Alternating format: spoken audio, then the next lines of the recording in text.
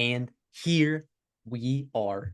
Welcome back to the Redshirt Sophomore, where we never sit out. We're your hosts, Andy and CD. Today, we're talking Big Ten football. I got my Purdue shirt on. CD's got his Penn State shirt on. We are talking about neither of those teams today. All right, because this is part one of a two-part Big Ten preview series. If you've been sticking around, okay, go back. Well, first of all, if you haven't, go back and listen to our Big 12. Go back and listen to our SEC previews as well. Those are already out. This one is the part one of the part two. This will be posted on Tuesday. The next one will be posted just 2 days later on Thursday.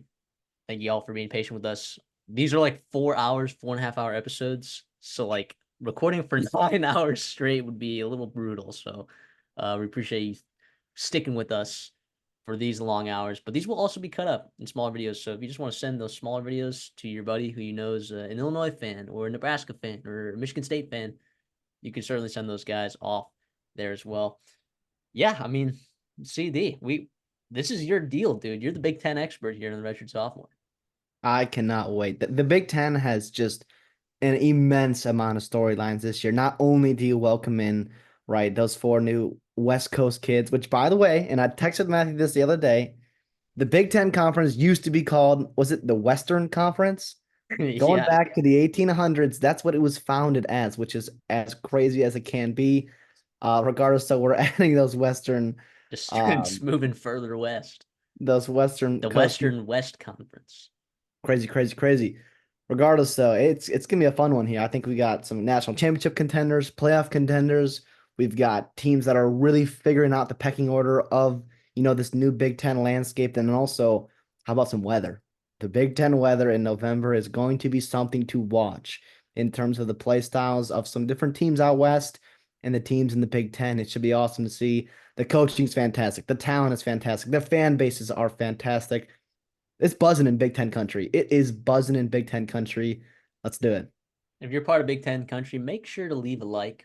All right. I mean, we spent hundreds of hours on these whole preview series that we're doing. We'd appreciate a like. Would go a long way, as well as a subscribe. Just hit that little button over there. Ding. Uh, we've been going up a lot recently in the last couple days. We appreciate y'all's support a ton. And look, let us know if there's other things you want to see from us in the future. If there's things that we missed, because guys, we're not the insiders for all these programs. All right, there are gonna be things that we miss. We've already gotten some comments on some other videos about maybe people that are turning heads in training camp that we didn't get a chance to look at.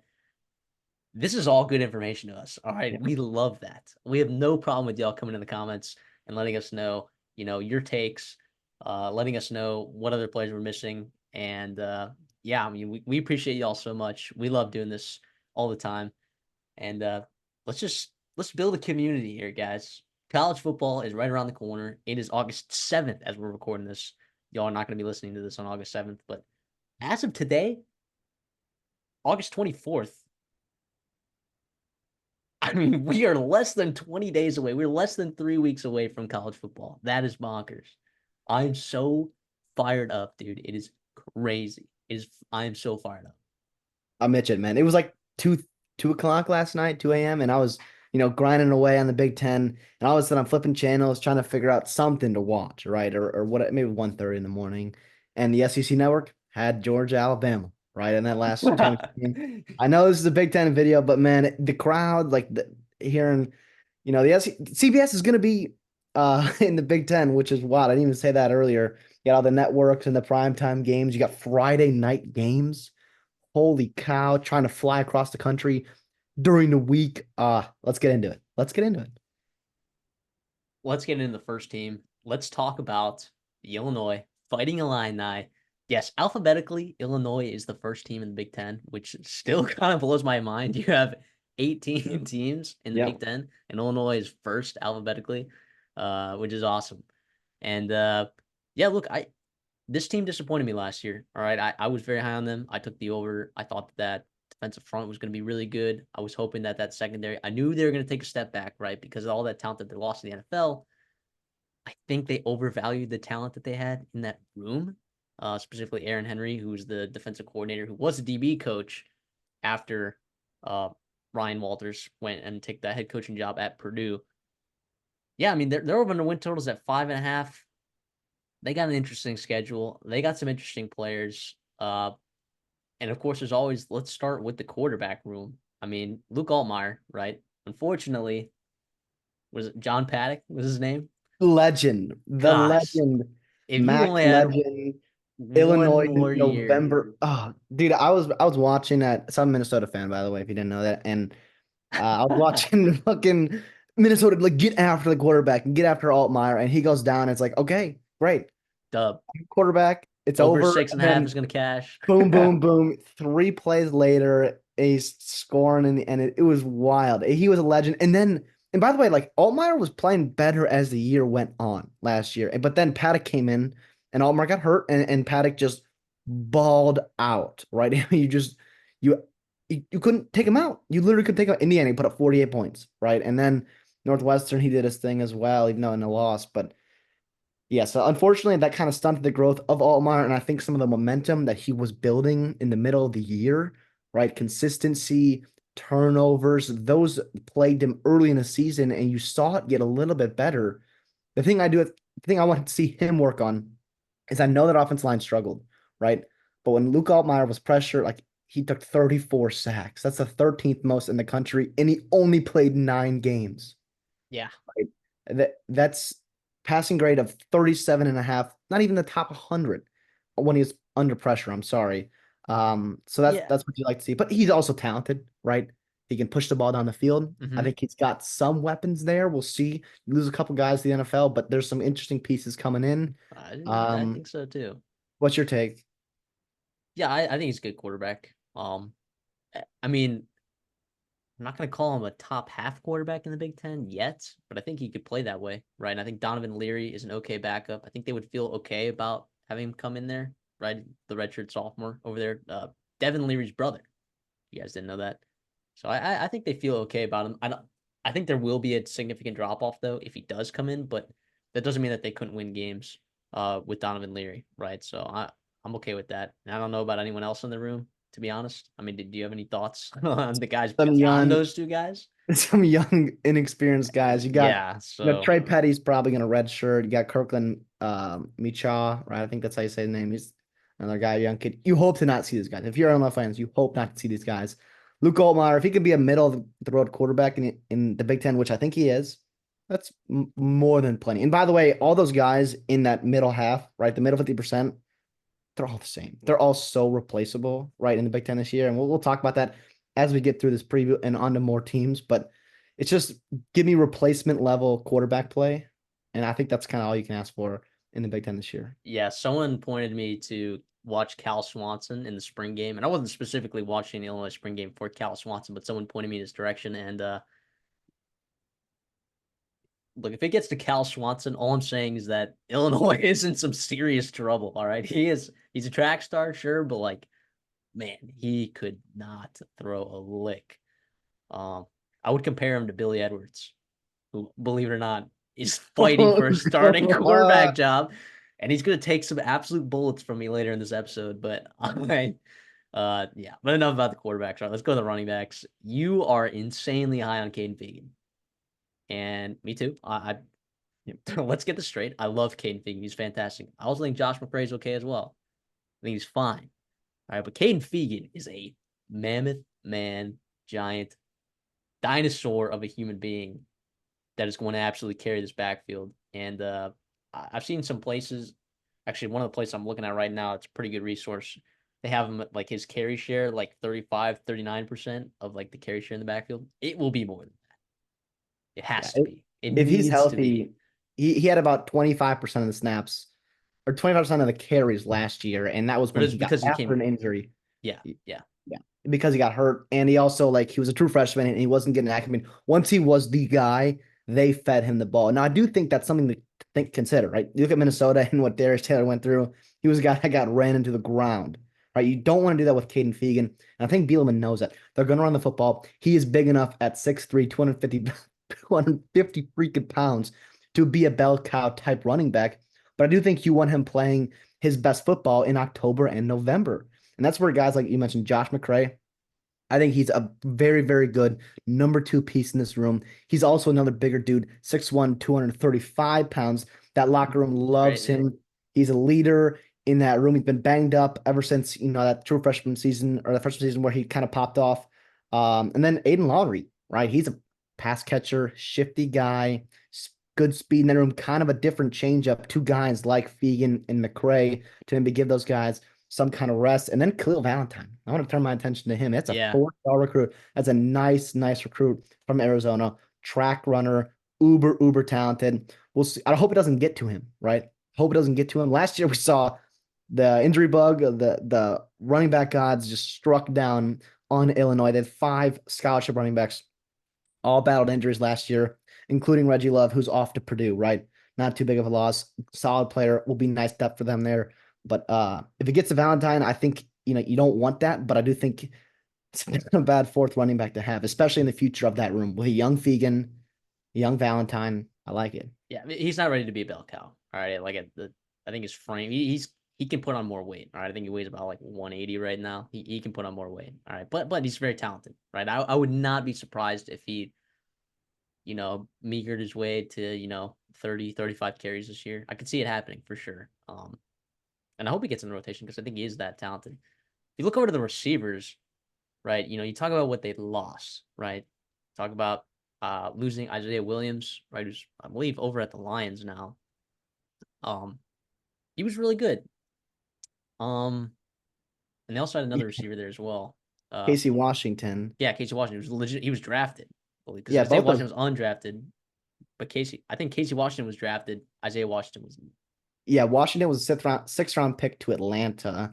Oh, it Both was those okay. guys had 130 receptions last year, right? 1,700 yards, 9 touchdowns. Like those guys were year Really one and good. two receivers, really, really good. John Paddock, you saw take advantage of those guys, and now they'll be playing well in the NFL. Hopefully, Pat Bryant's the returning guy in that room. He's guy's been there for a couple years now, right? He's been behind Williams in Washington. Now he steps into that role, 6'3", 200 pounds. Right? He's been solid for them. Now he gets even bigger burden put He's on him. ready. How can he adjust? Do you think he's ready? I think he's ready. And you know what was nice though, because like you were gonna have to have him be the number one guy, right? And then Barry Lunny, what does he do? He says, "Hey, Zachary Franklin, remember what we did at UTSA and like kind of absolutely torched everyone over there? Yeah, hey, let's run it back over here, but this time in the Big Ten." So Zachary Franklin coming from Ole Miss, previously UTSA, the connection there's the offensive coordinator Barry Lunny. They were both there at UTSA together. I think Zachary Franklin is a very, very talented receiver. Very talented. Um, I think injuries, other things like happened where he just didn't find his way onto the field. He will find his way onto the field for this Illinois team, and he will be really good. And I think they needed that big name there. And when stuff was happening there, I don't know, was it June when like that all that stuff's May? Like it was pretty late. It was after spring, which Yeah. hurts for sure. But I think the familiarity with the scheme there, Oh the yeah. talent that he is, he's going to do well. And obviously, he just bumps everyone down a peck in that rotation, which just a young guy like Malik Elzy, right? I know Illinois fans love him, right? 4-star kid, a lot of hype around him. You know, asking him to be your number 2 wide receiver was not ideal in his year 2, right? He only had 78 snaps last year. Still really talented, but you bump him down the order. You also can learn from a guy very talented like Franklin as well, only benefits him in the future of that room. And I also want to bring attention to a guy, Mario Sanders, right? It's 5'10", 190, JUCO kid, Iowa Central Community College. He led the nation in JUCO, right? 72 receptions, right? Third in the nation, 942 yards, 12 touchdowns, also returned 2 kicks for touchdowns. This guy is very, very talented right now. How well can you adjust this Barry Lenny's offense? Remains to be seen, but also I do think he's a really nice piece to have because you have Brian and Franklin, bigger body dudes, a little bit more shifty, a little bit more explosive, run after catch type guy like Mario Sanders. That's nice to have. And then Hank Beatty in the slot, right? Solid dude, your classic Big Ten, you know, slot wide receiver, replaceable, but also like gives you solid production there and just, can be a guy for you that you can rely on certain plays.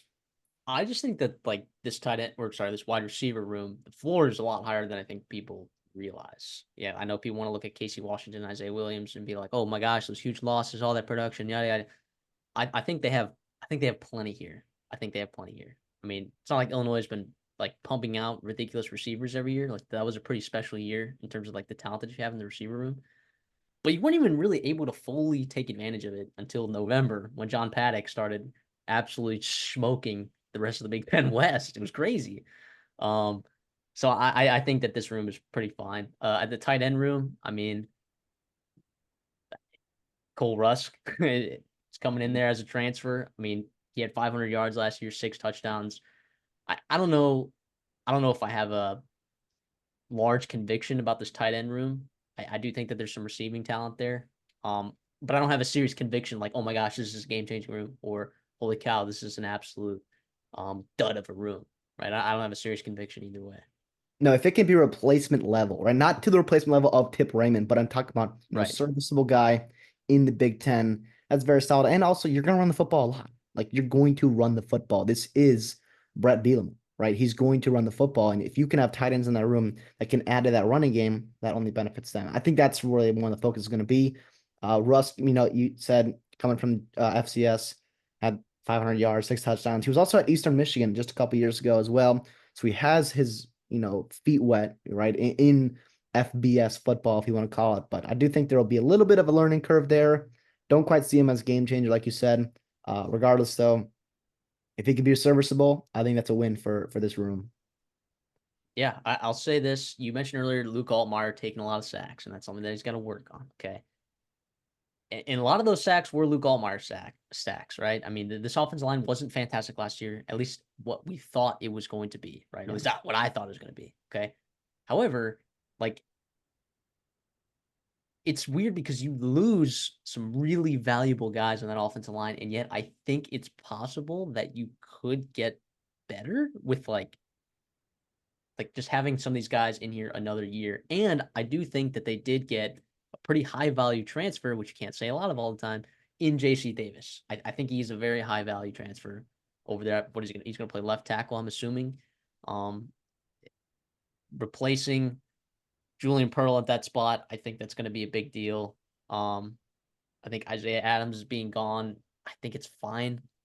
Because right, He's I a better mean, guard. He was really good for Illinois as a guard. He just struggled at tackle. yeah, He's going to be moving to guard in the NFL. I mean, yes, it would be nice to have a guy like him, but you can get replacement level guy like Kevin Wingington, right, from the Michigan State, another Big Ten body, Melvin Priestley, right? Those are two guys that can, fight out for that spot and be serviceable aside from JC Davis, who, holy cow, everything you hear about him is just rave reviews, rave reviews. How did Illinois land a stud? I'll tell you how. Brett Bielema. Brett Bielema does unbelievable job developing and recruiting offensive linemen. And it's no surprise that, this year I think they're going to take a step up because of those returning guys, like you said, Geske, Kreutz, Chrysler, those three guys in that middle of that interior returning. And then also you add in JC Davis, who could be a superstar, I think, in this league. And I do not say that lightly, coming over from New Mexico.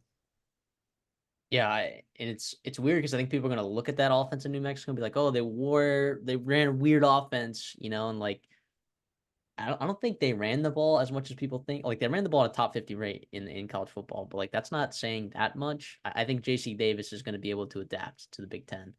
I also do think that the offensive line in Illinois got better as the season went on. I do think Yeah. like towards the end of the stretch, right? Um, you were able to protect John Paddock in the way that you needed to. Now, John Paddock was really good about getting rid of the ball, but you're able to do the things that you needed to do in order to get rid of the football and, have somewhat of an effective run game, which I think is going to be insanely important for this team this year, right? I mean, this was a team last year that only averaged 3.8 yards per carry, right? That's not going to do it. That does not do it in the Big Ten West. Now, there's no divisions anymore, obviously. Okay, we're very aware of that. But with the schedule, I think there are some teams that you can run the ball on and you need to run the ball on. So I'm a little higher on this offense than I think a lot of people are. I think people want to look at last year and Luke Altmaier and what he did, and I think people are going to be they're going to quit early on him, But I think early on they got some defenses that they're playing against that I think they can take advantage of, you know. Some very aggressive defenses though, in Kansas and Central Michigan, and we'll talk about those. But like I think if Luke Altmaier can look good in those games, I would like the outlook for him for the rest of the season. But Well, yeah, Anything and else on the offense side of the lastly, ball? though, just to finish up that offensive line is if you are creating holes in the run game like we think they can, I mean, you're opening up holes for a guy 6'3", 250 pounds to run downhill, right? And you have Yeah. second level defenders trying to tackle him. That could be really, really advantageous for you to build up some steam and momentum for him. And it could be pretty exciting. And obviously, yeah, like we were high in this offensive line last year. It didn't quite work out. I don't think there's, I do think the expectation internally, and that's why they are high on this team, around Champagne, is that this offensive line is going to take a step. They could be a top half, top six offensive line in the Big Ten. Now, will it happen? I think it remains to be seen. I think you're counting on a guy like JC Davis to come in. I feel really good about him. They do too. But it's all like injuries could happen too. I think depth is something that you might be a little bit concerned for, but these top five guys stay healthy, top five, six guys stay healthy. It could be a pretty fun year for the Illinois offense. Let's talk about Aaron Henry's defense. Um, I thought it was gonna be really good last year, and it was not. Okay, but I do think that they um addressed some issues that they had. I thought their defensive line was really good at getting to the quarterback. Okay, I did not think that they stopped the run really well. They did at certain times, right? I feel like it was very timely, but I think there were some games where they're able to get gashed, and I think just happens in the Big Ten too. Some teams. Losing Jazon Newton is a huge deal. All right, he is a monster wrecking force. I mean, he was a monster. In obviously like his run game, what we talked about for NFL draft season, like there was stuff to be worked on there, but like in terms of his value, getting to the quarterback, getting that interior pressure, it was crazy. And then Keith Randolph was really good and really experienced as well on that defensive line. Just he's gone as well. But I also think that this defensive line still has some talent. I still think it has some talent, maybe just not as much. Maybe not that one star piece that you have, but I think Gabe Bacchus is an absolute freak.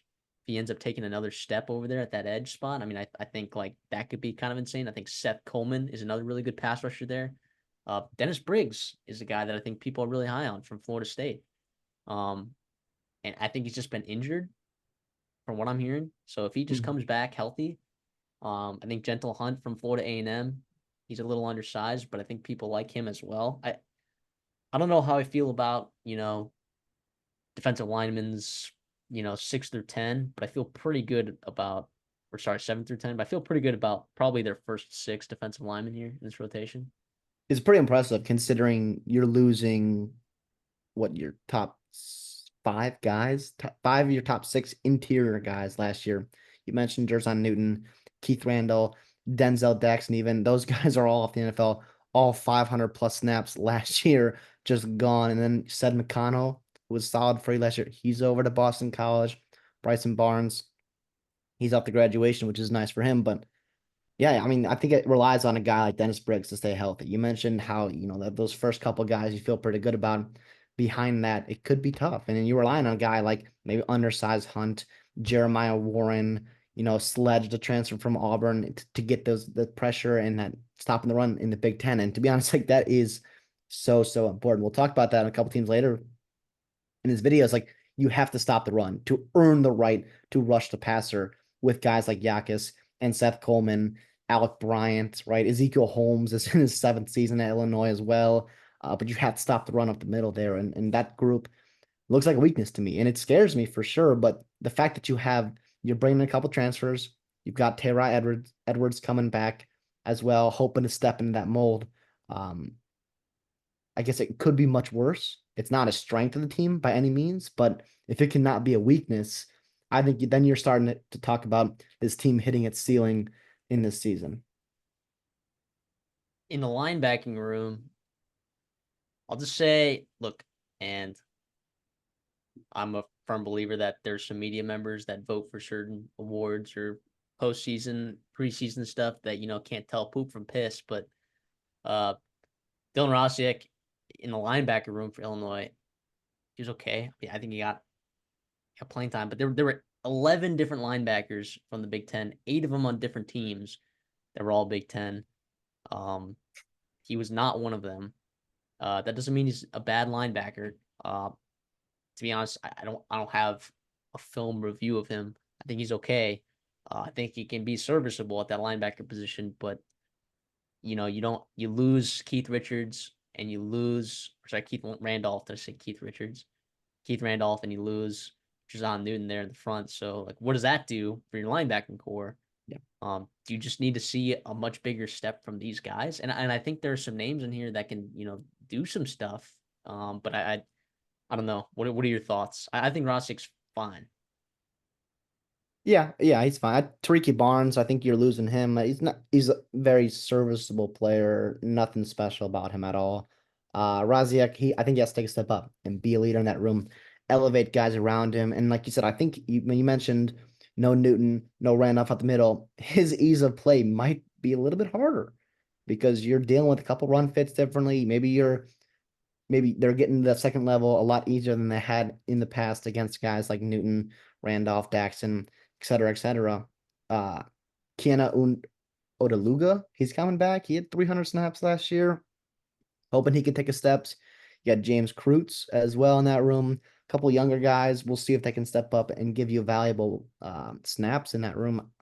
To me, again, yeah, the middle of that defense, middle of that front seven, no strength, but if he can be serviceable, right? Like I said with the D line, interior D line, if it can be serviceable, I think then you're talking about, you know, letting the other playmakers on the defense really do their thing and letting Aaron Henry be able to coach up that secondary and make plays, turn the ball over, and then you're really playing Brad Bielema football where you're running the football well, taking care of the football on offense, and then, turning the ball over on defense. Well, let's talk about the secondary now. I personally think that the secondary is pretty good. Just player for player, pound for pound, on paper, I think that the secondary could play at a much higher level than they did last year, right? And some of that had to do with the injury to Matthew Bailey, a guy that you've been waiting on, right? That you thought last year might be a dude. Um, just didn't happen. I think Terrence Brooks over from Texas was a phenomenal get, by the way, for that defense. I think Terrence Brooks is really good, and I think he will be an immediate starter and an immediate impact player. I think both of the Scotts are really good. Um, Torrey Cox Jr. from Ohio is another interesting guy that they got. All I can say is that they feel pretty high about him. So I can't say that I've watched him play a ton of football or specifically zoned in on him, but if Torrey Cox can come in and make an impact and kind of elevate the room, at least the floor of this room, right? Because it wasn't pretty bad last year. It was pretty bad. After having such an elite secondary the year before, it wasn't what you thought it was going to be. Yeah, I mean, Tavion Nicholson off to Louisville, Nico Harper, Clayton Bush, they're gone as well. I still think that you're going to have guys that are coming in that I think can elevate this room, like you said. You mentioned the two transfers, Brooks and Cox. I like them as well. The depth in that cornerback room is something I do worry about. Do you have to move a guy like Xavier Scott on the outside where you played him mostly as slot corner last year? You get Tyler Strain that you can come in, and he was pretty darn good. I mean, after week 4, he didn't miss any tackles. Pretty impressive to see there. He played on the outside as well, but can you move him inside? You mentioned Miles Scott as well. Low key a stud. I think he's really darn good. Him and Matthew Bailey can be a dynamic duo. One of the better ones with a lot of really good safeties in the Big Ten. That can be one of the top 5 duos for Illinois. Yeah, Matthew Bailey, that one kind of, I cut deep last year. I think he was part of that plan that Aaron Henry had to implement after you lose all those studs to the NFL. He was going to be a guy that they're really counting on. Sounds like he's back. Sounds like he's playing well. Hoping that they can really count on him again for a healthy season this year and, can really elevate that room and that defense as a whole. Here's a key defensively: get off the field on third down. And I know some of that was, people being able to run the ball effectively on early downs in some instances, but get off the field on third down. And you know what helps with that? A good pass rush, which I think Illinois has, and a decent secondary, which I think they have. Now, I don't know if Aaron Henry's going to be able to run everything that he wants to run. I don't know if he's going to because he tried to run some pretty crazy stuff, like last year that he was able to get away with right the year before, like plenty of press man. Now obviously that was Ryan Walters' defense, not Aaron Henry, but I think he kind of tried to implement a lot of those same philosophies and it just didn't work out, I think, the way that he wanted to. So I'm hoping that he kind of coaches to the strength of the secondary. Um, I'm not a football coach, so I don't know what that is, but hopefully he's going to be able to run what this team needs to run in order to be effective in the secondary. We talked about this over and a win total at 5.5. Okay. What is it? Juice to the under, I believe. I've over is plus 104 is what I'm at a FanDuel. Okay. Well, I'll see.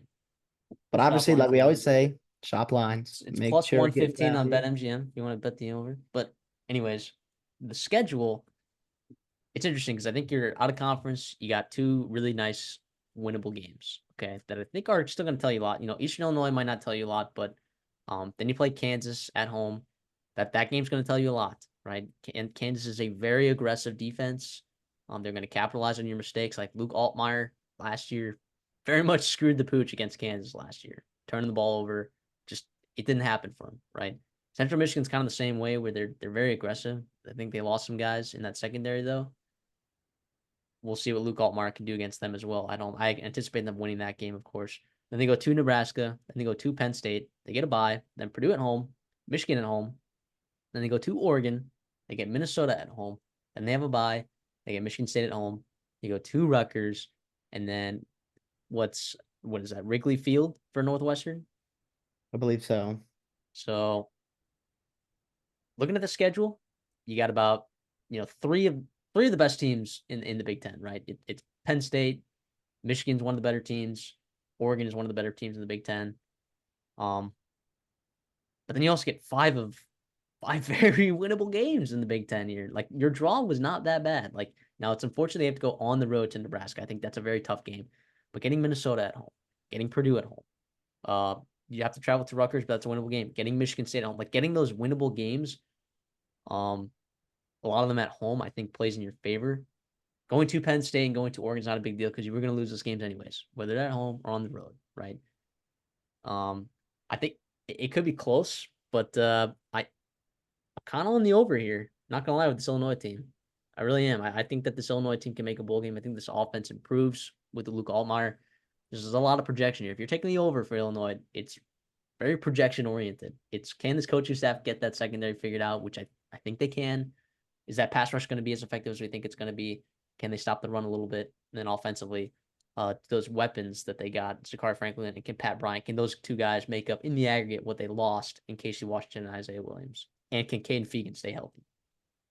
Yeah, I'm with you, Joe. I'm on the over. I mean, when I look at Big Ten teams in your schedules, I want to see a couple opponents on them. I want to see UCLA, I want to see Purdue, and I want to see Michigan State. And I'm not saying those teams, obviously those teams could be frisky and beat most of these teams in the Big Ten on any given day. But in terms of the bottom quarter, the bottom 10% of the Big Ten, those are the teams. And I see two of them on this team on the schedule. I also see a couple out of conference wins that I really like. Eastern Illinois and Central Michigan, you mentioned them. That leads just go 2-3 against Kansas, Minnesota, at Rutgers, at Nebraska, and then Wrigley Field with Northwestern. Very, very doable. 6-6, I see much more likely than 5-7. And I think Bielema is just a really good coach. And I don't think he's on the hot seat at all. But I do think there's some urgency from him and his staff and maybe the administration at Illinois to bounce back this year. And I do think it's going to come to fruition.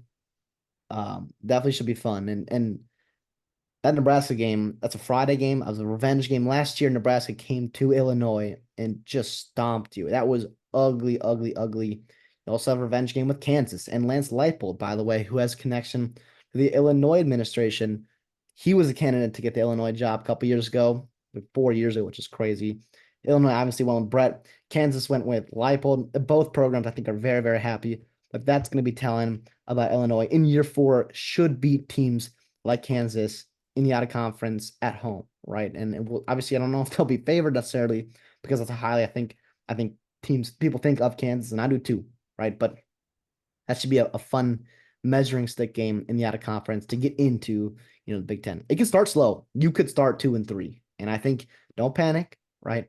Don't panic. I think you can still get this done, still go to a bowl game, and Brett Bielema can continue to build momentum on the recruiting trail and the transfer portal and elsewhere with his program.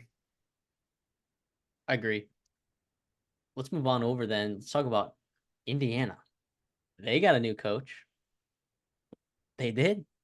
It's one of what, five coaches in the Big Ten that are new coaches? Yeah, one of five new coaches in the Big Ten. Kurt Cignetti coming over there from James Madison. If you want to learn more about Kurt Cignetti, we made a video a while back when he got hired. I think it's a pretty cool video. I think y'all can learn a lot from it. You should go check it out. But I do want to make a point here.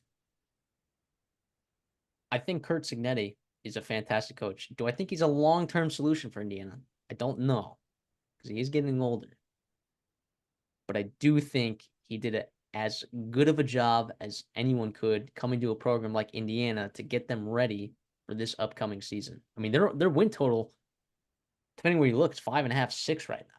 I mean, it's bowl game. Indiana has won what, like one bowl game in the last 30 years? Have they won a bowl game? Maybe one bowl game in the last 30 years or something like that. I don't even know what the stat is.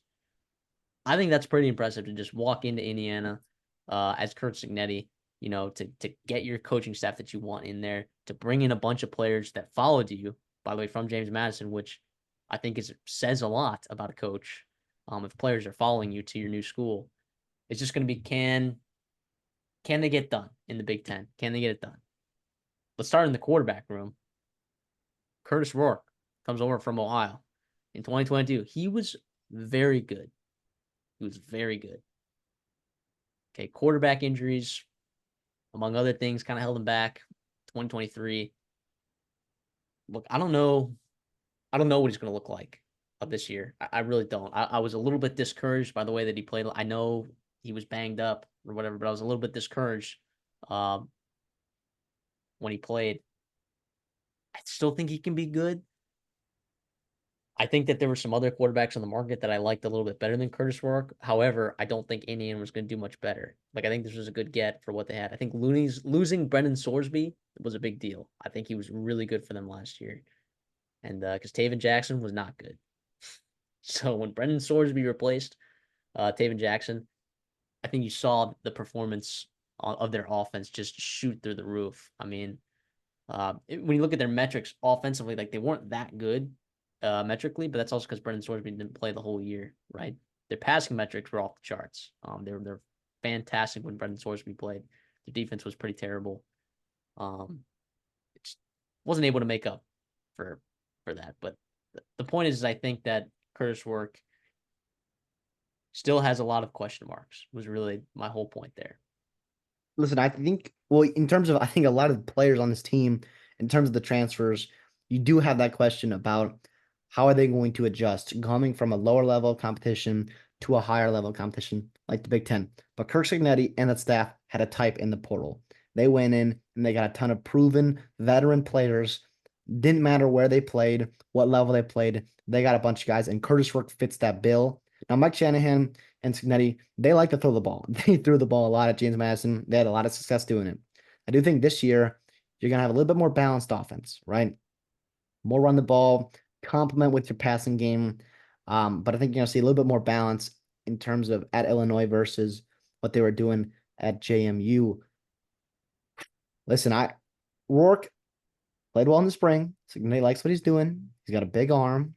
He can make all the throws in the Big Ten. He's proven when he was healthy, right? I thought he played some nice games, like you mentioned, at Ohio. We'll see. You mentioned they have questions. I've got questions too, for sure, but I don't think they're going to ask him to do a ton. And you also, the rest of that quarterback room, yeah, Taven Jackson, he didn't look great, right? He's a young kid. No, Young kid. He's still talented. He's still a local kid, right? I mean, he'll get going, but I do think you mentioned in terms of options you had. I mean, you're kind of looking for a bridge quarterback to get some of the younger guys, a couple years of development, and then like Tyler maybe Cherry. like Tyler Cherry. You're just so anti David Jackson. He David was just Jackson. bad. I was pretty high on him, dude, and he was bad. He was significantly worse than Brendan Sorsby. Like it was pretty bad. Well, I don't think the staff either has, sold the farm on him yet. But Tyler Cherry mentioned him, high 3-star kid that they added late in that cycle. I believe he's a Duke commit. They flipped him which is really nice, and quickly, which is you love to see that with Cignetti and Shanahan. Um, but yeah, I don't know. I mean, the quarterback room behind Rourke is inexperienced, right? You mentioned. I don't know if I love that. And with his injury history, that kind of scares Yeah, me in it terms of like does. betting the over in this team and actually putting money down on it. Might be pretty cautious to do that. But in terms of just picking it, I mean, you're assuming Rourke plays 12 games, right? I kind of have to go by that. Um, but regardless, though, The eh, running back room, I love the running back room. I think it's pretty loaded, not gonna lie. Like, and it's entirely made of transfers, right? But I love it, dude. I think Kalen Black's good. I think Justice Ellison is a dog coming over there from Wake Forest. Right, Kalen Black's coming over there from James Madison, sorry, following Kurt Signetti. But I think Justice Ellison might end up stealing that role by the end of the year. I don't know. I think he's really good. I think he's really good. Elijah Green over there from North Carolina, I think he's a pretty good talent. Just stuck behind some good running backs over there. Um, Tyson Lawson, also following Kurt Signetti as well. I think they got a lot of guys, like you said, either proven or I think are really talented. So I see four guys that are all transfers that I happen to really like. you like that. You absolutely do. I mean, Black and Lawson at JMU, they kind of split carries. It was a two-man duo there. I Combined think I it. might have said Lawson, but What did I say? Yeah, I said Tyson Lawson. Yeah. Oh, Tyson Lawton. I'm Lawton. sorry. Yeah, Yeah, Lawton. I thought I had that down. I thought it was a typo. I think I said that too. My bad. Regardless, so you bring in, like you said, Lake Forest kid Ellison. He was pretty fun, and Elijah Green was pretty good in 2022. I even though you mentioned totally brand new, pretty fun to see what you can do in the portal in just an off season. And I mentioned with Rourke, they're going to try to run the football this year, and having four guys that are proven at this college football level, that really really helps, especially for getting into the depth of that room. Yeah, you want to speak about getting depth in the transfer portal? You walk on over to the wide receiver room, you're going to find four guys that are ready to rock and ready to roll on top of Donovan McCulley, who was your best receiver last year. Mhm. So Elijah Sarrett, or Surratt, however you say that, from JMU, 1,200 yards, 8 touchdowns, 80 receptions. Enough said. All right, he was their best receiver. He was fantastic. Miles Cross over there at Ohio. Him and Sam Wiglas, Winglas. I hope I said that right. I probably didn't. They were the two best receivers in Ohio, and them along with Gage Larverdame were probably the three best receivers in the MAC. I think you could argue a couple other guys as well, but they were really good last year, and I think Miles Cross is proven. And I think he's ready to go. And then you bring in Miles Price from Texas Tech, who was pretty productive in his own right there. He transferred out of there. I don't know if that's because he saw some other guys that were coming in Texas Tech that were maybe going to steal the spotlight a little bit, but this guy was 82 targets, 43 receptions, 400 yards, 5 touchdowns. Um, he's pretty good. I would imagine that he probably plays in the slot right there, along with Donovan McCulley. Man, I mean, this is a good top four, and Keshawn Williams over there from Wake Forest who got some time there. Like this is a solid Power Five wide receiver room that I'm pretty confident is going to be okay. Yeah, Williams had 38 receptions a year ago with Wake Forest. And also, I'll throw in one more name, EJ Williams. If he can get healthy too, that's a talented kid. Sounds like he's got a hamstring injury. Hope he gets that figured out. That's always scary to have in fall camp. It usually lingers, and we'll see what happens there. But you mentioned the top half of this room is really, really good.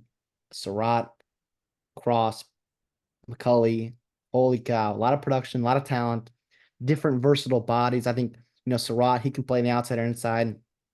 Cross has that good connection with Curtis Rourke. McCulley was a former quarterback, right? He was the best weapon for Indiana last year, like you said. 600 yards, 6 touchdowns. I know they want to run the football, but if you get consistent play with Rourke, I mean, you can do a lot of things dynamically with this room in the Big Ten this year. I agree. I agree. In the tight end room, you bring over Zach Warden from JMU. Is he probably going to start? I would imagine. He was first team all Sun Belt last year. I mean, staff Yeah, I pretty mean, high hopes for him. He had a good spring. He can block. He can catch. He has a different dimension to that offense over the middle. Yeah, I'm all for it. So every single starter on Indiana's offense has been a transfer, besides Donovan McCullough. If you go over to the offensive line, it's more of the same. Yep. All right, was it three of these guys, maybe four, are going to be starting as transfers? No, probably three. Am I reading this right? Yeah, I mean Carter Smith, you can lock him in, and then potentially Mike Caddick, I think at center. Other than that, I think you're gonna have open season for transfers. You got a couple JMU kids coming in, Tyler Stevens, Nick Kidwell, a couple of guards, stuff. Which we talked about this a lot. We love that. We love that connect familiarity with the staff and terminology, and also like you have the option. You've seen a kid how he handles himself in a locker room, in a position room meeting, on the field, in the off season, and you want to bring him over to your team where you're establishing a new culture, a winning culture as well. I love it. All for it. And then a couple of Power Five guys. Trey Wadig, right? Wisconsin guy, former four-star recruit. At least he's got experience being in the Big Ten room. He was behind a couple talented offensive tackles. You know how it goes at Wisconsin. And then Noah Boldikoff coming from TCU. I think he's more of a projection guy, give you good depth this year and years to come. But we'll see. I mean, they got a really good offensive line coach. He was the only holdover, right? Yeah. Bob Olstead, the only holdover from your previous staff. Very well respected guy. I think it's going to improve from last year. I don't think it's crazy. I mean, we'll see how they gel, right? You've got some moving pieces and whatnot, but I don't know. Yeah. It just might not be perfect, especially, you know, early on. But you kind of have a buffer there early on in your schedule. We'll talk about that later, uh, which is kind of nice to kind of maybe work that offensive line in, that new set of guys. I would caution Indiana fans to be too optimistic about this offensive line. I think it I think it could be fine. I don't think it's top half of the Big Ten for sure, but it could be viable. But the problem is that Curtis Rourke has an injury history. You have to find a way to protect him, right? And if you don't, like we talked about Taven Jackson, I don't think he's the guy, right? I do not think he's the guy. So it's going to be a challenge for that offensive line. And you have so many good running backs, and it's not going to do a whole lot if you can't block and can't get those guys open running lanes. So we'll see how the offensive line is. I think that first five is good. I don't like the depth on the offensive line, to be honest. I don't know. I don't know if you have 7, 9, 10 guys that you could really count on in a pinch necessarily to come in. But who knows? Offensive line, you maybe just have to get into the season, find out. On the defensive side of the ball, you're bringing in a lot of transfers as well. It's gonna be like again, this is so crazy because this is a Power Five team. Like you talk about Colorado, uh, last year, building that entire team out of the transfer portal, but no one's talking about Kurt Signetti doing the exact same thing. You're bringing over. Here's just the list of James Madison guys. He's bringing over James Carpenter, who's pretty effective in his own right on the defensive line. Uh, Mikhail Kamara, Jalen Walker, Aiden Fisher, D'Angelo Pons. I think all those guys are going to be starters. Yeah. Seriously. James Madison North, James Madison Midwest. James Madison of the Midwest. Yeah, they still got some other good, decent talent here. I mean, like, but again, it's a lot of projection, right? Like, what is CJ West going to do? I know he's pretty effective in the MAC last year, in the interior. Like, is he going to be able to deal with some of those interior offensive lines that's await him in the Big Ten? I don't know. I don't know. I am pretty confident the linebacking core is going to be solid. We got two JMU guys with continuity playing with each other and also in that system. To me, I worry about depth. And I see a lot of guys coming over from JMU and other, group of five programs that have success there, have good talent. And I feel good about plugging them in the Big Ten and playing well behind them, though. It's hard to build depth in year one with the transfer portal. I think Kirk Cincinnati is finding that out. I mean, you got Mikhail Kamara on the edge, who's pretty darn good. I mean, he was a baller last year for JMU, 7.5 sacks. Linnell Carr, probably going to be lined up next to him. You'd believe that. He's a senior now. You're hoping him to take a step, although he had 5 sacks last year for you, which is nice to see. Behind that, though, I mean, you got some young kids. You've got some unproven, depth there.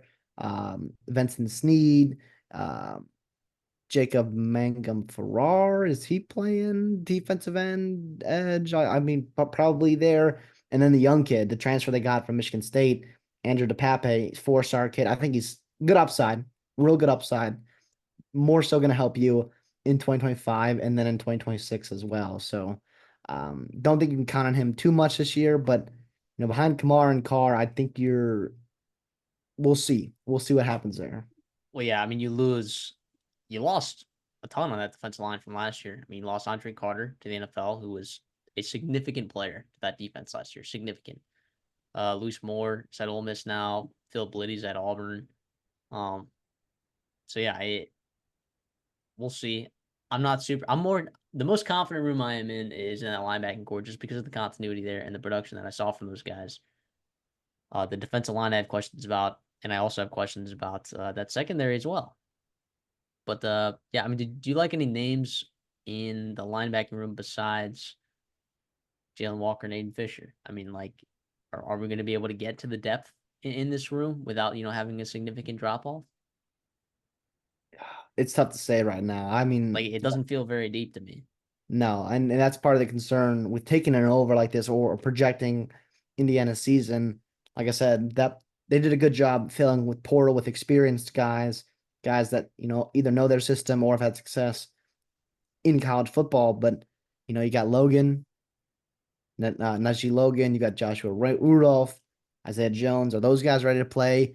I mean, Jones played one snap last year, right? I mean, we'll see. You got to replace a guy like Aaron Casey, who's now in Cincinnati. And obviously, you bring in a couple guys at the starter level that you like.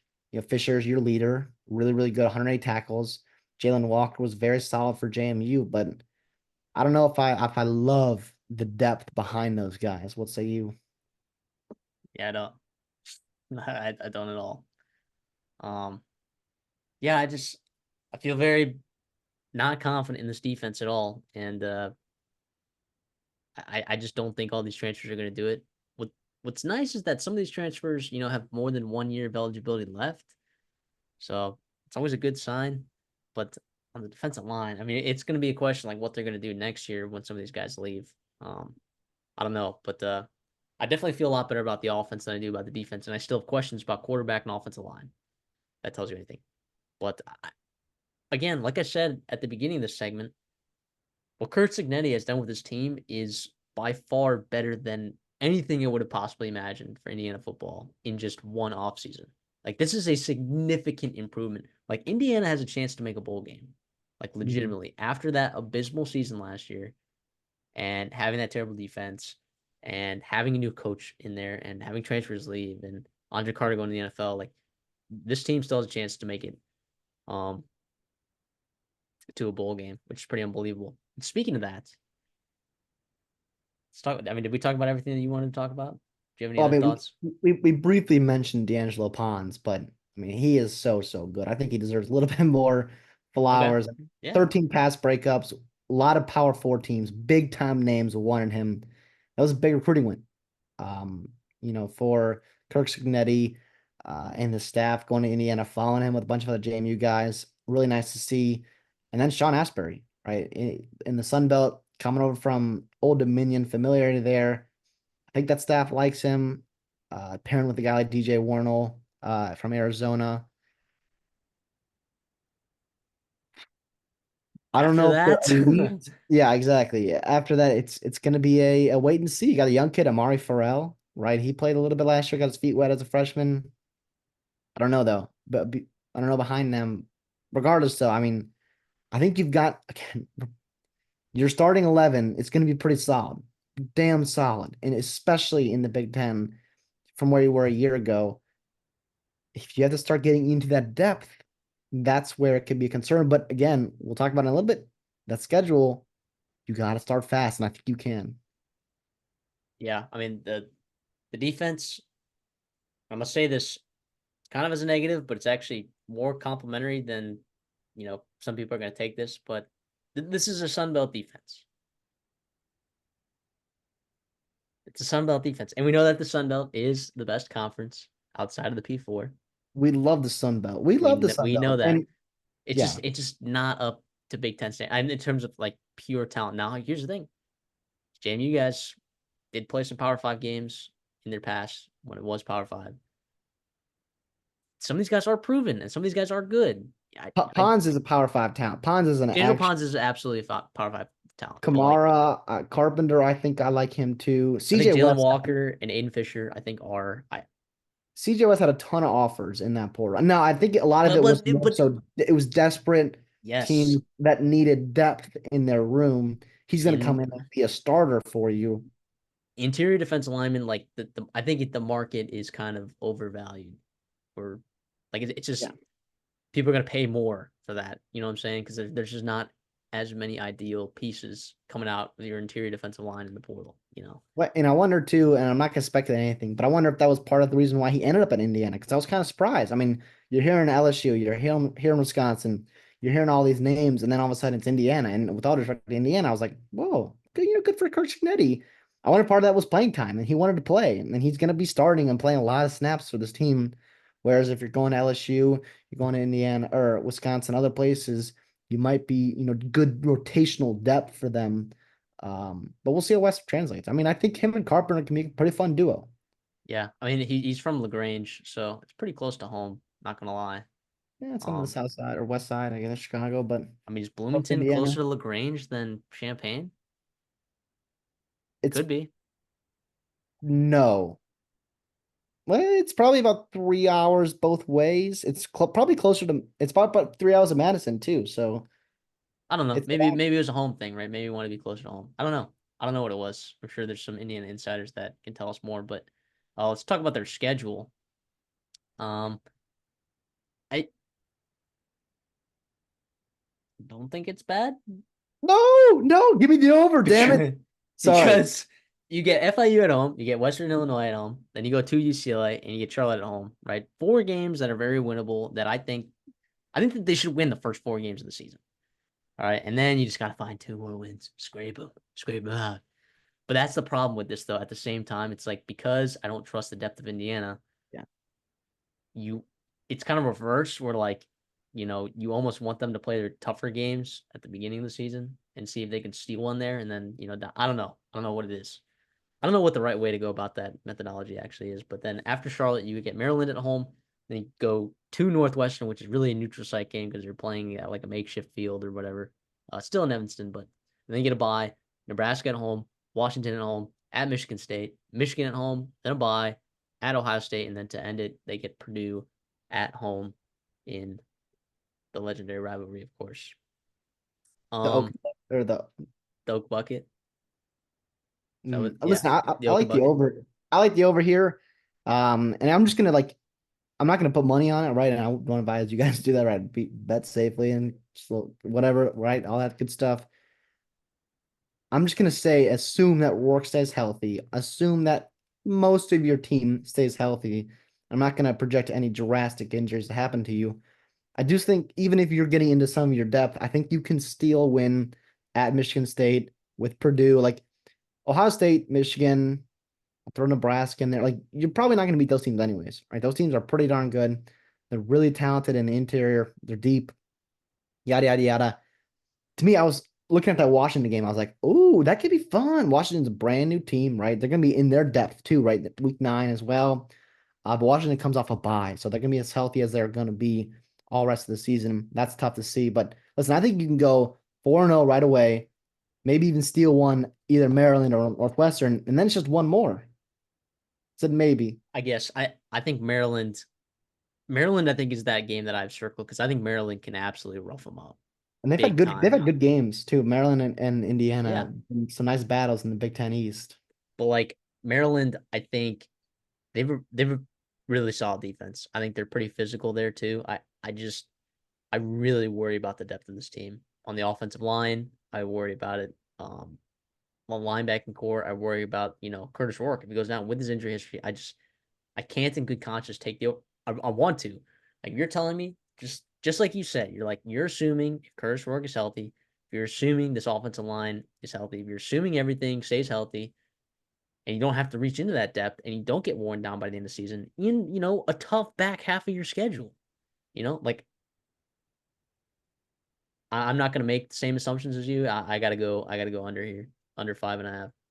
Well, You can listen, get I it think actually if you're gonna take the under though, get it at 6. I mean, it's like basically the same price. At some places, just like might as well take it at 6. If you're gonna take the over, take it at 5.5 at like -130. If you're gonna take the under, take it at 6 at like I don't know, probably plus 110 or something like that. They're pretty similar prices, not gonna lie. So, uh, yeah, yeah. that's advice.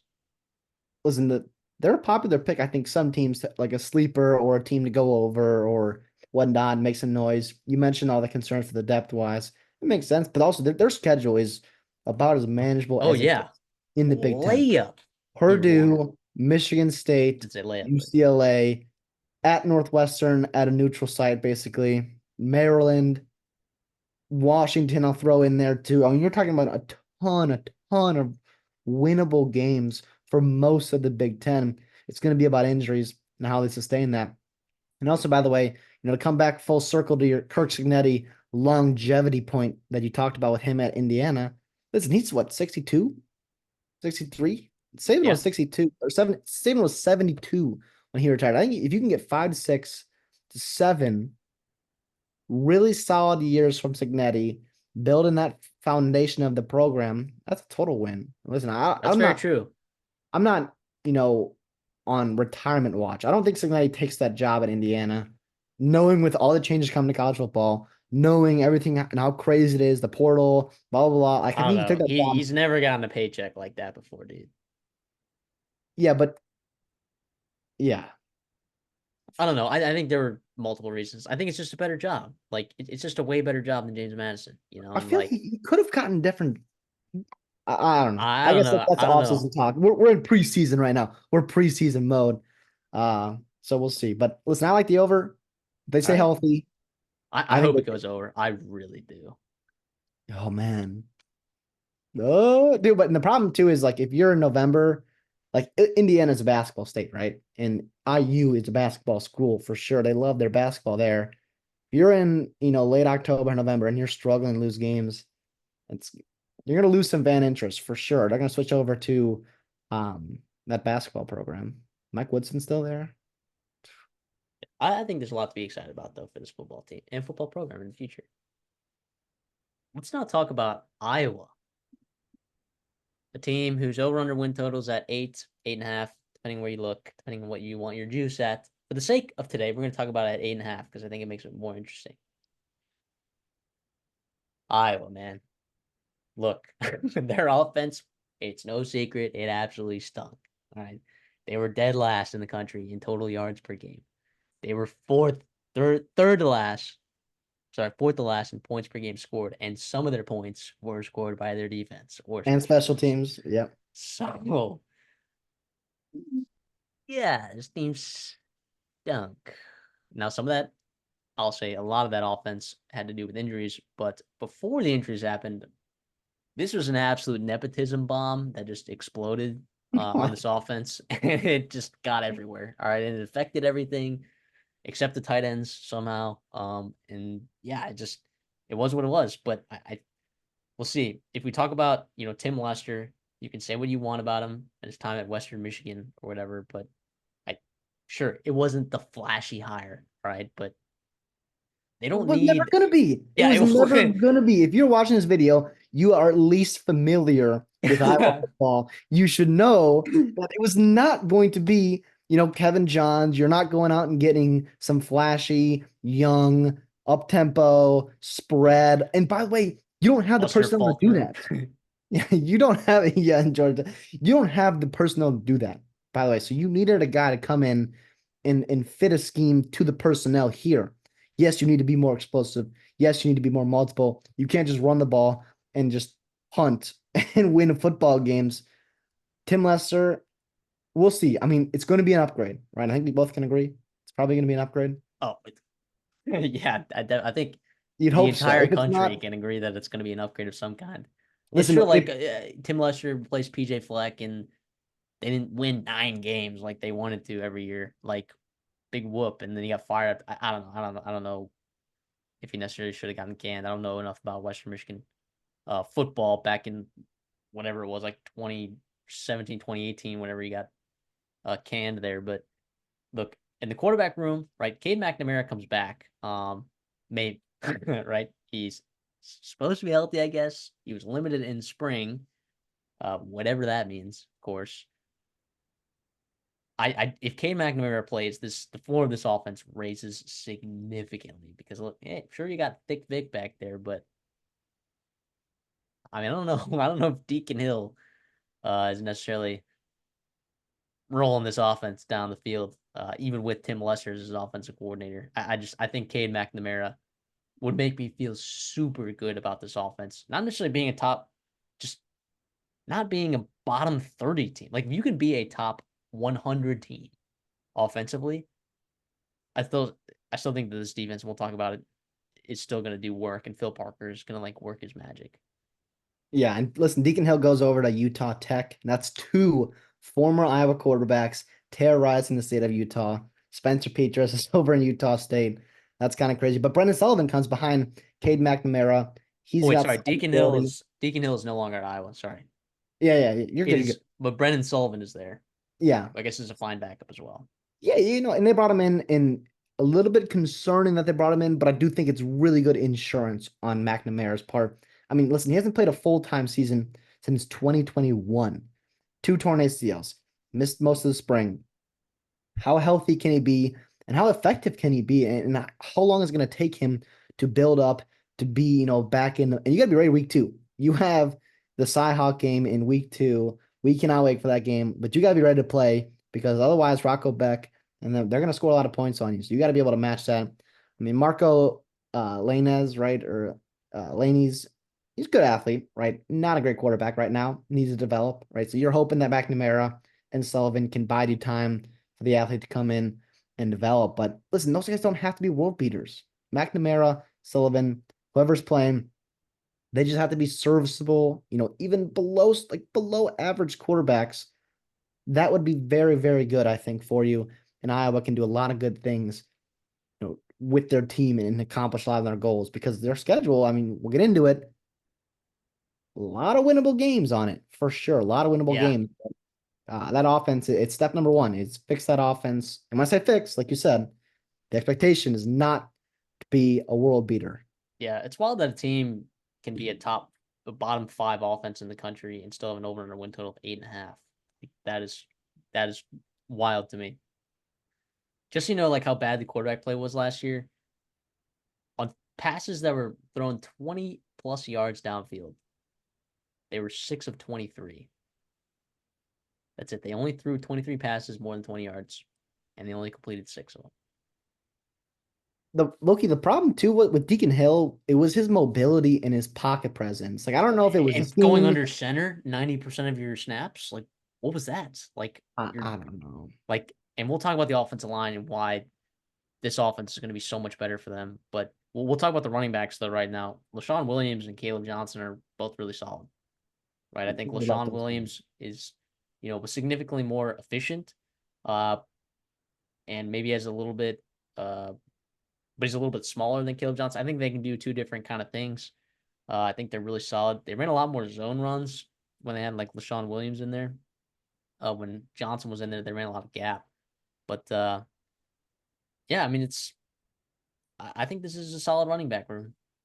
It's a nice 1-2 punch. And Patterson too. Just on Patterson. Yeah. He's pretty solid as well. Keep an eye on a guy like Kamari Motulo, right? He put on good weight. He looked good early in the season last year. He had a great spring. That's another body to add in there. If you're going to run the football a lot, you like to have multiple bodies, multiple backs that can do different things for you. It's gonna be running back by committee. I mean, it's Iowa, right? You're gonna ride the hot hand. I'm sorry, whoever it may be, one of those 3 to 4 guys. But we feel pretty good about the floor and even the ceiling of that room. Yeah. Fun fact: Sean Williams averaged like 6.5 yards per carry when he ran outside of the tight end, specifically on the left side. I don't. I guess he must have broke off a big run or two, and then inside that guard on the left side as well. Um, and then Caleb Johnson was like literally the exact opposite. He ran better on the right side, which is I don't know, just interesting little nugget that really probably has no impact on like any of my evaluations at all. But I just thought that was pretty nifty stat there. Anyways, if you want to look at the pass catchers in the receiver room, I mean, not great, but like they didn't use them anyways last year. So I mean, Keegan Johnson heads over to Kansas State. I think Keegan Johnson is a significant loss. I think he was going to be in a position where he could step up and play a bigger role. I was thinking Jacob Bostic, dude, and he's over at Texas A&M right now. I'm fortunate enough to be able to like watch him in person. Like Jacob Bostic would have been a pretty good receiver for Iowa. I think he would have found his way onto the field. Of course, you still got Brown there. I It's not a great receiver, all right, and I didn't think we anticipated it being a great receiver room, but I don't know. It does kind of concern me if you're trying to make this improvement in your pass game and just not having a lot of options to go to to begin with, and losing some of those in the transfer portal. I think is a little bit of a problem. Well, it'd be on to Tim Lester to be creative, right? Be multiple in terms of running 12 personnel, getting your running backs involved in the game, right? You can work around, very below average wide receiver play. Caleb Brown, he's suspended for one game. He was arrested. But he's just going to miss Illinois State. You're not going to miss him too much in that. It would be nice to see, him get his feet wet in the offense. Yeah, come on. Kirk Ferentz, you slick, but you're not that slick. But Yeah. regardless, though, he kind of came on strong as the season went on. Get the ball in his hand. He's a playmaker that they actually have, which is pretty exciting. Seth Anderson is just, you know, he is what he is. Solid Big Ten, wide receiver. Okay for Iowa. Jacob Gill is coming in from Northwestern. At least he's got some experience playing in the Big Ten. I mean, they're looking at a couple young kids, Jarrett Bowie, Dayton Howard. Those are two, bigger bodied dudes, second year players in this program. If they're looking to push the ball vertically, which they could not do last year, you mentioned that just horrific, completion percentage, pushing the ball down the field. Bowie and Howard are two guys that you'd hope to be able to step up and help that completion percentage be more dynamic, take some guys out of the box, and at least be a threat to stretch the field vertically. But the highlight of this offense, it's that tight end room. I mean, Luke Lackey is so, so good. He is a monster. I mean, it was such a shame when he got hurt last year. He is their best offensive Him player. and Eric All. Yeah, yeah. Him too. He's off to the NFL. Addison Ostrenga filled in for both of them pretty nicely last year. And I think he comes back at tight end too. And that's pretty darn good. And Zach Wortworth, right? I remember him back in recruiting. Pretty good player as well. Uh, but yeah, Lackley just got to stay healthy. And I think the passing game will just improve just because of him being healthy and being on the field. Yeah, it'll be interesting to see what Tim Lester does with him. I I imagine it won't be necessarily the volume won't be necessarily a need for Iowa, hopefully, in this new offense. But uh, let's just hope that he can elevate some of those other pass catchers. Maybe draw some attention to himself. Just do something to help that wide receiver room out, and just give McNamara, of course, if he's healthy, another option. I I want to look at this offensive line. I think it's going to improve. And I think it's going to improve a lot. And I think it's going to have to do a lot with the offense. And the reason being, how many times on like 3rd and 10 did they go under center? I mean, it was ridiculous. You know how much harder it is to get into a pass drop when you're under center? It's ridiculous. Like you're taking 7-step drops. Like wild. It is wildly difficult to be an offensive lineman in a system like that, and with short splits, it was terrible. Okay, it was terrible. I think now you're gonna have an offense where I think these offensive linemen are gonna improve in the system. You bring pretty much everyone back. The only guy you don't bring back is Rusty Feth over there at guard. And thankfully, you're gonna move Nick DeJean to guard instead of tackle because holy lord, he was terrible at tackle. I mean, I've never seen it before that he had a pass blocking grade of actually 0 in a game. But Nick DeJean, it was his only game that he started, I think, at left tackle. Was And that Penn State? Was it Penn State? no, you're not gonna believe this. It was Northwestern. Oh, hey, hey, hey. Northwestern has some dogs. And they're Only all in the coming fourth back. quarter. Only in the fourth They're quarter, all right? week 9. Week 9 they play Iowa. Yeah. No, Well, I'm with you. it's just I'm like with you. Nick DeJong's a kid who like good kid, right? In 60% of his pressures, right, that he let up, came at tackle when only 37% of his snaps were at that position. Yeah. He's better at guard. All It's right. Damian George. It's Damian George in the SEC there. I mean, listen, I think this room is going to get better, right? In terms of Iowa fan, like, yeah, it's going to get better. I think it has to. Continuity, experience, size, athleticism, those are all good things, good attributes, good And not a characteristics to have. terrible offense. Yeah, yeah. Scheme can totally help your offensive line. Health, depth. I mean, I think there's 8 guys that they feel pretty good about that will improve and can contribute if they need to. Um, it's been like they just struggled, right? And that's not something that Iowa fans have liked to see, and that's totally fair, right? Brian Ferentz, say what you want about him as an offense coordinator, right? And maybe not putting his offensive line in the best spot, but he's a really good offensive line coach, developer, recruiter. Like he did Sure. a really good job for Sure. a long time there. Took a OC and it kind of went downhill, but you feel pretty good about this group taking a step forward with all the reasons that we mentioned. And I mean, continuity, man. Continuity, continuity, continuity. That's so important at your offensive line. And also, by the way, having an older guy like McNamara, Sullivan, at least got some experience in Big Ten. They can help you set pass protects, identify blitzers, get you in good run sets as well. That you're making plays and that you're not in a bad position with the numbers in the box, with the defense is running, whatever it may be.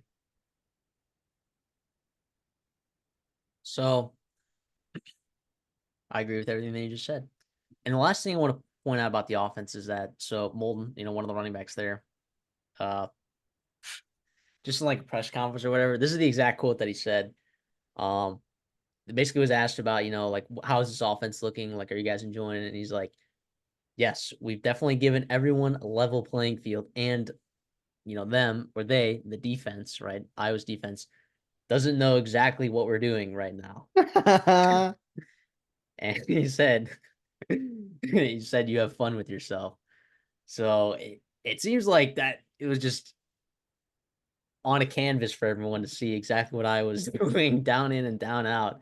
And looks like the offense, at least according to him, I'm not there for spring practices. Sounds like they might be doing a little bit better just by having a different scheme, right? So let's move over to the defensive side of the ball.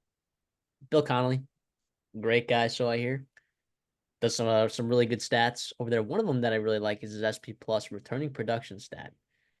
58% of the returning production is on that side of the ball. Or sorry, it's only 58% returning production on that side of the ball, which is 65th in the country, which is like not great. But like at the same time, I think that stat is as low as it is because they lost such top end guys like Cooper and Joe Evans and Logan Lee that had so much production. Like they're like, oh my gosh, they lost. But like they still have so many players on this defense that I think are good. Am I wrong? Or are you on a different bus than I am? No, I mean, It is loaded. It is loaded. they didn't take a single transfer, Transfer, not a single one. not They a didn't need to. single transfer. They That did tells not me, need to. holy cow, Phil Parker, absolutely gonna just have a field day with his defense. I mean, starting up front, right? It's 7 guys that you feel really, really good about. Yeah, Black, Aaron Graves. Holy cow, what a duo there. And just Jeremiah Pittman, too, right? On the interior defensive line. Graves is a guy that I think is going to break out this year. I mean, I could see him, being one of the best interior guys of that defense. He wrestled, which we love. We love that in high school of our offensive linemen, Multi defensive sports. linemen, and he played basketball too at the same time. Incredible. What an athlete as well. Yaya Black. Remember, you Dog. lost a guy like Noah Shannon, right? Last year Suspension. as a suspension and that just absolutely crazy. Iowa women's basketball. Go Kaylin Clark. Just wild. But he filled in so well. He was a guy that like was ready a year early and came in and played so well.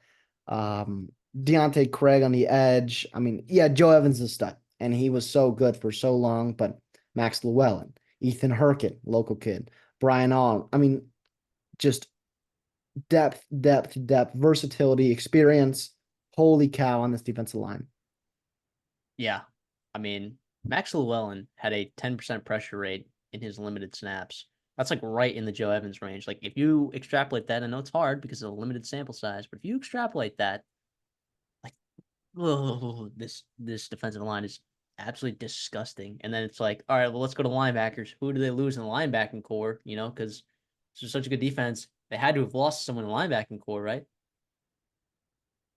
Oh wait, no, they get back Jay Higgins and Nick Jackson. Like what? Like what? Jay So Higgins is Jay Higgins is so good. remember they lost a guy like Justin Jones, who's going to be back in the Big Ten, by the way, over at Oregon. They lost him, and I was like, well, I mean, yeah, Higgins is really good. Jackson comes over from Virginia. Holy And cow! Jack Campbell. That was Jack Campbell too. Yeah, You're I'm sorry. Yeah, I can't believe I forgot about that. And they're somehow just so good. And by the way, depth in that room. Kyler Fisher, yeah. damn good player. He can come in, in base defense and play, your third linebacker. Carson Sherrar, a younger kid. I guess younger for Iowa. He's a fourth year kid, right? He had a great spring. Jaden Harrell also had a great spring. That is 4 to 5 linebackers that you feel really, really good about. I mean, it's crazy to say this is the best and deepest room on this defense. Is that correct? In the whole roster, probably, but it is pretty Uh impressive, yeah, I mean, yeah, in my probably. opinion. In my opinion, like this group is Top end so talent good. to bottom end. Yeah, you top to bottom, I think you're probably right. Yeah, it's pretty loaded. I mean, Yeah, I guess like safety position is probably your best, right? But yeah. you have Well, Jay Higgins, Nick Jackson that are just so good. yeah. Yeah, I'm a big fan. But and then let's just move over to the secondary real quickly because you got, I mean, you lose Cooper DeJean. And I'm gonna say it. Big whoop. Hey, oh, hold on. No, okay, no, that's No, I know I'm with you. Cooper DeJean was unreal, right? But the year before, like they had Riley Moss, and it's like, okay, but Sebastian Castro, Quinn Schultz, Jamar Harris, Xavier Nwakpa, John Nestor. I mean, John Nestor. yeah, just It good is, football players. yeah, And I it mean, is. and to boot, like we talked about Kyler Fisher playing linebacker, but he can also he can play in the slot as well. Like he just this defense is still so good, man. It's so good. Listen, you're Phil Parker, who, by the way, is just unbelievable, right? He's your defense coordinator, also your secondaries coach. He's going to have a field day with the versatility that he can have in that room. Sebastian Castro plays like the cash position, right? I think he calls it that's your slot. I mean, he could be an All-American. He is really, really good playmaker type guy for you. Nwampa, right? We talked about him a lot this offseason. He could have an All-American type season as well. Quinn Schultz is never not going to be in the right spot. Uber solid, super experienced there on the back end. And you got Jamari Harris and Nestor on the outside. And that's probably where your question marks are. But Harris has played a ton. Nestor's a guy that they really like, right? Coming from Yeah. North Illinois, which we know is a Which really good I trust. program. I trust. If they're like, oh yeah, we like a guy, I'm a buy in and I'm gonna read into that. Absolutely. Behind that, Deshaun Lee, TJ Hall, maybe you're getting in a little bit more youth and inexperience in that depth, but you can also switch out. You can put Castro out and the outside. I feel very confident about that. Or you can play on the outside in a pinch if you have to. And what you can do with your secondary or your safety guys and just make up for maybe some inconsistencies with your corners. Yeah. And also you're going to be dealing with, you know, just studs, Deontay Craig and Yaya Black breathing down your neck. And then also trying to throw over guys like Higgins and Jackson. You could have 4 All-Americans on this defense. I don't think that's crazy at all. That is how good they are, which is crazy to see. Probably not going to happen. No, but the talent is there. The depth is there. The coaching is there. It is your classic Iowa team. For anyone that's preying on Iowa's downfall and you're watching this video, Sorry. first of all, like the video, right? Like the video. What are you doing? You haven't liked the video yet. Subscribe if you're new. Share the video. But this is not Iowa's defense is going to be really, really good. It was not a one-man show last year, just Cooper DeJean and Joe Evans, right? It was really, really deep, really, really, really talented all throughout. And it's going to be like that again this year. But guys, Corey Taylor was the best player on this team last year. He's going off to the NFL. What are they going to do with the punter spot? Out with one Australian, in with another one. Dang it. They bring in true freshman Ristocking, who played Australian rules, Aussie rules football or whatever.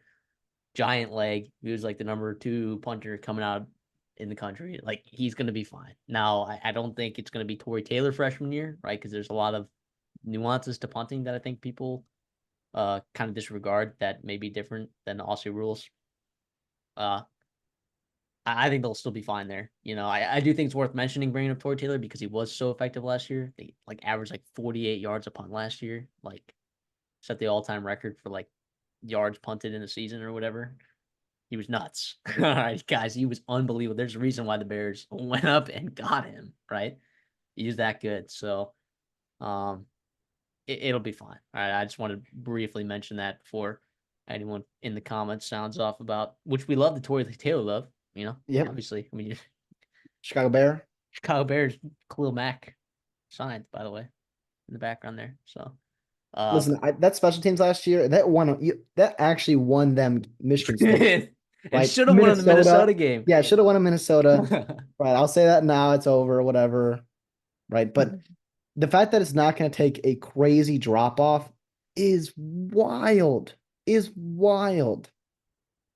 And by the way, your kicker last year, Drew Stevens, was not great, right? Was much better as a true freshman. You hope to find some kind of consistency, some kind of middle ground, with his, inaccuracy in his, freshman year. But yeah, I mean, this team, it's gonna be another frustrating year, I think, for Minnesota fans probably playing Iowa. Yeah. Well, let's go over to their schedule then. Their over win total. Look, it's at 8.5. All right, depending on what you. I mean, actually, I'm of the opinion that I don't think it matters. I guess what number you get at, but look, they get Illinois State at home week 1. Nice little ease into that one, right?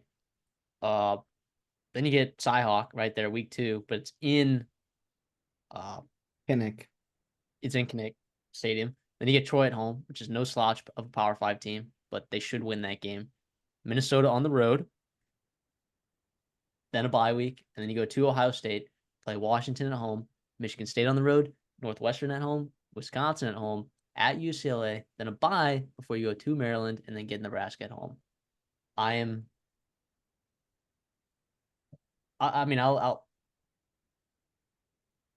over 8.5 at plus 160. What are we talking about here?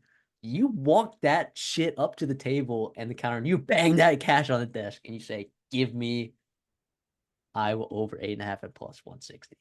Sure, there's eights out there, but if you actually do the math, it actually is a better price to get it at 8.5 at plus 160. The alt lines there on I don't know what book that's on, but let me see. Yeah, because the over 8 is at like minus 135 on DraftKings, but over 8.5 is at plus 160 on FanDuel. Like, what? Like, that is nuts. That is nuts. I'm way over here. And the reason being, even if McNamara doesn't play this year, I still think they can win 9 games. Oh And my at plus God. 160, I mean, while you give your spiel, I'm gonna do the implied probability of like what Vegas is implying the probability of them winning 9 games is. Listen, I'll actually, I'm gonna take the under, and I'm not gonna Wow. actually take it because it's at minus 200, which is Wow. criminal. I'm not gonna actually take it, right? The value is absolutely on the over, right? Like for all the reasons you mentioned. But here's the thing: you've got Iowa State, you've got Minnesota, you've got Ohio State. Don't laugh, don't laugh. Listen, that's first 5 games. It is on the road. It is on the road. Yeah, at Minnesota. Listen, that game's going to be a grueling game. It's going to be a rivalry game. Minnesota's much improved from last year. I think Washington is an interesting game. I think Northwestern's an interesting game. I think Wisconsin gets better from last year. I think at Maryland is tough. I think Nebraska is absolutely pissed they haven't beaten you guys in a while. I mean, listen, I like this team so much. Unfortunately, I'm just on the unders. Too many toss-up games. Quarterback is still a question mark for me.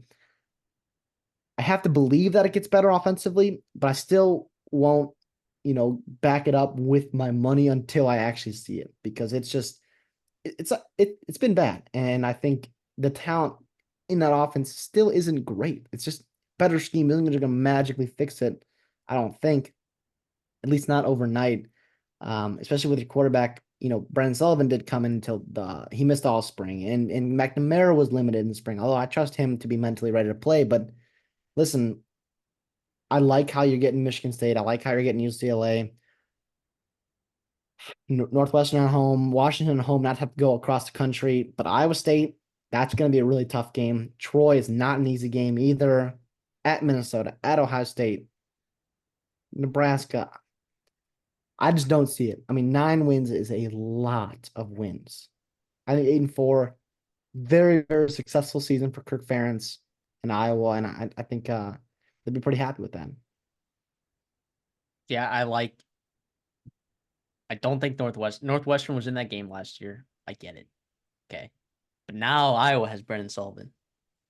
But UCLA I think is an absolute cakewalk. I think Maryland, I don't think Maryland's that we'll talk about them later, but I don't think they're incredible on the offensive side of the ball. I think Iowa can smother them. I think Nebraska, like Iowa getting Nebraska at home, I think it's a different Nebraska team, sure, but Wisconsin at home, I think It is. some of the really important games they're getting at home, dude. And some of the games that I think that don't matter as much, like UCLA, they're gonna swallow them. Michigan State, they're gonna swallow them. Those are on the road. And I'm sorry, look, Minnesota, he's a much improved team, okay, but they've struggled with Iowa big time. They've struggled with Iowa big time. So I think it actually benefits Iowa in terms of hitting the over to get Minnesota on the road, just because of the way. I would rather have Minnesota on the road than Nebraska on the road, to be Yeah, honest. 1,000%, 1,000%. But also, listen, I think Nebraska is not a team you want to be playing in November, right? I think they're deep, and we'll talk about them. Iowa's I not a think they're team you want to deep. play in November. No, they're not. They're just listen. I don't know. I listen. The Big Ten is gonna be wild this year. I think teams 5 through 14 are just not that much difference between them, and I think they could go numerous ways. Just the toss of teams, it hurts. Now, listen, I'm not gonna bet this because first of all, rule number one, you just don't bet against Iowa, right? And secondly, I'm not gonna take -200 for a Oh, line I that's don't really ridiculous. love Maybe you either. could you could take under 8.5 at plus 110. Or sorry, under 8 at wait, no. Under 8 would be what? I guess it'd be plus 110, something like that. If you're looking at your best chance I don't odds. see. Listen, you mentioned the defense and the floor of this team is really high, and that gives Michigan, right? And we'll talk about them.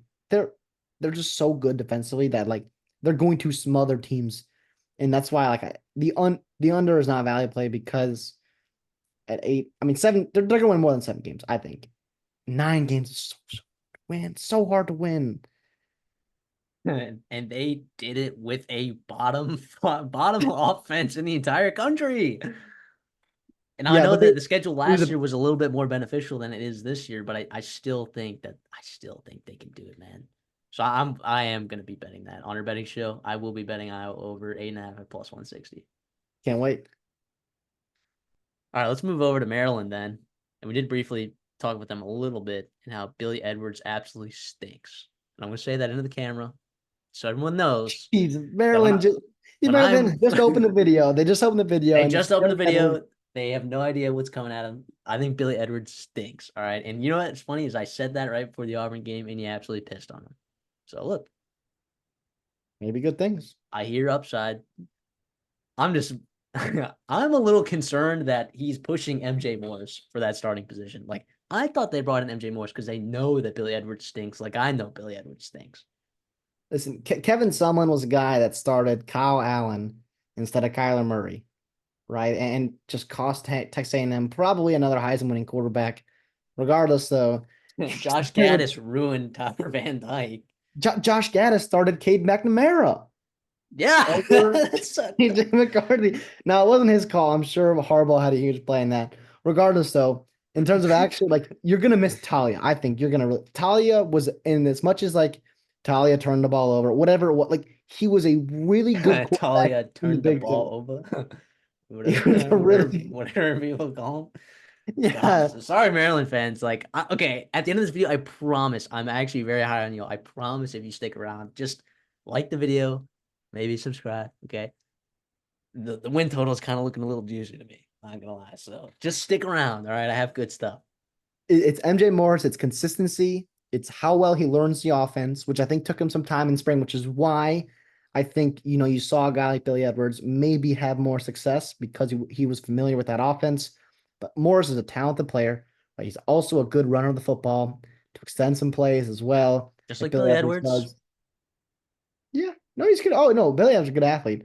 But MJ Morris, I mean, NC State was high on MJ Morris, right? They put him in over a guy like Brendan Armstrong, and then he sat out, and a lot of it kind of lost that momentum there with MJ Morris. But listen, I think in terms of your ceiling of this team, and if you want to win 7, 8 games at Maryland, MJ Morris is the guy to do it. It's not quite Billy Edwards, right? And I think if MJ Morris comes in and he really takes over in fall camp, I'm going to feel much better about Maryland as I do maybe right now, where it's kind of up in the air and he hasn't quite wowed over that staff and that team. Yeah, everything that I'm saying about Maryland, I'm assuming that MJ Morris is playing quarterback. All right. And I'm also praying and I understand the upside with Billy Edwards. I really do. Okay. But in the limited action that I've seen Billy Edwards play, and I'm not there at practices, okay? I'm sure there might be a person watching this that was, at the practices, but I just don't see it with Billy Edwards. All right. But the fact that he's pushing him makes me concerned. Um, the rest of that room is obviously not ready either, right? I mean, those are the two guys, right? It's Billy Edwards or MJ Morris, and I'm hoping it's MJ Morris. I think he's better, but oh well, I guess the running back room, Roman Emby and Colby McDonald, I think are pretty solid options. I really do. Um, I thought uh, Roman Emby was going to do more for that offense last year. However, I do think Colby McDonald was very effective, and Nolan Ray is also turning heads in spring over there. Like I think that this running back room is pretty solid. I don't think it's anything to worry about. Yeah, I think 3 running backs they like, and Hemby's yeah, he's very solid. I'm not going to spend too much time in this room because you know a lot about it. Solid players, good depth. That's what you like to see. That's what you want to see. Going in, what is he year 6 of Mike Locksley? Has it been Yeah. that long? Might be 7. I don't know, but I mean Colby McDonald also too. I'll say he was insanely efficient if you look at the numbers. I will say a lot of his efficiencies came against teams that were not that strong against the run. So it would be, cautious in thinking that Colby McDonald's just going to overtake Roman Hemby. I do think Colby McDonald's a really good football player, and I do think that um, he'll have a chance to make an impact on this offense for sure. Yeah, but that wide receiver group, holy cow, it's a really solid group. Yeah, Loxley's done a great job. Gaddis was a former wide receiver coach as well. I mean, you expect them. They've recruited well, right? They developed well. I mean, you lose Deshaun Jones, right?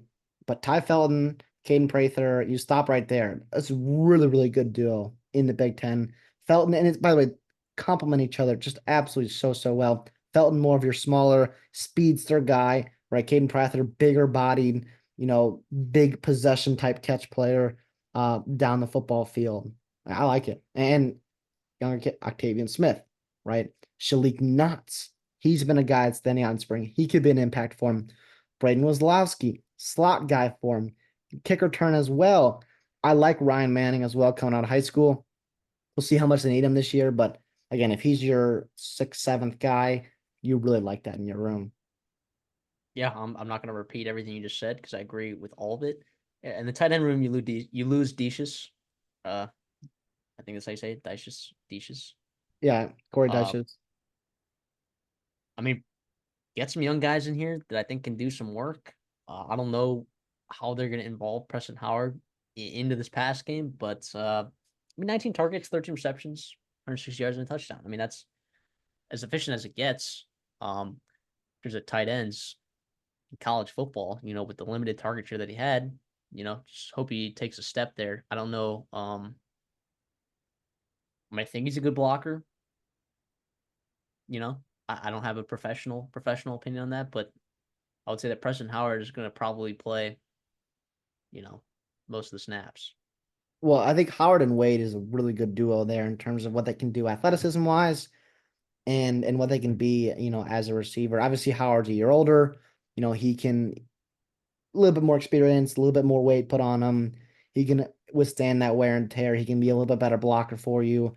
But Howard and Wade, I mean, they flashed as receivers, athleticism. I think you lose a guy like Corey Dyches, right? Obviously, going over to Cal, hope he succeeds there in the ACC. But I think if you're a Maryland fan and you're plugged in that program, I think you've heard a lot of good things about those two guys. And then also Szymanski to be your blocking type or blocking type tight end to help that offensive line, maybe help a couple new tackles that are coming into the Big Ten. But listen, I mean, for losing a guy, a Power Five guy like Corey Dyches, right, who is more of a slot receiver, big tight end or big wide receiver type guy, but regardless, so he helped you in the passing game. I think you feel pretty good with how well you've recruited and developed and maintained a couple of those younger guys on your in your room. Yeah, when I was want to move over to the offensive line because you did mention the tackles briefly. Like I was listening to someone talk about, like what their practice reports, right, and about like the offensive line and like let me tell you, in spring ball, you can't tell Jack from Jack on the offensive line. You literally have zero clue, right? It is literally all projected. So anyway, if anyone tells you that, oh, in spring, now the spring game's a little bit different. Those are more live reps, but like I don't know. I think it's hard to kind of decipher there, but I'm not very optimistic about this offensive line at all. I'm not. You're relying on a ton of transfers. Yeah. Um, guys that I we'll see. I mean, Ba over there coming from Georgia, I think he has a chance to be pretty decent over there at guard. Uh, it- I just don't think that these guys, all of them, are just immediate like plug and play. And we've talked about the dangers of trying to fix your offensive line in the transfer portal. I mean, are any of these none of these guys started last year? If I'm correct. Did I say it right? Well, in terms of on Maryland or for their teams. On Maryland, I mean, like this is a Uh, brand. I don't know, Kyle Long started a little bit. He was not their every down guy, I don't but think. they But they I mean, that's a lot of snaps. There's zero continuity. They're asking to fix it all in just one spring and one summer in the system. I think this is pretty glaring. This is pretty dangerous, if you ask me. listen, I And think the upside in this room, if it clicks, right? If this was a video game and you could just plug in these guys and all of a sudden, it works, I think you feel really good about this room. There's a lot of length, athleticism, talent, NFL guys in that room. The problem is, like you said, continuity, experience, consistency. Those are things that just did not happen overnight. I'm with you. A little bit of concern there. Isaiah Wright, though, was at Rutgers, I think, before Buffalo. He did miss a spring. Again, another guy. I mean, you got to plug and play him probably at left tackle, but he missed spring, right? I mean, he's got to come in and learn the ropes and crash course it in the summer and the fall. Kyle Long, like I said, one of the lone returning guys, at least a Maryland kid. But Kaltenberger, I think they like a lot. He can be stability at that center position. Aluba, again, very, very much of a projection. Super, super athletic, but I think there's going to be some growing pains realistically. And then Alan Heron, I mean, he was a guy that a lot of people pretty high on. And in terms of his upside in future playing a position of offensive tackle, he was a guy, excuse me, committed to Penn State and then flipped to Maryland right on signing day, which was a huge win for them. But again, he's coming from lower level competition. It might be tough. And then behind them, you got guys, Kevin Calhouni. He was a guy I was high on last year. Didn't quite put it together. It sounds like he's kind of fallen behind. But hope to see he puts it together maybe in the summer, in the fall. But Marcus Dumerville is there.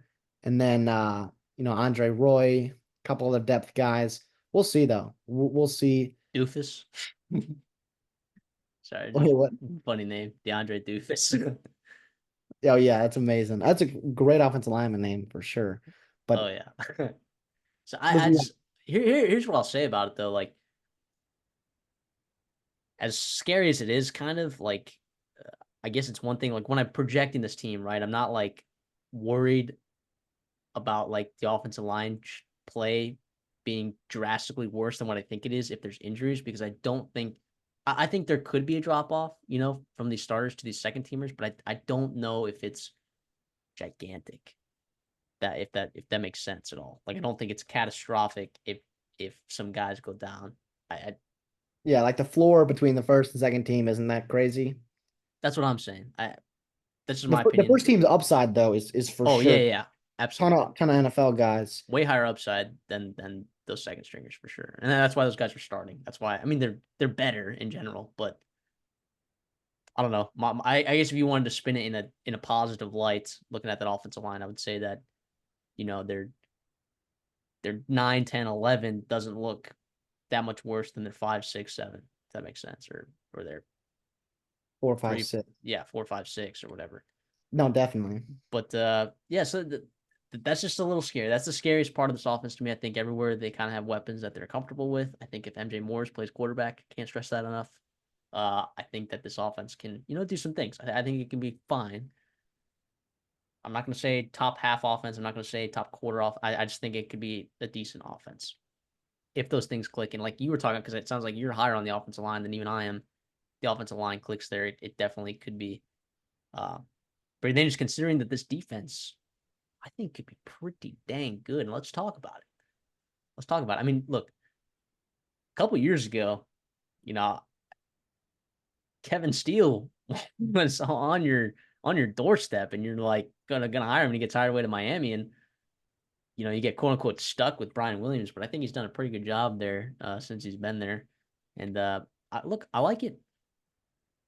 I like it. I think in the front seven they get like what most people back there. They lose Deshaun Barham to Michigan. Oh well, that is a pretty significant loss. But they returned 4 of their 5 players that had 15 or more pressures on that defensive line. Um, eh, I think they still have some really nice pieces there on the defensive line and in the linebacking core, Yeah, Phillips and mostly in the defensive line. But yeah, yes. I mean, obviously you lose Barnum, but that just happens. What it is, but I think they still feel really good in that front seven. I think yep. there's depth. I think there's upside. There's obviously experience coming back. You mentioned a couple of those guys. I want to highlight Jordan Phillips. He's probably that leader of that defensive line group. Legit NFL guy. I think he could do really really good for you. And I'm seeing 6 to 7 other guys in that that front four. Or, I'm sorry, that front line that are all returning and all coming back. Neil Avery, right? He's coming back from injury, but he's going to be a factor as well. Young kid there. It's pretty exciting. I mean, for Mike Locksley, gets the reputation that he has for being an offensive guy. You mentioned the defense coordinator. I mean, they've done a really, really good job for last year and then also this year projecting. You feel pretty good about this group. And if you're on the offense, it's just like take care of the football, run the ball, score when you get turnovers, and whatnot. But it's pretty fun, pretty exciting for Maryland fans. Yeah, and to have guys uh like Hippolyte and Kellen Wyatt at the linebacking spot, to have the snaps they've had and to kind of try to replace Barham, who's a phenomenal linebacker. I mean, obviously he's going over to Michigan. Will probably be like a day 3 guy in the NFL draft if we're being honest, but still is a really good talent there. I still think they're confident with what they have in the front seven. It looks pretty nice. It looks pretty nice. When I talk about the secondary, that's when more questions happen, right? Like I still think that there's pieces there that are talented, just maybe not as, proven as guys like Bo Britt or Jaquan Shepard or Still, right? Guys that are all gone that were in your secondary that played a lot of snaps. Just from those 3 guys, you're losing almost 2,000 snaps, Yeah. right? So that is the concern. Um, I do think that there are pieces there though that if you have a really good front seven, can maybe hide or kind of, I guess, coddle, kind of help this secondary, become what it can be down the road this season. Yeah, I think they like Jalen Husky coming over from Bowling Green. There might be an adjustment, but it sounds like he's impressed so far. You love to see the early positive returns on a transfer at a position of need because behind him, you've got a couple question marks, right? You mentioned obviously Still and Shepard are gone. Perry Fisher is a guy that I'm probably going to come in, a former wide receiver, made the transition to cornerback. Obviously took him time to learn that position and really master it, but he was pretty good at the end of the season, especially in that bowl game. I know it was Auburn, and Auburn struggled in that game. And Billy Edwards looked good in that game. But Perry Right? Fisher, it was Be careful exciting. with that. Did Billy Edwards look that good in that game? Billy Edwards won the football game. Billy Edwards won the football Lionel Whitaker, right? He's behind him. That's solid depth for you there. Braden Lee, another guy. Um, Maybe a young kid. Holy cow. Uh, but again, you get four guys that are talented, that have, the length and athleticism to play in the Big Ten. It's a good start. It's a good start. The safety position, though, I mean, I really like Dante Trader. I think he's pretty damn good. Wait, what say you? I'm just sorry, real quick. Billy Edwards was 6 of 20 in the bowl game against Auburn. Won't let it go. Sorry, you're gonna have to repeat the question just because I am so infuriated by Billy Edwards' play at quarterback. Dante Trader and Glendon Miller at safety. I feel that's a pretty good Oh, duo. yeah. Oh, Trader's got high absolutely. upside, right? Miller's a solid player, redshirt senior. We love that in your back end. A lot of Again, a lot of snaps between those two guys. That's yeah, important. definitely. And Le'Veon Scruggs is there. You've got Rex Fleming, a couple young guys as well. Listen, I like Kevon Humes, right? He was a guy that, we talked about him on signing day. That was a late get for them in Maryland. Very talented player, established high school. Staying in the state too. Yep. If you That's, need him, that's not great. But I think whatever he gives you in terms of maybe on the out of conference, building depth, whatever it may be, that'd be awesome. That would be awesome. yeah. Let's head on over to the schedule then. I mean the win total. That's 6.5. This win total opened at 7.5, and I'm really upset that I didn't take it. I think 7-5 and 6-6 are way more likely than 8-4. So I'm, at least when I'm looking at it, I'm pretty sure it opened at 7.5. Let me double check that. Yeah, I got it right here. It opened at 7.5, which is pretty nuts. I absolutely juiced the under, but still, I thought would have been pretty good value. Uh, the schedule includes UConn at home to start the game or to start the season. Michigan State at home. Then you go to Virginia. You get Villanova at home. Indiana on the road. Then a bye. Northwestern at home. USC at home. At Minnesota. You get a bye. Then at Oregon. Rutgers at home. Iowa at home. And then at Penn State. I'm on the over for Maryland, over 6.5. I think 7-5 is the most likely outcome here. But again, I think 7-5, 6-6 are way more likely than 8-4. Um, yeah, I really like this defense. And the problem with this, and I don't do this often, when there's uncertainty on the offensive line, I tend to stay away from overs because stuff can collapse big time by the end of the season. But I think a lot of your wins are going to be coming at the beginning of the season. If you just stay healthy at the beginning of the season, if you beat UConn, if you beat Michigan State, now Virginia is not a guaranteed win. I want to get that out of the way. They were up what, like 14-0 early in that game last year, and then Maryland kind of Calandra. stormed Calandria. I mean, and it's at Virginia, old rivalry. I'm not going to guarantee that win, but if you can start the season 4-0, maybe 5-0, right? I think you have a chance in that stretch against Northwestern, USC, and Minnesota to maybe snag something there. And then I think Rutgers at home is going to be a key game that I think the win total might be on the line with that Rutgers game there. Yeah. Listen, I wanted to be on the over because I do like this team and I do like the staff and Mike Locksley, but I'm going to take the under, right? Because I mean, you go 3-0 on a conference, hopefully, right? You mentioned that Virginia's not an automatic win. It's not. I'll give it to you for the purpose of calculating wins and whatnot. I'll throw Michigan State in there as well. That's 4 wins, but then you got to go 3-3 against Indiana. You mentioned Rutgers, Iowa, Minnesota, Northwestern, UC. To me, I'm seeing a couple teams that pretty good pass rushes. Iowa, Rutgers, Minnesota, Northwestern, USC. Early signs out of camp that you're hearing some push on the defensive line. That scares you for sure. And shakiness at quarterback and O-line, never a good recipe. Never something you want to be scrambling to figure out in fall camp. And you have to start hot. And if you're MJ Morris in a new system, right? If your offensive line that's new to each other and gelling and still working on playing the position, gonna take time to gel.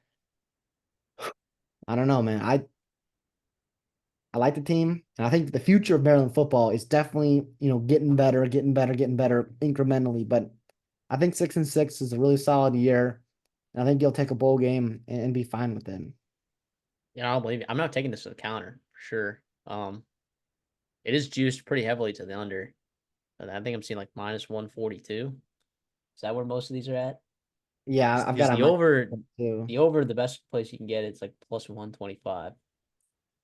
So yeah, I no, I don't blame you for that at all. And dude, like this could fall apart if you're relying on that Rutgers game to win that Rutgers game, and your offensive line is not healthy, um, or it's playing at its worst. Yeah, it stuff could happen. I'm hoping that Mike Locksley's got his stuff together over there.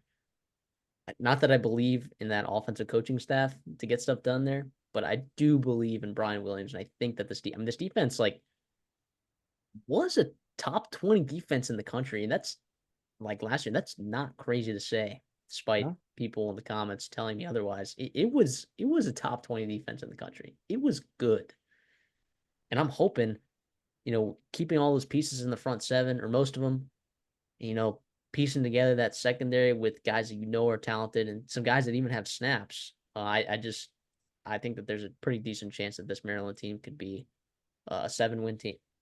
Well, yeah, and last year, real quick, last thing. Last year, you lost to Illinois and Northwestern in the middle of the season. You could have won 9 games. Yeah, you could have been 9-3 and playing a really good bowl game. Instead, you went and swamped Auburn. Last thing I do want to say on the staff, Brian Ferentz is going to be an analyst or a run game coordinator, right? I think for Maryland. And by the way, he's really good at offensive line. I know you didn't. If you're a Maryland fan and you saw that Maryland hires Brian Ferentz, excuse my language, but no, listen, I think he could be of value, right? I'm not saying he's going to change the offensive line. I'm not saying he's going to, he's not going to bring Iowa's offense to Maryland, but I do think it's another person in that room to help develop and kind of, speed run, this offensive line for you.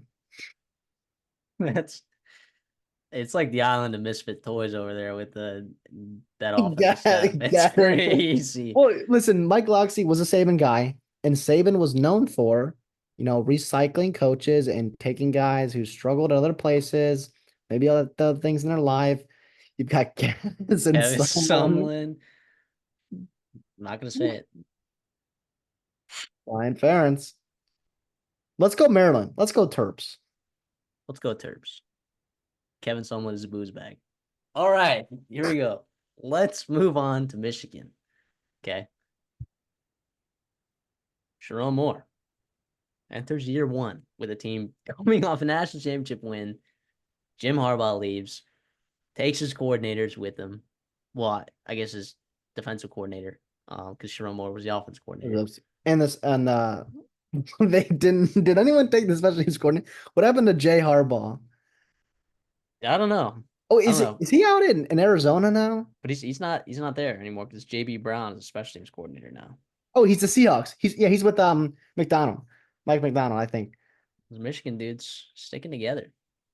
So yeah, I mean the story of this Michigan team this year, and if you're following the narratives, right, it's that wow, this defense is still going to be really good. In fact, it is going to be one of the best defenses in the country. The offense is where you have the question marks, right? And you got enough from that offense last year from JJ McCarthy and that run game and that offensive line, and some of those receivers that both of them were drafted, Cornelius Johnson and Roman Wilson, both of them gone drafted to the NFL. There's just a lot of question marks. Blake Corum gone, like lots and lots of question marks about the offensive side of the football. And in my opinion, the schedule's pretty easy. So, aside from that one out of conference game that you're circling over there, when you head over to, or when you get Texas at home, yeah, we'll see, man. And we'll start in the quarterback room, I guess. Sorry, I'm getting a little off track here. But Wait, real quick, can I give a disclaimer? oh It yeah. is August 7th right now. A couple days ago, some stuff came out about Sharon Moore getting suspended potentially, and Jim Harbaugh getting his Oh nose. yeah. Like we're gonna see, we don't know what happens in the future, right? We're just assuming that no one's getting suspended, and Sharon Moore's gonna be playing, coaching most of these games. There's not gonna be a postseason ban that's put on Michigan, and that's gonna change a lot of things. We're assuming that in a vacuum right now, everything just happens and it's gonna be fine for Michigan, and it hopefully it should be. By the way, I hope they don't punish the players in this new staff, even though Sharon Moore. Is Well, on we'll it. see. We'll see. But regardless, though, yeah, like you said, quarterback room, Alec Orgy? Question mark. Yeah, I mean, like they didn't ask him to throw the ball, and I think people are holding that against him, like, oh, he can't throw, he can't. Like, if you have Alex Orgy, right, and JJ McCarthy, why the hell would you ever throw the ball with Alex Orgy? No, you don't. You And don't. and Now, these, now, there's a threat of it, which is nice because he's a quarterback, right? But McCarthy is a first round, top what 10, top 11 pick, right? He special talent at the quarterback position. You're not going to take him out. And I do think the consistencies in Alex Orgy's throwing the football, I mean, those are valid. Those concerns maybe were valid. We'll see though. He's 6'3", 236, special runner. Real quick, I want to see before I want to hear your thoughts on him. Everyone says Jalen Milroe, and I like that comp. I do, really, I really do. But I'll go another Bama quarterback. I'll go young Jalen Hurts, right? I mean, I see Jalen Hurts put up good numbers in the SEC. He didn't throw the ball. It was a one read. He did throw the ball, but it was one read, tuck it and run, scheming up things with Lane Kiffin there for him. But to be honest, it sounds like he has been the most consistent quarterback in fall camp, which either A is pretty concerning, or B, it means he took a step, right? And that's what I'm gonna take. That's what I'm gonna take it as. I mean, it sounds like he's standing out, and that's what you want to see. That is where the upside. That's where this potential for this Michigan team is at. If Orgy is playing quarterback and playing well. yeah, when you're talking about upside, yes, but right now, okay, are you power rating this team significantly different based on, like, if someone was to tell you, oh, Jack Tuttle's playing, right? He's starting, or Alex Orji's starting. Like, are you power rating this team a lot differently depending on who the quarterback is? To me, I'm not. I really, I don't. If Alex Orji is playing really well down the stretch, or if Jack Tuttle starts and he's playing really, really well, and then he goes down, then I'm like, okay, like then you might have to shift gears about that opinion right there. But as of right now, it doesn't really matter to me who's starting at quarterback. I'm kind of power rating this team kind of in the same spot regardless. Yeah, I'm with you too, but I do.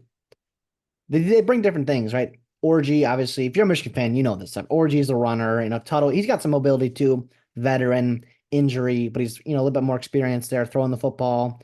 Dangle is a guy, little mobility, but also throw the football, good arm. And then Davis is a young kid. Don't know. I mean, he'll be competing for this spot and maybe the backup spot, but I don't know if you're really relying on him too much in his true freshman campaign. But listen, Probably I probably red shirt, right? I mean, yeah. Hopefully, if you're a Michigan fan, I think yeah, hopefully yeah, that his is redshirting either got injuries or no one else is really standing out. But listen, I hope Orgy wins the job because I think what he can do running the football, pairing with a backfield that's really, really talented, even though you lose a guy like Blake Corum. Listen, Donovan Edwards gets a lot of hype this offseason, deservingly so. He had a really good Washington game in the national championship game. He's on the cover of the NCAA football, college football 25, but he just didn't have the juice that I was hoping him to have in 2023. I was pretty underwhelmed with him at times. I know he's banged up, right? But if he can get back to that 2022 version, this offense significantly takes an upgrade, in my opinion, right? You pair him with a physical runner like Khalil Mullings, a little bit more ground and pound, right? Workhorse, physical bruiser type running back that you love in the Big Ten. To me, those two, Thunder and Lightning and Orgy, right? That's really nice to have. yeah, I agree. I mean, if Donovan Edwards is not like the Donovan Edwards that we saw from his true freshman year, like, are you worried about this running back room, or do you still think it can produce at a decent level? Listen, Edwards was solid last year. I think Mullings can be really good. I mean, he averaged 6.2 yards per carry. I know it was a small sample size, 36 carries. I get that. But listen, Blake Corum was so good for you last year. And your O line probably takes a step down, but I don't think to the drastic, sense that maybe some national pundits or if you're not connected to the program thinks it may be. But Mullings, I think, is a really good running back. I know a lot of guys I trust that are Michigan fans, really like him and what he can do for this offense. And maybe that change of pace that they can have that Edwards brings. Okay. Yeah, I can see that for sure. Let's Behind him, go. though, I mean, Benjamin Hall, young kid. I mean, talented for sure, but I don't think you want to be getting into your third and fourth running backs in this room. So then let's talk about the receivers because they didn't really get anyone. Amorian Walker, I guess. I mean, he comes back. He was Yeah, at Ole Miss for half a second, and then but is he he's going to switching over be from cornerback to wide receiver. is he going to be significant in this offense? I don't know that he is. Like if they didn't really bring anyone in that's going to be a huge impact day one, does that mean that they, maybe missed on some guys because, there's a coaching staff change and stuff is happening or did they just not want to go get guys like because they feel good about the room? Like how do you feel about this? I'm a little bit cautious about this room. Listen, everyone wants a stud wide receiver in the portal. I'm sure if, CJ Daniels or whoever those top wide receivers were in the portal, Isaiah Bond, I'm sure if they called Michigan, Sherrone Moore would pick up the phone. Absolutely. And I do think the loss of Roman Wilson, Cornelius Johnson, that hurts. Roman Wilson was really good. He was clutch. He made big time catches. Even for a smaller dude, I mean, he made some really nice catches. But I do think they feel solid about the young guys that have been developing behind them. Tyler Morris is a guy, same high school as JJ McCarthy, right? Coming from Nazareth, Illinois. I really like his game. He'll probably be the leading wide receiver. I think Samaj Morgan, I mean, I don't quite expect him to take a massive jump, but as a gadget guy, really exciting. Run after catch. You can have some plays, creativity drawn up for him. Frederick Moore sounds like he's turning heads, behind the scenes. I just think the reality is that you had coaching change late in the cycle. You've got a quarterback room that's pretty unsettled. You have a history of running the football a lot. And you've got a tight end that's really good. Two tight ends that are really good. You run two So tight end sets a lot. I don't know if the attraction of Michigan was there from top end wide receivers. And I think if you're bringing in like, your B and C tier wide receivers in the portal, I don't know how much of an upgrade they are from guys like Morris and Morgan and Moore. What a do you law think firm, you by the think a way. Marion that's Morgan Morris and more? Do you think Marion Stewart is gonna have to play early and like do you think he's gonna have to like make a big impact here? Because I'm I'm kind of I'm kind of thinking that he needs to step up in some way, right? Like especially if someone goes down, right? Because like when I look at the Yeah. depth in this receiver room, I'm not seeing a lot of experience here at all. I mean, CJ Charleston's coming from Youngstown State as well, who's got a lot of experience there. But again, you're going to have a change of, the playing skill issue and whatnot. And Marion Stewart's a guy, I don't quite expect him to come in and produce in the Big Ten. If he is being relied upon, that is not an ideal situation, I think, for Michigan, especially breaking in a new quarterback. I think that's when you're going to be seeing a lot more two running back, two tight end sets. If you're getting down to guys like Amari and Stewart, the freshman, very high in his upside, very high in his future at Michigan for sure. But you're hoping those top three receivers and whatever Amore and Walker can give you as a deep threat is good enough to last you this year. But I think Morris is a guy, he impressed last year. I think people are sleeping on him and what he can be as a wide receiver one for Michigan. Maybe not in the Big Ten, but for Michigan for sure. Okay, so you mentioned the tight end position, right? Colson Loveland. He's a pretty dang good tight end, Pretty dang good. dude. He's a really good tight end. 62 targets, 649 yards, 4 touchdowns. Yeah, he was an integral part of that offense last year. I know they also had AJ Barner from Indiana, the Indiana transfer, but like Colson Loveland was the dude at the tight end position last year. He was the dude. Yeah, he had the longest reception of anyone in that team last year, 54 yards. I mean, yeah, well, you could just say so many good things about him. And obviously, you lose AJ Barner, who was really, really solid for you, veteran Big Ten guy that Michigan had, and they like to run their two tight end sets. Marlon Klein, the rumor and the reports out of Michigan camp is that he's really, really emerging. He is a guy with tremendous upside and what the athletic ability that Colson Loveland has, right? And Marlon Klein can bring as well, a young kid in that room. That's pretty exciting. I think what you could do there is a lot of things. And obviously, you're going to run the football. So you have to have tight ends that can block. And that's where, hopefully young kids like Zach Marshall, Dakin Tonielli that come Well, in. Max Bredesen. Block. I'm sorry. Yeah, yeah. Da. Max President's back. Yeah, yeah. Good call. Good catch. So yeah, they're setting tight end. The offensive line, like, it can be good.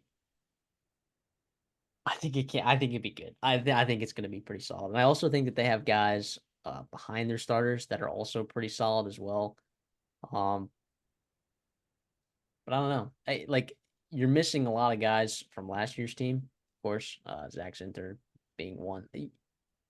There's always a question mark, right, about like when you have that good of an offensive line, right, and you don't kind of retain any of that continuity. There's obviously going to be a question, right? I don't. I think it can be pretty good.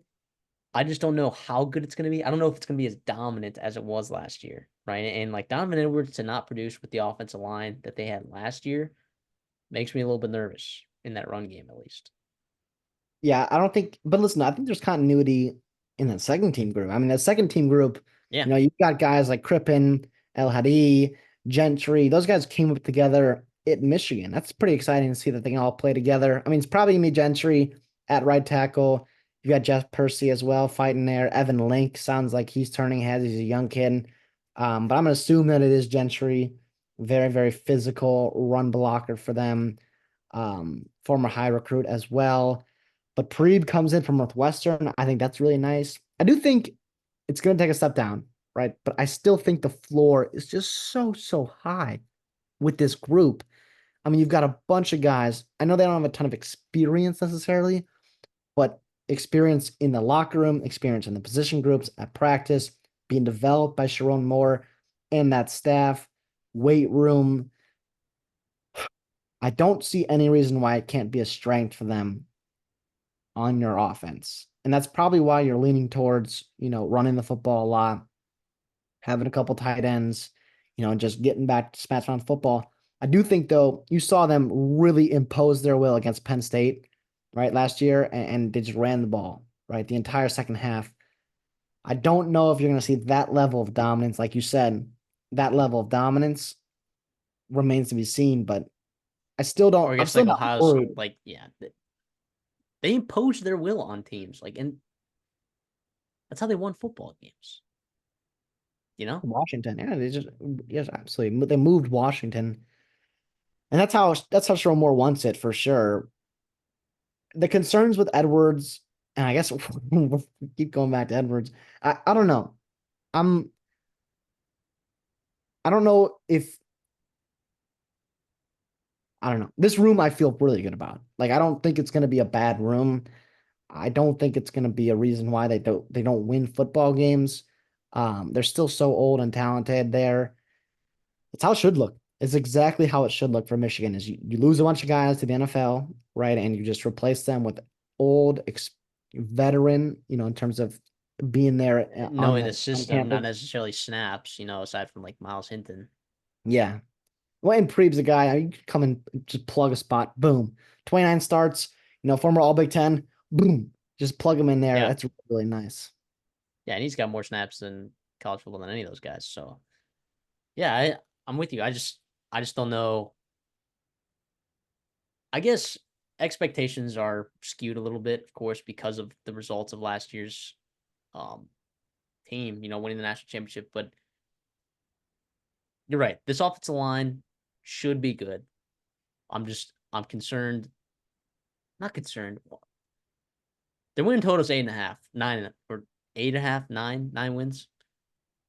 So I guess like grading it on a different scale, I guess, than other teams. Yeah. That's what it As comes you down to. should, as you should. I And mean, I don't think now, it's gonna be Georgia's. I don't think it's gonna be like Georgia's O no, line, zero holes, so good, and they return everybody. Well, it's experienced. gonna be. But I think come November, or you're playing, or late October, you're playing Oregon, you're playing Ohio State, you're hoping to push a run in December and into January. There's no reason why this offensive line cannot click and be moving, moving bodies. Well, here's why you're also optimistic about that offensive line because if you look at that defensive line that they have to go against in practice every single day, and yeah, we're going to talk about it right now. The defensive line begins with Mason Graham, ends with guys like Cameron Brandt. I mean, like, this is a very, very good defensive line. Okay. Mason Graham, one of the best players in college football. Kenneth Grant is also up there as well. Derek Moore and Josiah Stewart are fantastic, fantastic guys in the 3 and 5 tech. I mean, it's just an insanely good defensive line that's going to get pressure on the quarterback. It's going to stuff the run.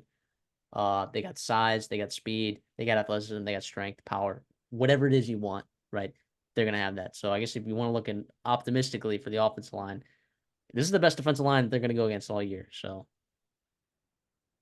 Well, yeah. I'll say for sure. Yeah, yeah. They're even probably the even best even in the Ohio country. State's, And Oregon. Oregon's got a really good one too. but it's I still think it's better. And Minnesota. No, I'm kidding. But John regardless, Joyner, so John Joyner. Speaking of, studs on the edge, just Josiah Stewart and Derek Moore, those guys, I think you're gonna see them be brought into the spotlight even more than they were last year. Mason Graham, Kenny Grant, they're going to get their pressure interiorly, and you have to have edges be able to close on quarterbacks, and they do, man. Everything you want. And what's interesting too is Wink Martindale comes in, right? And he's a guy that's known for being uber aggressive, getting in the quarterback, blitzing. Here's the thing, though. I don't think you have to blitz, and if Michigan's coming out against Fresno and Texas and USC, and they're blitzing a ton, which is what Wink loves to do. that's gonna be a little concerning to me. I think your best bet is just let them go. And what do I know, right? What do I know? But let these guys really, really feast on what they can do internally.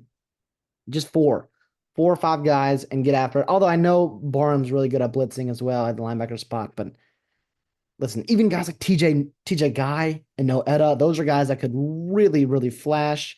You mentioned Cam Brandt. Well done, Jim Harbaugh and this staff, previously for recruiting and developing, retaining, building guys. And they didn't take a single transfer because they didn't have to, and because no one probably could start on their defensive line in the portal.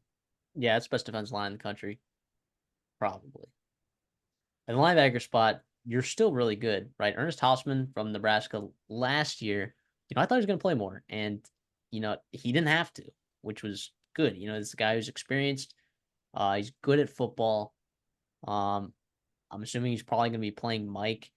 Jashawn Barham, who we mentioned earlier, coming from Maryland, is very, very, very good. So and I think those guys are going to love playing behind that defensive line, and they're going to look a lot better than they're already good football players, but they're going to look even better behind that defensive line. It's just going to be easy cleanup for those guys. With the athletes in that room and playing behind that D line, Yeah. like you said, they will look Hausman's a great so tackler, by good. the way. Oh yeah. Oh, he was Great so good as a tackler. true freshman in the Big Ten. He played so well. And he transferred to Michigan knowing he was probably going to sit behind some studs, right? Junior Colson, Michael Bear off the NFL. I He thought he had a came chance to start last year, but and he played a lot and he yeah, he played did. snaps and he Played in flashed. every game. Sure. But it's more like he sat, he learned, he developed, he grew, and now he's that guy. And listen, Colson was so good, and Barrett was unbelievable as well. But Houseman and Barham, I wonder if their upside, dare I say, is higher than Colson and Barrett. I know those are two NFL guys, but make no mistake, Houseman and Barham are going to be in the NFL as well, right? I don't Yeah. know. I think he'd be so good. What you can do, blitzing and scheming, and holy cow, especially when you've got the secondary that you have behind them, even though you've had injuries and portaling and whatnot, graduations. This defense is really, really good. And I think it's nothing much time behind those two, though. I want to ask you. I don't know much about Hood and Ryder and Pollard. Here's the thing, though. Like, this is a spot with Michigan that I just trust in their development, in their scouting, that guys in their third and fourth year, if they need to, can step in and play solid for you. Well, just Graham and Grant like eating up blocks, like, and you were a guy who played Mike, at 5'7", right? Like, how much easier was it? And we ran a 3-3 stack, but like, just like when they were able to get chip those guards and take out those center, like how much easier was it for you, someone who was undersized and inexperienced when you played and had 206 tackles? Like, how much easier was it, like, playing behind a defensive line that just did their jobs? And in Michigan's case, not only are they going to do their jobs, they're going to absolutely blow shit up. It was in trusting and knowing where your run fits are going to be is everything. And that's something that Hausman and Barham and the guys behind them are going to have because they trust those guys up front to be in good spots. And like you're going to create the offensive line is going to create holes, right? But if you know where they're going to be and where you're supposed to be, yeah, it's so much easier to play instead of covering 5 gaps, you're covering 1.5 gaps if you've got guys like Graham and Grant, 2 gap and whatnot. Well, let's move on over to the secondary. It starts with Will Johnson, obviously, just ridiculously good cornerback, probably one of the better ones in the entire country. I don't know if he's the best. I'd have to think about that, but it has to be in the conversation, right? It has to be. This is the room where they got the most transfers. So, you know, Rod Moore, unfortunately, towards ACL in the spring. I believe it was his ACL. Whatever it was, not good. He unfortunately will probably not be available if I had to guess for the season, which is unfortunate because he's a very good football player, and I would imagine um, he would have had a big impact in the secondary. So I guess enter, Wesley Walker, coming in there, transferring in there. Is he going to just kind of take Rod Moore's spot there? Well, I mean, you got also Jaden Manham, right? A guy who was an all Big Ten guy in Michigan State. I think Walker and Manham. I mean, you took Jaden Manham out of that after in the spring portal, right? So after Rod Moore goes down, but you also got Quentin Johnson in there too. He's a guy that knows the system. He's a guy that can, has been playing and developing pretty well in there. 3 guys fighting for one spot, competitive depth. You love that. You love that, especially at a position that's quote unquote of need or of, that you're thin at. I think it's pretty solid. Walker, it's not like him. I expect it to be Magnum, right? I feel like he can be a guy and be a playmaker behind those guys, those studs up front. Because if you are pressuring the quarterback, you're forcing early reads to be an opportunistic defense. And that secondary would be really, really massive, especially if you're creating short fields, flipping the fields, changing games, changing momentum, whatever it may be. First, maybe a young offense, right? That you have there. It's everything. And I think Magnum's a guy that can really be a playmaker for them. Will Johnson, though, you mentioned him. Aside from him, whoever it's going to be is going to be getting a lot of targets. You better be drinking your Gatorade. You better be having your pickle juice, whatever it may be. You're going to be working a lot because you're not going to test Will Johnson. Jair Hill, Amar Hall, right? Those are 2 guys that are probably fighting for that spot. Jair Hill sounds like he's solidifying himself as a CB2. It's pretty encouraging, right? Because his talent is undeniable. He is young, he's long, he's fast, physical. Right? He comes in competing a guy like Amar Hall, who's also fast and physical, maybe a little bit higher floor than Hill, but the ceiling is there with Jair Hill. And it sounds like if he's winning that job, that means he's hitting his ceiling. Really good news for Michigan fans, not good news for Big Ten quarterbacks. And then that nickel spot, McBurrows and Zeke Berry, right? A couple of guys, similar, concept to that second cornerback spot. One's high floor, one's high ceiling. They gave you different links, different looks that you can have. Versatility. I think Wink Martindale talked about where he's like, we want to be multiple, we want to be versatile, we want to be different because you're going to be playing so many different schemes in the Big Ten. And it's something we haven't really touched on much, but that's the reality. You've got USC, even Texas this year. You've got Washington with a new system, Minnesota, Illinois, you're running the football, right? You've got Indiana with, JMU influence coming in there. You got Oregon coming over. with Willie Stein. Ohio State's obviously with Chip Kelly and what they can do. And then also if you're Michigan, right, you're hoping to go to that college football playoffs, you're going to see another team that's multiple as well. And what they can do in their scheme offensively, it bodes well for you to have a defense with versatility, with depth, with experience. Yeah. Yeah, versatility, I think, is the key in the secondary. I mean, you just have enough pieces that Wink Martindale is going to be able to do something. I know you talked about not wanting to blitz a lot and not needing to blitz a lot, but I think if you're fresh all the time, right, and you Yeah. have guys that are only playing, 400 snaps in a season instead of like, Will Johnson will play 700, 800 snaps, depending Hopefully on then. if they make the playoffs. But like, if you have guys playing 400, 450 snaps that are just fresh, ready to go, like, why can't you get aggressive?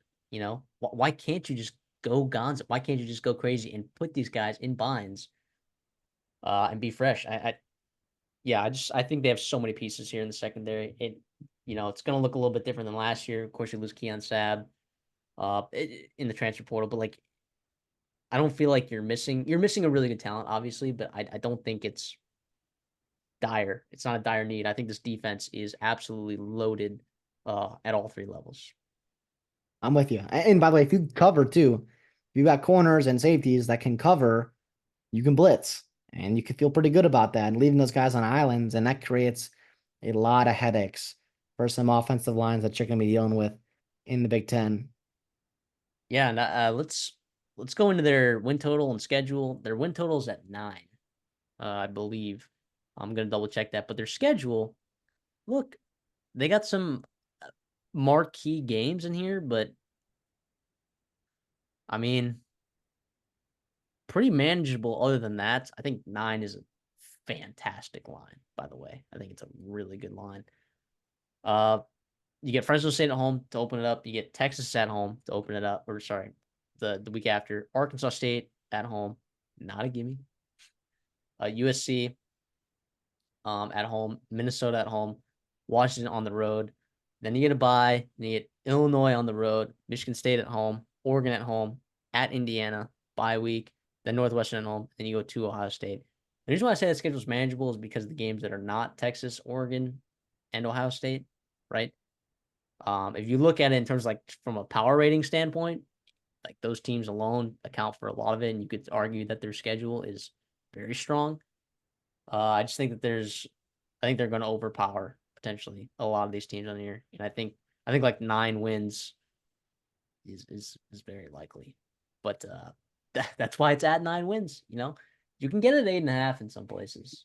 I Yeah, believe when I was looking, FanDuel's got an 8.5.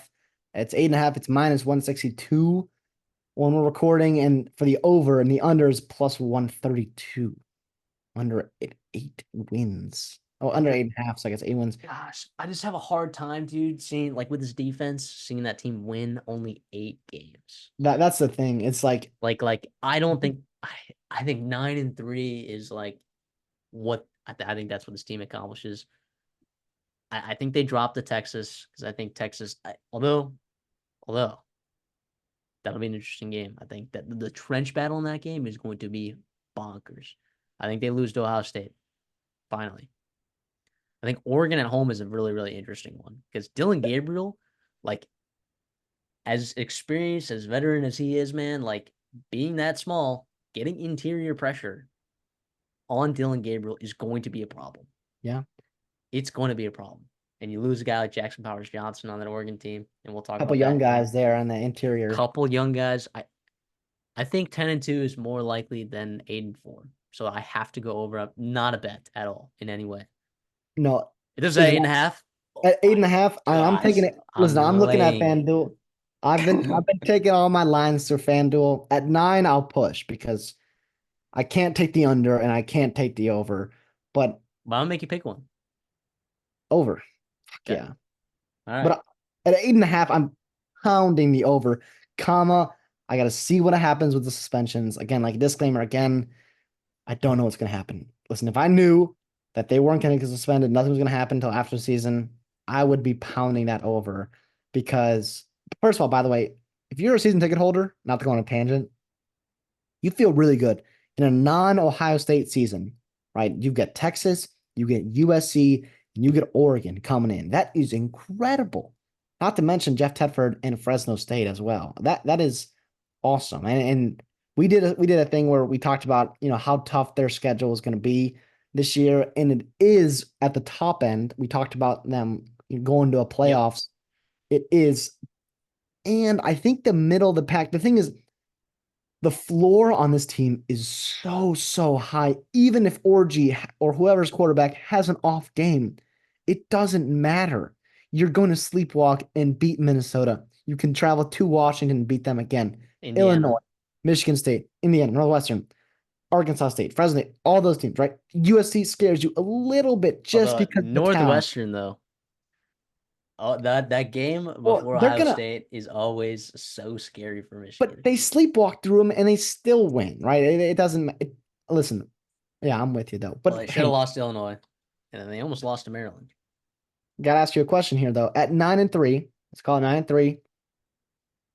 We No, don't know what happens elsewhere in the country, but do you feel like they deserve a spot in the no, playoffs? no, How about three close losses to no. Texas? Okay, how about What are the wins? What are the Minnesota? wins? Minnesota. Yeah, Um, yeah. If they go 10-2, like, and they have a premier win, especially if they beat Ohio State, like they're can I ask absolutely you in. this though? Let's say you sub out Texas for UNLV, like they played last year, and you go 10-2. You're probably going to the playoffs, right? Yeah, because look, and But that's the thing is like and I'm an what SEC guy, so people are gonna like come at me and be like, because the SEC, like the eight losses matter conference more than games. wins, in the SEC, which is not. I'm not a believer in that, right? I'm a believer in, like, if you win the football game, right? Now there's a difference between going 12-0 against a Bozo schedule, right, and 10-2 against this schedule. Obviously, uh, like you can. I just think, like, if you don't beat Texas, Oregon, and Ohio State, and your best win of the season is against a USC team that's not even power rated in the top 25, like, why do you deserve a chance to play for the national championship? That's my thinking is you have played playoff games. You played three playoff games Yes, you in played the three. regular Yes. season. Like that's where your chances were to win these games. And if you're a Michigan fan, yeah, it's pretty understandable. And you've If Florida goes 9-3, I would be very interested to hear the argument, depending on who they beat, right? I still don't think a 9-3 team should really get in most circumstances. well, we'll see. We'll see what they do with the ACC and the Big 12 and how many bids, how many conference bids they have. But I do think you're going to see teams in the SEC in the Big 10, you're going to lose multiple games. Like there's going to be some of the teams at the top end of the conference losing multiple games, and they're going to be frustrated that I don't think they're going to be put in. And Michigan might be one of them, but Well, here's the thing, like, you could have a team like Michigan run the floor, right, and go, um like, if you have bid stealers, then 9-3 is not doable as a wild, like, uh, no. as an at large. It's just not doable, right? So you have to watch out for the bid stealers, which in most years there's not really bid stealers unless like a quarterback injury happens. Um, yeah, I'm just I don't think 9-3 should get Michigan in. I know, because where's the win, right? Where's the win? That's the thing. But it's pretty impressive though that this team loses everything that they lost, and they still are going to be one of the teams that are fighting for a spot in the playoffs. Really, really impressive. And in a coaching changeover and all the offseason distractions, working in a new quarterback. Michigan, I mean, they've been back, right? But it's pretty nice to see Michigan as like a team every year that you feel pretty good about competing for a spot in the playoffs and the Big Ten championship. Let's head on over to Michigan State. Brand new stinking coach. Both schools in Michigan. Brand new stinking coach. Jonathan Smith heads over there from Oregon State. And look, if you haven't checked out our video on that, actually any of these new coaches, we have them in our channel. I think they're pretty informative. I think they're really well done. So not to toot our own horns, but make sure you go check it out if you want to learn more about Jonathan Smith and some of that staff there. I think he's got a pretty good staff there, and I like where Michigan State is headed as a program. And I think Jonathan Smith is a fantastic coach. Is it gonna be this year though? That's the question, you know. And fortunately, this is a team that I've had a really good feel on the last couple of years. When dude, I remember like this time last year. I wonder if they'll rear their face again, but I remember just like explicitly telling people to hammer the under last year, and this person in the comments last year was like, "Please bet the under. This man needs to be humbled." And then they just absolutely fell apart. And then the year before, I also took the under as well. So We also had Washington and their spread, the early line on that game. yeah, I remember like in it was July, and I took Washington like minus 16 and a half or whatever it was. Or no, minus 11 and a Four, half, and it, oh it yeah, closed. It closed at like minus 21 or something, or minus 20. It's crazy. Yeah, how this is a you? team that I was absolutely fading the piss out of last year. And I'm gonna be more cautious to fade them, in games. However, in terms of the season outlook, I'm a little bit concerned about some areas of this team. Uh, but I'm not really necessarily concerned about the quarterback position because I think Aiden Childs is a good football player. And I think he will even continue to get better, not just after this 2024 season, but in 2025 and maybe 2026. Yeah, I'm with you. I think he could be. I mean, you might see growing pains, right? But he is exciting. He flashed last year in limited role, and like that staff loves him, and they put him on the field, over DJU at times, right? They bring him over to Michigan State. Huge recruiting win. Huge recruiting win. He's a guy, high 4-star kid out of high school, only a true sophomore. Michigan State fans are going to love watching number two play. Aiden Childs for them. Behind him, and not much to be excited about, Tommy Schuster, I think comes from North Dakota, I believe. And then, whatever behind that. I just think Childs needs to stay healthy and he needs to be good for them to have a chance to make a bowl game. Um, but yeah, I mean, Smith's done a good job there with quarterbacks though for a couple years now. Feel pretty good At about Oregon him. State, oh yeah, Ben Branson was like 7-1 that one year. Yeah. Yeah. And then So DJU took a step forward. Aiden Childs obviously developed well as a freshman. So yeah, Brian Lindgren, what he can do with them, I like a lot. yeah, at the running back spot, you get Nate Carter back. I think he's pretty good. You lose Berger, big whoop, honestly. Then you bring in kind of I guess the big transfer you got in this room was Karen Lynch Adams coming over there from UMass. Previously was at Rutgers. He ran for over 1,000 yards last year. He's a pretty good talent, guys, and he'll find his way to getting carries in this backfield. I don't know if he'll overtake Nate Carter as the season goes on, but I think both of those guys, you can kind of guarantee that they're gonna both get their share of carries. Nate Carter and Karen Lynch Adams. It's a really nice 1-2 punch there with the staff likes Carter a lot. And obviously you bring in a guy like Lynch Adams. Wasn't there in the spring, right? But he'll be there obviously in summer and fall. Productive, whatnot. Brennan Toulis is a guy that had a good spring game. That would be nice as a true freshman to be, the quote unquote spare, right? In the parent spare that we like to talk about. It would be really nice to have some depth there. Kai Frazier behind him. But again, two running backs, two true freshman running backs as your depth in the Big Ten. Not ideal, but hey, Carter and Lynch Adams are about, very solid 1-2 punch in the Big Ten. Yeah, absolutely. I think it's an upgrade. I would say that quarterback, running back, tight end.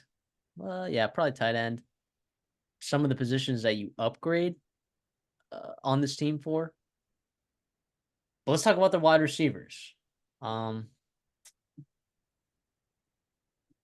Look, Foster Jr., right? He had 500 yards and 73 targets for 3 touchdowns. You get Nick Marsh, who comes in as a true freshman, who, by all accounts, could be really good and a really impactful player as a freshman. That was a gigantic win for them. And to hold on to him was massive. And Mm-hmm. then you also got Jaron Glover in there as well. I mean, Antonio Gates Jr. is another guy in there. I mean, I'm seeing like a lot of names, but are you seeing superstar? Are you seeing I mean, all Big Ten honorable Nick mention Marsh, guys? future of Nick Marsh, absolutely. I would not be surprised to see him find his way on postseason lists. But yeah, like this room, bunch of guys need to take a step up and improve from last year. You saw the hurt that it was losing a guy like Keon Coleman. You would have loved to have him last year. Montre Foster's kind of thrust in that quarterback or that wide receiver one position. And I don't think he's, a very good wide receiver one in the Big Ten. But yeah, Glover, Antonio Gates Jr., he's a young guy. Isaiah Johnson's a speedy guy that could crack the lineup, but I'm not seeing a ton of difference makers in 2024. But the tight end room, to be Jack Vealing, that's where you have your difference maker in the passing game. A guy with continuity with Aiden Childs, 400 plus yards, 8 touchdowns there for you. Holy cow. Second team all Pac 12. He was a stud. And I think, Brian Lindgren likes to run multiple tight end sets. So you're not going to be relying on a ton of depth at the wide receiver room, unless injuries hit it, obviously. But in terms of down to down, you're having a lot of tight ends shuffling in and out. To me, that's more concerning, is building the depth in that room. Yes, Uh, Brendan 1,000%. Parachek, Tyneo Hopper, right? Those guys were hurt in the spring. They need to be healthy and they need to be solid. I think they can be for sure. I think they can. This is an upgrade from last year. Malik Carr was a solid player, but yeah, Velling's a different level of caliber, what tight end. I think so too. On the offensive line, a thing that Michigan State has struggled with just a little bit these last couple years. Look, you bring in an offensive line coach that has, I mean, when you talk about resumes and people that he's developed, like you got an A+ guy there. Is it going to be all put together year one? I don't know about that. I think you have some good pieces. I think Tanner Miller was really solid coming over there, following them from Oregon State. Really nice piece there to kind of anchor yourself there. I don't know about the rest of this room if I'm in love with it. Yeah, I think the patch job that is this offensive line room, Tanner Miller, I think fills a huge void. I think having continuity with him and Aiden Childs is awesome for a young quarterback to have a center that he trusts and that he knows. I think you bring in Luke Newman, that unfortunately the staff is relying on a guy from the FCS to come in and be an impact starter for you. He has guard tackle flexibility. So we'll see what shakes up with the rest of your position battles. But listen, you've got a bunch of young guys that need to step up. Whether it is playing in the starting lineup or providing depth for you, because there's going to be attrition in that offensive line room. I'm looking at a guy like Andrew Dennis, right? I'm looking at a guy like Gavin Brosius, who got hurt last year, Stanton Ramil, a couple guys that I think are, flashing a little bit underneath, in practice. But again, I don't know if the consistency is there down to down. I don't know if they want to rely upon them quite yet in 2024, but I don't know if there's much help in front of them to avoid that. I thought Brandon Baldwin was not good last year. He was bad. So is he going to start there left tackle again? I probably, but we'll see if he gets better. I mean, I will say, and I don't know. it's not just like, I mean, he's not going to be an all Big Ten guy, right? But better coaching, No. better Well, scheme. now that I say that, he probably is. But Yeah, exactly. Better coaching, better scheme, and you're hoping some marginal improvement. And marginal improvement gets you to below average, right? And that's kind of where you want to be, I think, in year one under Jonathan Smith as an offensive line group.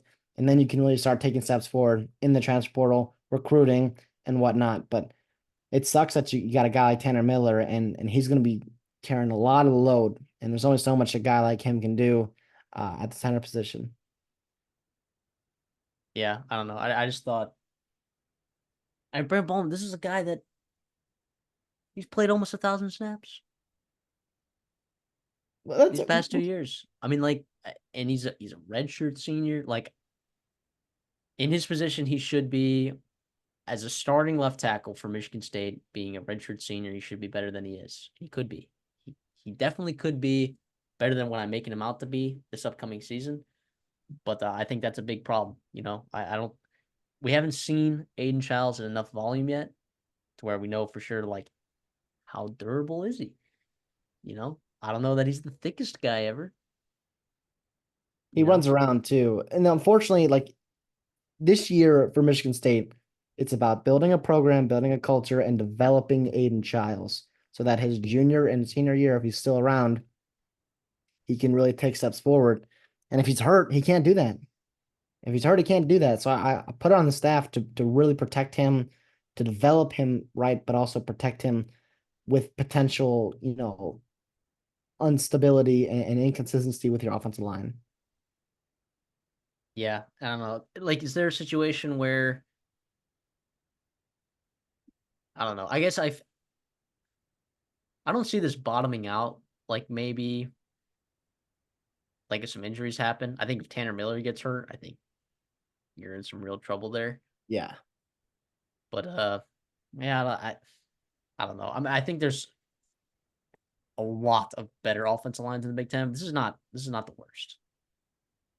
This is not the worst offensive line. I think Maryland's might be worse. And I took the over for Maryland, so um I guess I don't know. Maryland's offensive line, like you talked about, maybe has more upside. I don't know.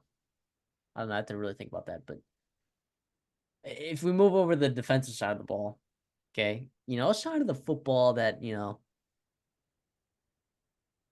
they've struggled with the last couple years. Now, offensively, it was worse for them last year because it kind of really fell apart for them offensively. But yeah, this is a team that was pretty terrible in the secondary as they have been these last couple years. They bring in Joe Rossi, defensive coordinator. I don't know if you wanted to talk about Joe Rossi a little bit, being the Minnesota guy, and maybe some of the players that he's brought in. Yeah, he's a real good defense coordinator. He was a guy that immediately raised the floor of Minnesota's defense as soon as he was thrust into that role of defensive coordinator. He runs a 4-2-5. That's really his base. He'll run a 4-3 if you're playing teams like Iowa and Illinois or even Minnesota running the football a lot. You got a rush end and then a strong side defensive end. Rush end is a guy that's more like an outside linebacker, edge type player that can drop back into coverage.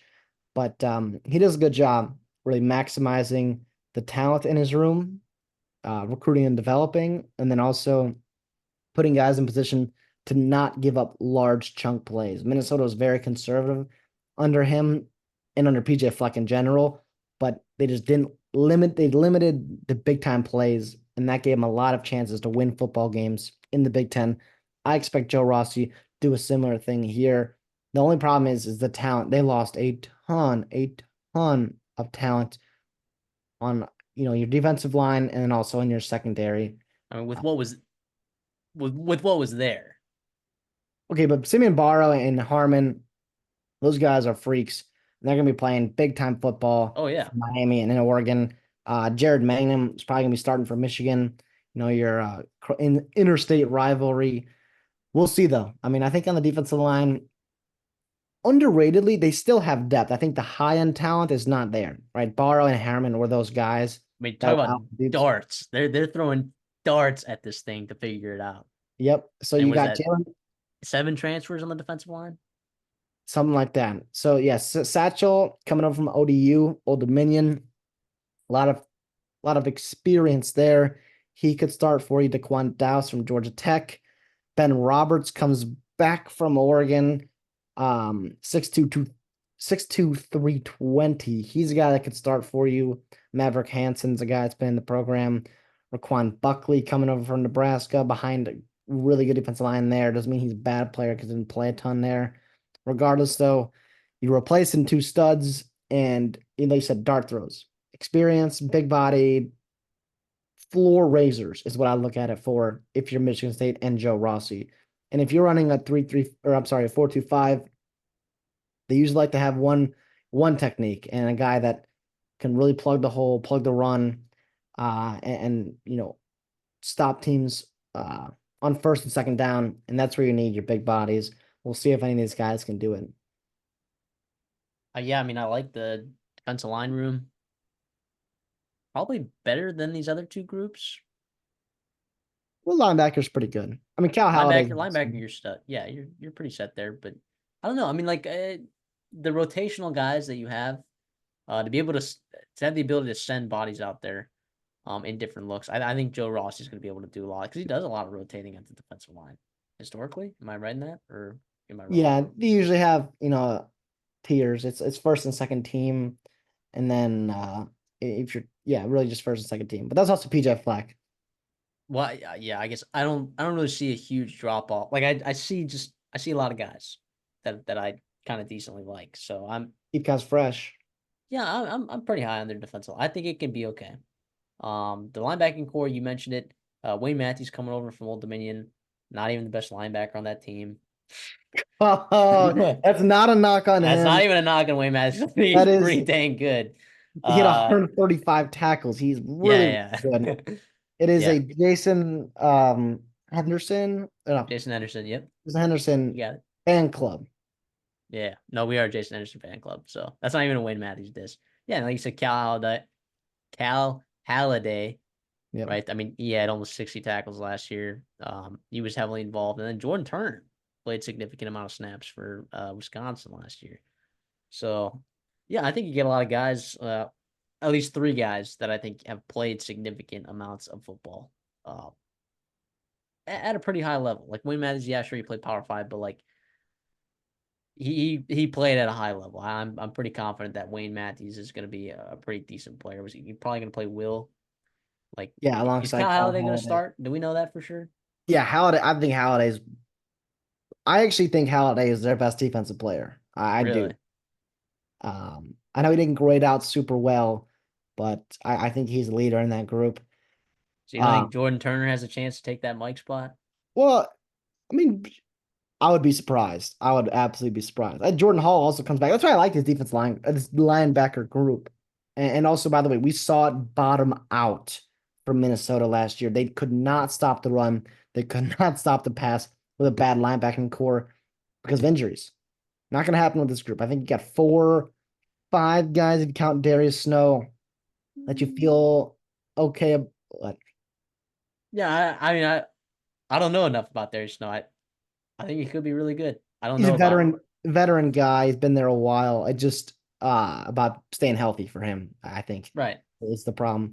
But regardless, though, I think again, we talked about the defensive line, just floor raisers in Wayne Matthews, Jordan Turner, right? Like don't bottom out in year one. And that's kind of the goal, I think, for a lot of these first year coaches, but especially a program or Jonathan Smith took over for a program in the shape it was that Michigan State was. It's nice though if you're going to run a 4-3 against uh a team like Iowa. I guess Michigan, probably too. maybe Rutgers, maybe Michigan. Yeah, so it's nice having the bodies in that linebacking room where you can have those multiple looks like you were talking about. Let's go over to the secondary. Maybe maybe a lot of question marks here. Maybe a lot of I'm not feeling so great about this secondary. Listen, Ed Woods was a nice pickup. He was a guy that, Sure, Bama wanted him. sure. He was a nice pickup. No, he was a nice pick. I'm I'm not saying gonna like I'm not knocking the pickup. I'm knocking. I'm like Jeremiah Hughes. Is he going to be a difference maker? not this year. I don't expect him to. Isn't I don't know. We'll see what Angelo Gross, he comes back. He played a ton of snaps last year. It wasn't the best. No, but It was again, pretty not floor good. floor raiser for you. Malik Spencer played a lot of games or a lot of snaps for you last year. Dylan Tatum hoping for a third year jump, replacing a guy like Jaden Mayhem.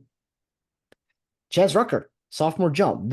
I think that's a guy I'm looking at. He struggled last year as a freshman, played almost 600 snaps.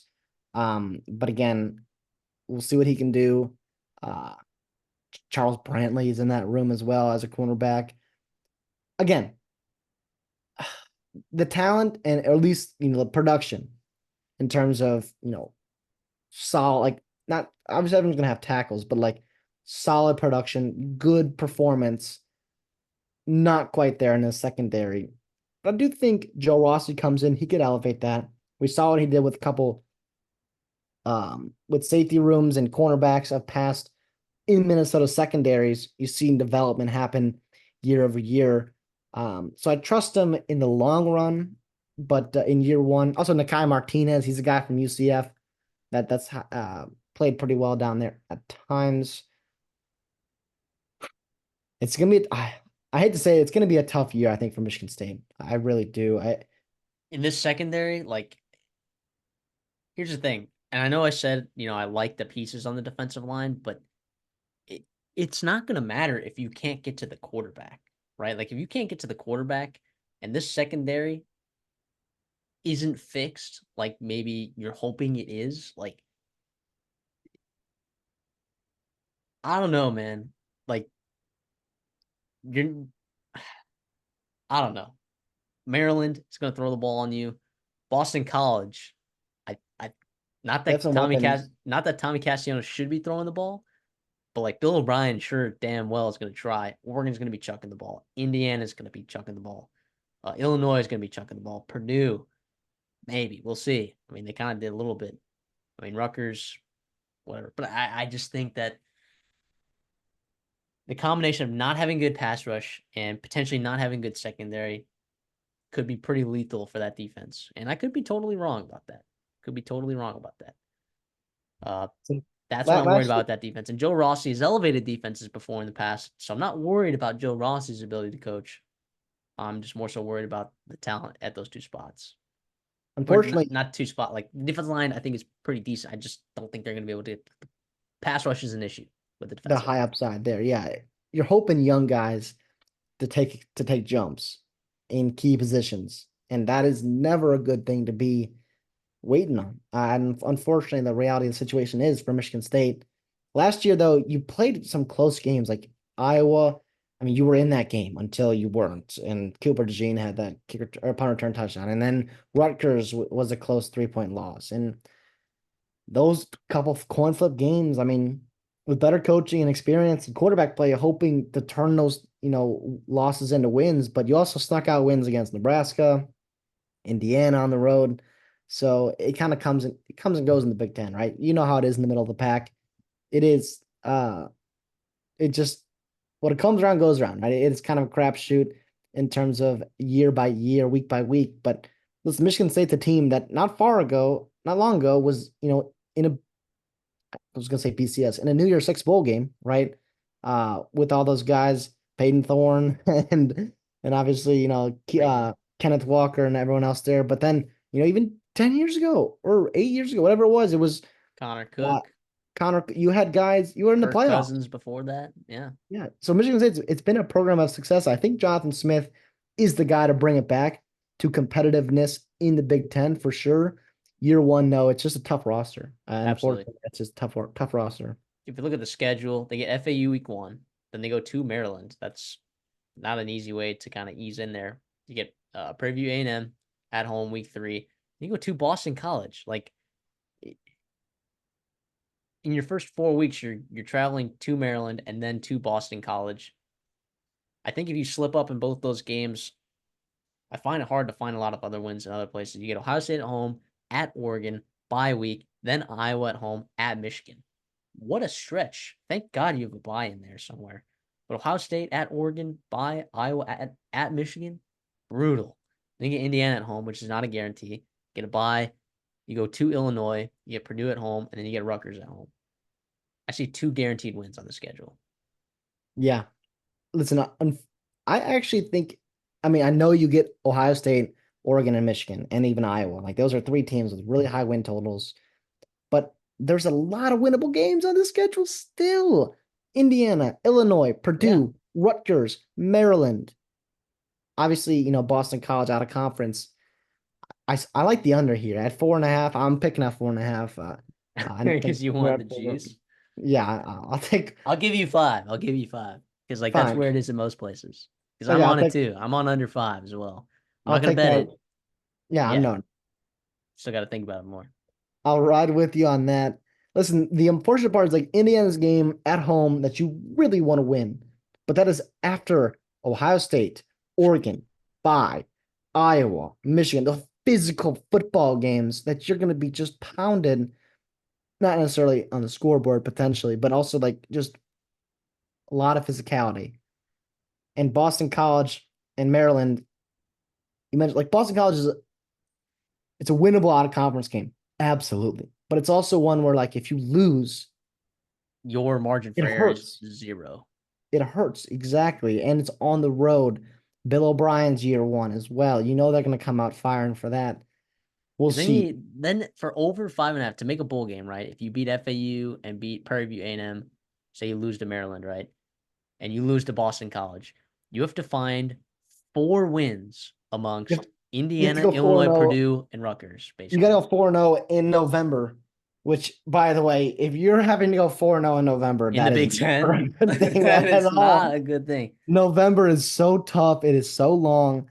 It's unfortunate. It's unfortunate for sure. But here's the thing. I'll say like I have you winning 4 games. I have you winning 3 games. Then Aiden Childs wins one more game just on what he does. I think he's a special, special talent. To end on a positive note here for you, the future is bright. I think in East Oh, yeah. Lansing, I think Aiden Childs is going to be very, very fun to watch. Someone I'm going to be having my eye on for sure. I was hoping that with the new Big Ten schedule, he was going to be coming to Minnesota, but obviously it didn't happen. So I won't get to see him this year, regardless. So it could be tough sledding. How about at Oregon though? Aiden Childs revenge game? No, no, but yeah. Who knows? Let's move on. Let's talk about the Minnesota Gophers. We got a Minnesota Gopher team. It's got a new quarterback, a new defensive coordinator, couple new pieces here or there, a healthy Darius Taylor, maybe. And it it's a very interesting all around team. A team that maybe underperformed last year. Their over under win total last year was 6.5. They failed to reach that. They did make it to a bowl game though, based on like the academic Yeah, we did. score or whatever. They did beat Bowling Green in that game, so good for them. And then this year they got an over under win total of 5.5, and without a conference games against North Carolina, Rhode Island, and Nevada.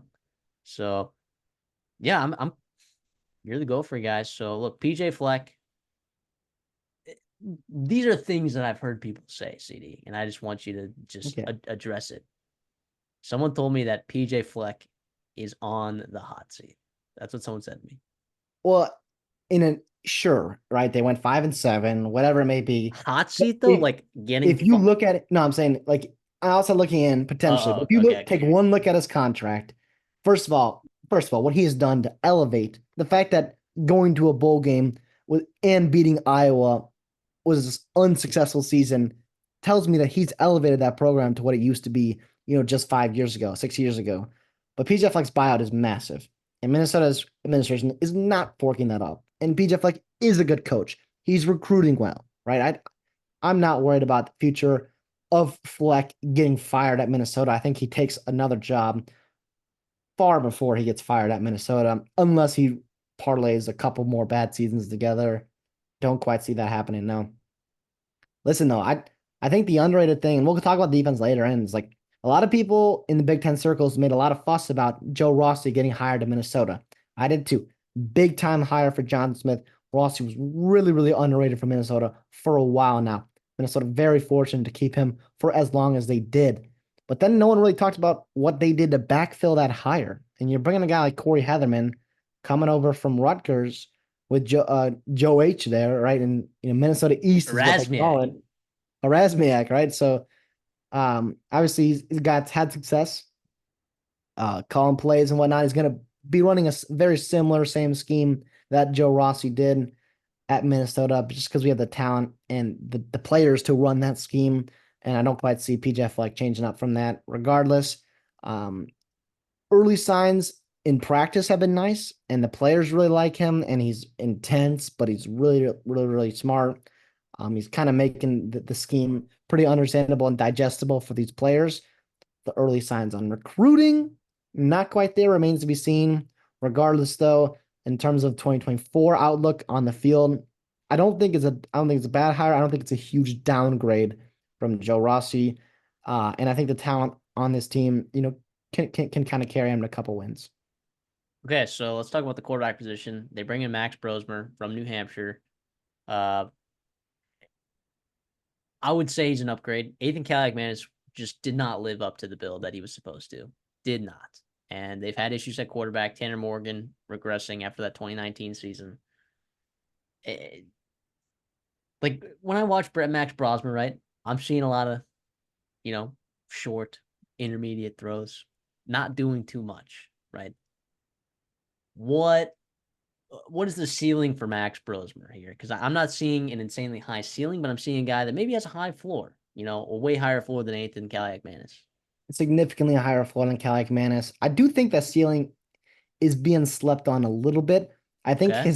his arm, not to drink the Kool-Aid, but I think his arm is good enough. It's an NFL arm. The Senior Bowl wants him for a reason. He had success at New Hampshire, and he's just so intelligent.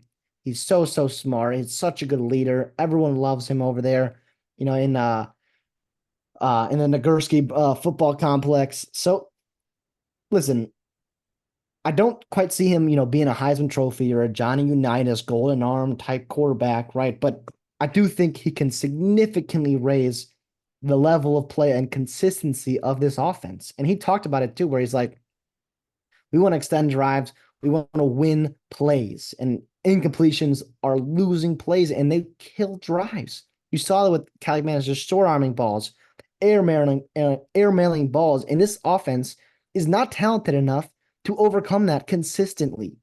If you are consistently inconsistent, it is not good enough it was not good enough to overcome that. I think Brosmer brings a level of consistency and leadership to this offense that it was sorely missing. And also his development and his rapport with a guy like Daniel Jackson has been really nice to see. Daniel Jackson's an actual elite wide receiver one. We'll talk about that later. But Brosmer, we've seen him take advantage of his playmakers. We saw him do that with Dylan Lobb, right, at New Hampshire. He's a guy we were super high on, and the NFL is going to get a taste of him this year. Really good running back for them. And I think Brosmer's also integrating the element of the short passing game, which Minnesota fans have not seen for a while now. A lot of it was just either RPO, run, and then deep ball, right? And we'll see what happens. That's not Or 7 yard hitch short of the first down. Yes, it's third and 15. Okay, what do we got? 7 yard. Tackled 8 yards before, and it's short arm too. It didn't even matter. So yeah, it's been a tough couple of years, I think, from Minnesota at the quarterback position. I think Brosmer is the best one that they've had. I think he's better than Tanner Morgan. I don't know if he'll have the numbers that Morgan had in 2019, where everything came together. He had 2 NFL wide receivers. He had an NFL running back. His offensive line was unbelievable.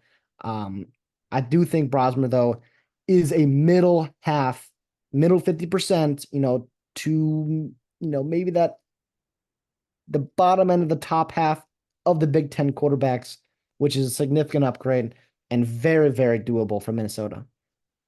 So if he gets hurt, though, like this thing's probably bottoming out.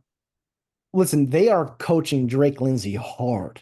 They are They coaching have him to. hard because he has to. And listen, there's urgency in that building to get him ready to play if he needs to, because he is quarterback too. You bring a guy like Dylan Whitkey from Virginia Tech. He's a very good athlete. Still progressing as a quarterback. I think Minnesota fans and guys were surprised that they brought in him because they were hoping for a guy a little bit more experience and, a higher floor. Well, they did. They brought in Logan Fife, and then They he brought in Logan decided Fife, that he wanted to start. and that killed him. And he's over at, I think, Montana That would have been a great State. backup quarterback to have. Oh, you're telling me. 1 year of Brosmer, 1 year of Fife, and then a Dale Lindsay show. Regardless, so Lindsay has to be ready at the latest by 2025. The earliest it could be week 1, right? He's a turned ankle. He is a blindside hit away from being the starting quarterback of Minnesota. And listen, he looks different than most Minnesota quarterbacks coming in, right? He is. He's big. I saw him. He came as early and early. I was working at Raising Cane's, and he came in, I was like, whoa! I was like, holy cow! He's like, That's not Tanner Morgan. Yeah, I was like, that's amazing. And he's got a big arm, live arm, obviously going to make freshman mistakes, but I don't know if his floor right now is much worse than Ethan's floor last year. Now, Ethan had some great moments. He had great moments back in 2022 against Wisconsin, right? And I'm not trying to, drink the Kool-Aid and whatnot, but Lindsey's a guy I believe in long term. 2024, if it's not Brosmer getting snaps, I do worry about this team making a bowl game. The running back room, though, I am not worried about. Holy loaded. You got Darius Taylor, who's, probably RB1 if he's healthy, right? That's a kind of a question mark, I guess. You think he's gonna be healthy? Yeah, yeah.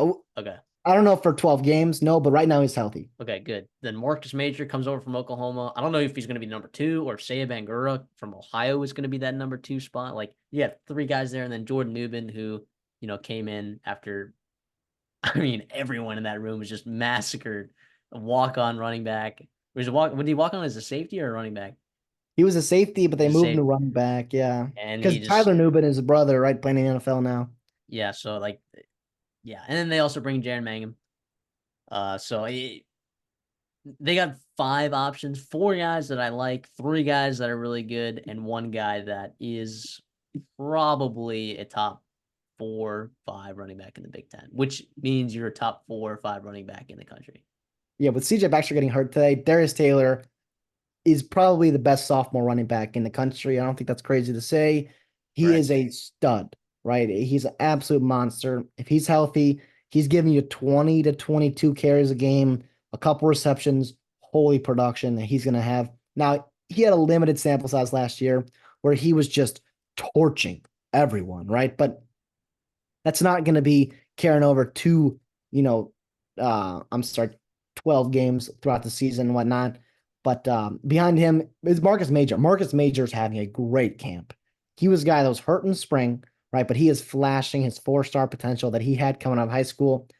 They love him back there in Dinkytown. Sia Bangura brings a different element in terms of catching the ball out of the backfield. He was uber productive for an Ohio team, like you mentioned. Another guy I want to mention is Fame Ejeboy. I'm not quite sure exactly how to say it, but I do need to learn because he's a true freshman right now, having a great camp. This guy has legit speed, track star, turning the corner type running back. And they really love his explosiveness and the physicality with he runs. Now, the goal is not to have him needed in 2024, right? But if you get that running back 6, which we've been before, if you're Minnesota, that's not a bad one at all to have. And this running back room is going to be relied upon heavy, and that's why that PJ Fleck and Harbaugh and Nick McKissick-Luke really took a intent to build this room, the depth and quality and upside. Yeah, it's a pretty nuts room. You said it all. In the receiver room, right? Daniel Jackson. I mean, I've been saying it. You've been saying it. He is a wide receiver one. He is one of the people are not going to believe this when we say this, but he is one of the better wide receivers probably in the Big Ten. Like he is that good. He just hasn't had the opportunities from quarterbacks to get. He's so good. He's an NFL player. A guy like Elijah Spencer, who what a spring game from him last year to just absolutely disappear last year was pretty wild to see. You bring in transfer Christian Driver, Donald Driver's kid. I don't know that he's that good. I really don't. Maybe you can convince me otherwise. Tyler Williams, I like coming from Georgia. Lameke Brockington is a guy that's gotten some playing time there. I love Daniel Jackson, and I like the potential of some of these other guys, but I'm not loving it. I'm not loving it over there in the wide receiver room. It has been a hot topic on, message boards and within the Gopher community about wide receiver, especially depth behind Jackson. I think if Jackson plays all 12 games, I feel much better about this room. Obviously, right? He's a legit wide receiver one. And I feel okay about guys like Spencer and Brockington to be wide receivers 2 and 3 because they're not quite the focal point of an offense. And I do think it helps this room. We'll talk about it with the tight end room, is that they are with Max Brosmer and Harbaugh, they are using much more versatile short passing game in terms of getting the running backs involved and also the tight ends. So it's not all just on the wide receivers to create separation and create explosive plays. But Spencer's a guy, you mentioned the spring game a couple years ago, really, really flashed. Last year, drops and consistency in practice hurt him. You saw him catch a couple touchdowns, including one in the bowl game. When it flashes for him, he's really, really good. It's about consistency and it's about fixing those drop issues, which he didn't have at Charlotte. Sucks to see This that. is wild. Yeah. It's, classic Matt Simon luck there. But Le'Veon Brockton, really good run blocker. And I know I'll get to his passing, but he's a really good run blocker. He's healthy now. Last year, he wasn't. He's an explosive guy. Minnesota fans love him from what he did, catching the game-winning touchdown pass against Wisconsin a year ago. It'll be about consistency and making that, year 2 years ago. 4. Wow, thank you. 2 years ago. Year 4 jump for Le'Veon Brockington. And then Christian Driver. I think he's going to be a guy that can emerge. I know you're not high on him, and neither was I when he first committed to Minnesota. The transfer portal. I watched his tape and I was like, this guy does not impress me at all. But he's turning heads right now in practice. He's finally healthy. And he has a different dimension, a different dynamic of receiver to this room. Stop. I'm not drinking the Kool-Aid. It's just, listen, if he's your wide receiver 4, along with, year 2 guys like Donnell Hayes, like Well, Kendrick what Lamar. about Tyler Williams? Do you not like Tyler Williams? No, I do. I do. I think he's more of a 2025 guy, 2026 Okay. guy. Anything he gives you is gravy. I still think he's pretty raw. Now, he's a talent in that room like nobody else, right? He is that dude in terms of speed, size, physicality, and whatnot. But I still think he's probably there to develop. Jalen Smith's a guy that's also flashed as well. Probably a redshirt candidate, but I wanted to give him some love as well. Listen, I think this room is better than last year. Corey Crooms was awful. He dropped everything. I mean, anytime there was an important catch on third down, he was dropping it. Chris Ottman-Bell was unfortunately just a shell of himself. It was Daniel Jackson or bust. Even Brevin Spanford regressed Stunk. too. He He regressed. stunk. Oh, it was tough. So it was Daniel Jackson or bust, and he had all the targets. He had 831 yards, 8 touchdowns, including one amazing catch against Nebraska. I hope that they give him some help. And it's up to Spencer and Brockington. It still remains to be seen. But I listen, I'll drink the Kool-Aid. I'll just say that they're going to be a better room than they were last year. How much better depends on, guys 2 through 4 developing and giving Daniel Jackson another option, or giving Max Brosmer another option other than Daniel Jackson. I think it has to be Elijah Spencer. I think he has to take a step. Otherwise, they're in trouble. In the tight end room, you talked about it. Brevin Spanford, NFL, guy, like in terms of like his size and whatever, just was so unimpressive last year. It was crazy. So like, your main media guy might look at this nationally and be like, oh, they just lost an NFL tight end. No. I mean, yes, but like in 2022, he was so good in 2022. He was a good blocker. He made some big time catches and run after catch. Last year, he struggled with the yips, with drop issues. He even as a physicality run blocker. Him and Nick Callerup, by the way, too. Nick Callerup's a guy that was an elite blocker in 2022, and he took a huge step back last year. You're hoping to see some kind of regression to that mean of Callerup. But in terms of the pass catchers, it's finally Jameson Gears time. He's a guy that Minnesota fans have heard about for a while. In that room, just kind of getting there, getting better every year. He's kind of been hurt, but it's about consistency for him. And Pierce Walsh is a guy that has flashed. He's a good pass catcher. We'll see how much they let him play. I hope they do, man. I think he brings a different dimension than Gears and Callerup. And also like even Spencer and Brockington too. I think he would be really nice to add to a guy for Max Brosmer to throw to. But listen, this is the weakest group on the offense. And it's yeah. Well, I can agree on that.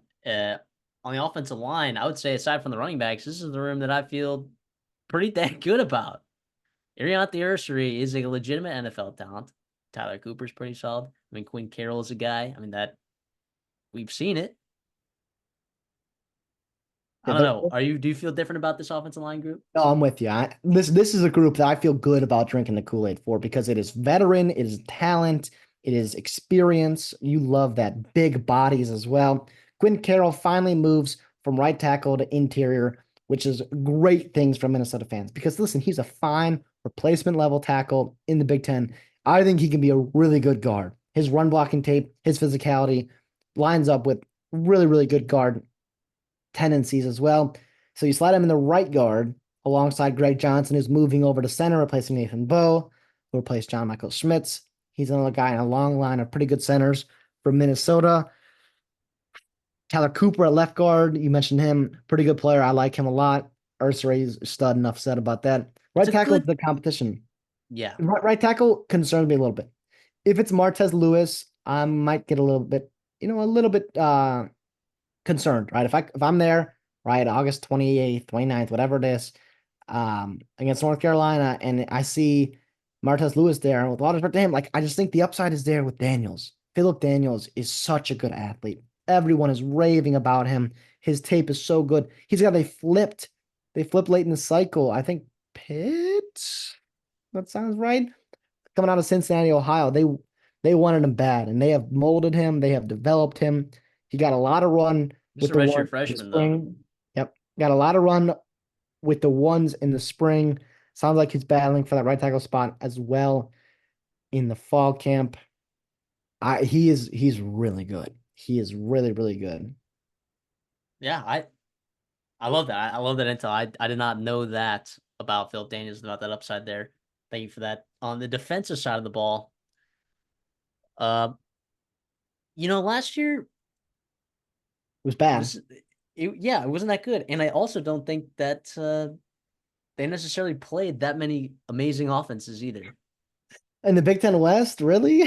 So I'm look, the defensive line obviously is headed by Josh Joyner. Okay. Guy who leads the league in almost sacks and still had 9 sacks, by the way. You just say almost that. No, you're right though. That guy is a guy, first of all, gets held every single play. He's so And he is good. always in the quarterback's chin. I love it. Yeah, and absolutely. And I mean, I don't know. In a pass rushing sense, like obviously he's like very good in that sense. I don't know how good he is necessarily as stout. What does he play? 5 tech. Yeah, he's 5 tech. I mean, this run defense was horrendous last year. I think yes, their linebacking play was really bad. I also don't think that their defensive line did them any favors either, and I don't think that there's a lot of improvement that I'm seeing necessarily, unless you can convince me otherwise. That is the concern right now with this defense is the front seven stopping the run. I think rushing the passer, obviously, but you got to earn the right to rush the passer. We talked about this when we talked about Illinois and their talented edge rushers, but their interior guys, it could be a tough. I think Devin Eastern's a guy that's going to lead them in snaps in that interior room. He's a physical freak. It sounds like he's put it together finally, right? I say finally. He's only like year 3 guy, year 4 guy. Regardless, though, he flashed a little bit last year. Very inconsistent though at times. This year, it sounds like he's turned the corner and he is every down doing what he has to be doing. And you're moving in Jalen Logan Redding, who's a big 5 tech, moving him into 3 tech. You lose some size with that. So we'll see how you can stop the run. Darnell Jeffries was a guy that you were counting on last year, tears his ACL in fall camp.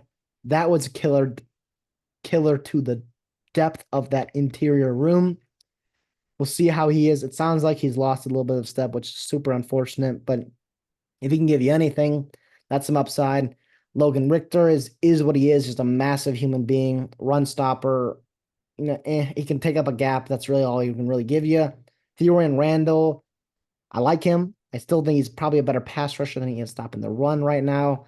So yeah, it is absolutely a cause of concern. I don't think that's crazy at all. I do think they are working with guys like Josh Joyner, Anthony Smith, Jackson Howard on stopping the run. And those Danny Strager was already good at it, but those edge Those pieces, guys are 5-7 techs, right? I mean, like exactly. what are we doing in the interior? It's like I mean, yeah. It's better So do you linebacker think play Devin too. Eastern like is gonna take that? Like, do you think that he can be a guy? Because like, look, all it takes is a good 3 tech and a big 1 tech. You Yeah. know, that's all Well, it takes. yeah. So that's the hope is. Listen, to bank on it, you put a lot of pressure on a guy like that. You really do. But they've talked about it too, where and it worries me. It really does. It worries me because they talked about how multiple they are on their defensive line, where you have guys like Jalen Logan Redding that can move inside and out. Jod Joyner can move inside and out. Strigow, Anthony Smith, Jackson Howard, all guys that can move inside and out. The problem is most of those guys are smaller dudes. Even Jalen Logan Redding was a 5 tech. Like they're moving inside. And Yeah, not that's good. on pass rushing downs, fantastic. I love that. Awesome, great. You have your killer Not lineup. good right now. No, I do think um it will get better because your linebacker play will get better. Sure, Cody Lindenberg is a solid linebacker. As we know, Mariano Sori stinks. Yeah. Uh, Poor Matt Kingsbury was just not ready to play football last year. no, and he And hopefully and will not see the field this year. no, and even Maverick Baranowski and Devin Williams, they weren't ready either. And they just kind of forced into big time roles where, last year they were supposed to be playing alongside a guy like Lindenberg. Instead, they were playing alongside each other. And it was tough. And you couldn't stop the run, you Yeah, couldn't stop the pass. It was really, really bad. And we saw, in that Purdue game and Illinois and whatnot, where team just took advantage of our linebackers. You hope that Maverick Baranowski takes a step year over year. He got a lot of experience last year. He looked good in camp. Sounds like he's feeling better playing next to a guy like Cody Lindenberg. But again, if you're still struggling up front in front of you to get pressure or I'm sorry, not to get pressure, but get push and just fill gaps in your defensive line, can be tough still for the linebacker. And Big Ten, by the way, you never want to be concerned about stopping the run. You don't. You you just need to have absolutely do linebacker not. depth. Yeah, and you're a couple injuries away from the bottoming out again, which is super scary. And they went after linebackers in the portal, and now they were pretty particular and they ended up not getting any of them. But you had actually two defensive linemen that were committed to you and then flipped. Jordan Gerard going to Louisville, who's going to be a good player for them. We'll talk about them when they do their ACC breakdown, but that was supposed to be the guy that was going to be alongside Eastern, and he flipped on signing day to Louisville, and that killed you. And it was tough to recover from that. And yeah, So this secondary, right? Obviously, Justin Wally, okay, is a stud. He's a very, very, very good cover corner, right? Uh, the rest of these guys, like I hope Coleman Bryson plays more. I hope he becomes the guy because I think Coleman Bryson is a very good football player. But how do you feel about Jack Henderson? Last year came over from Southeast Louisiana to play that nickel spot. Ethan Robinson is now transferring in. Like, what are you hearing about him? And then, maybe like give me another guy that you might see. Like, is Coy Parrott gonna see the field immediately? 4-star recruit? okay, I'll start with that cornerback room. You mentioned Wall, you mentioned Ethan Robinson. Those will be your starters, right? Wally's really good. Robinson, very experienced. He was a guy that very coveted in the portal. I love listening to him talk. Early signs are very promising. No surprise there, right? The depth in that room is young, but I think it's pretty exciting. Zaquan Bryan's a guy coming over from Savannah, Georgia. A couple of years ago, he's going to be a redshirt freshman this year.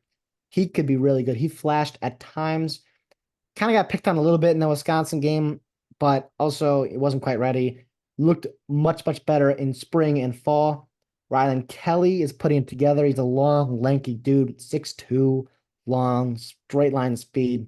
Love to see that. And then Mike Gerald, young kid, true freshman, came in early and early. I really like his game. I saw a couple practices and he looked really, really good. Um, Jack Henderson, I love.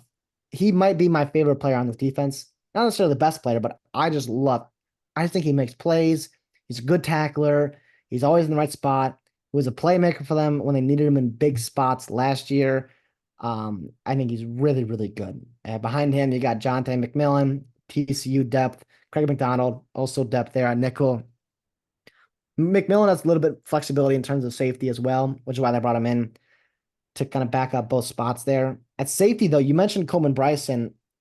Listen, I like him a lot, and I'm with you too. I wanted him to play a little bit last year, but Kerry Brown is a guy that is kind of, I think, going to overtake him by the end of the season. He is Wow. flashing. He had a That's great so disappointing spring. because I love Coleman Bryson. No, listen, I'm a Coleman Bryson fan too. It's more about Kerry Brown being really good. I think that's the storyline there. It's not about Bryson stepping back. I think it's about Brown being really good. The problem is he's redshirt freshman, and again, youth and inexperience on that back end, not ideal. And then you've got Darius Green and Aiden Gooseby. Listen, the staff and some other insiders really like Gooseby. I don't. I was not impressed with him at all last year. I thought he was always getting torched. The problem is Coy Parrish plays free safety, and that's much better You mean position. Coleman Bryson? Yeah, Coleman Bryson plays free safety. Kerry Brown plays free safety. Coy Parrish plays free safety. So the problem is the Oh, path oh, I playing see. time for Coy Parrish isn't quite there, right? Because you've got two guys that are a little bit more experienced and also playing really, really well. I do think he is too good to keep on the bench, though. He is flashing right now. That's amazing. I've talked to some people, and he came to Minnesota, I think, to play. I think he came to play, and that Yeah, is they something that they excites me because he could have gone elsewhere, and oh, Minnesota, Ohio State.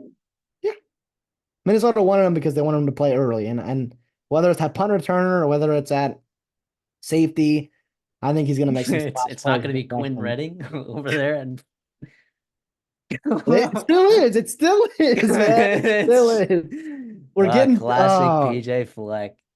Just dude, loving and those guys that have zero value in the return game other than just catching the football, dude, and he doesn't doing even nothing. catch the ball. He lets it bounce.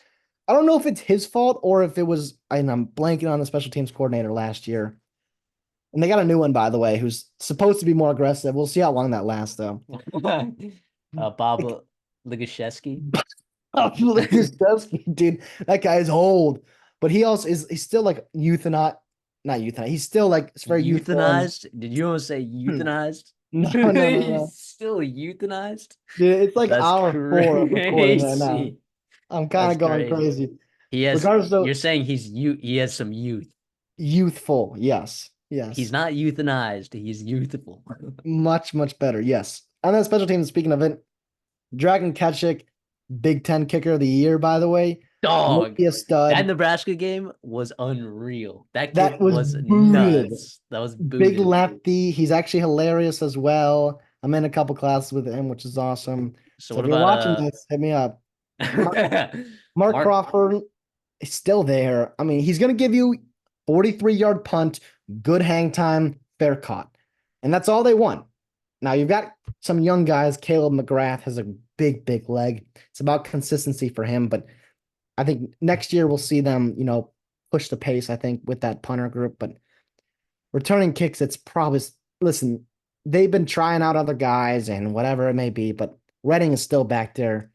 And he is just, listen, he's a really nice kid. And I think the staff loves him for a good reason because he's a really good team player and whatnot, but he's terrible. He is actually terrible. And it's a shame because there's talented players that are not playing like positions that could be returning kicks. And I think that could be making differences for this football team. And it's unfortunate, but we'll see what happens. They were one of the worst teams in terms of kick yardage gained from returning kicks. So like if you just didn't like they would have been significantly better off if they just fair caught every kickoff. Right. And Yeah, I think he averaged 15 yards per kick return. oh my That's so God. bad with a long of 28. It And well, was Micah so long. Brockington had 2 kick returns and had a long of 51, 33 Yeah, yards average. Yeah. shit. All right. Well, And he was hurt. Yeah. let's get into the schedule. All right. Because like I think people are gonna look at this at face value and think it's not very tough. I think this is kind of a not easy schedule. You get North Carolina at home, who unironically, despite the rest of the schedule and the things that I'm going to say later, Christopher, that might hurt your feelings. But North Carolina, I think they can win that game at You home. have to win that game. You have to win Absolutely, that I football I game. think they can win that football game. Rhode Island, they get at home. In Nevada, they get at home. right? They could start 3-0, and I think that would put them in a really good position confidence wise to go the rest of the season. And when you're over in the win totals 5.5, you just got to find 3 wins in the Big Ten, right? 3 wins. Iowa at home, Michigan on the road, USC at home, UCLA on the road, Maryland at home, Illinois on the road, Rutgers on the road, Penn State at home, and Wisconsin on the road. Um, I'm on the under because of the road home dynamics in the Big Ten. I think your road games of UCLA, Illinois, Rutgers, and Wisconsin all being winnable games and having them all be on the road, I think is brutal for your win total, right? All games that they can win, by the way. Like this Minnesota team, like their ceiling, like I want to say 8 wins. I think that they could win 7 games. I think that's Well, possible. there's only 2 games that they're going to be double-digit underdogs. So every other game is quote unquote winnable, right? And they're not going to win all of them. That they're winnable games, but it's going to go both ways. Yeah, I'm with you. I do not like the home way split. Right? They got first of all, you have five away games in the Big Ten is brutal, and also UCLA, Illinois, Rutgers, Wisconsin. Those are all games you'd like to be at home because you could potentially win those games. USC at home and Maryland at home and Iowa at home. Those are going to be tough, tough games to win. Listen, I'm on the over though. Listen, I'm sorry. all I don't think right, all right, there it is. At it's what is it, minus 102? Take they the don't over. call him minus 102. They don't call him PJ winnable Fleck for a reason. He's going to a bowl game. And I don't know if our APR rating is as good as it was last year, but Hey, listen, who knows? Max Brosmer might be carrying that for- load. he is. But listen, not to drink the Kool-Aid though, I do think North Carolina has to be a win. I think last year in Chapel Hill, if you were a couple of accurate passes away from from being in that football game against Drake May, and UNC loses a lot, and it's at home now, and I think you're a much better team than you were last year. UNC takes a big drop back.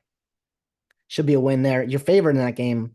Again, it is a pretty low line though. So Yeah. Here's the thing though, like a Marion Hampton. yeah, dude, it scares me. But also they bottled him up last year pretty well. And But that he was wasn't the starter, I don't think, week 1. it was week 3.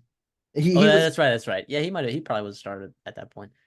Uh yeah, I was a tough match because you're gonna run the ball. Dude, Caden Fegan, like what is he gonna do to that Minnesota interior? yeah, dude, it's scary.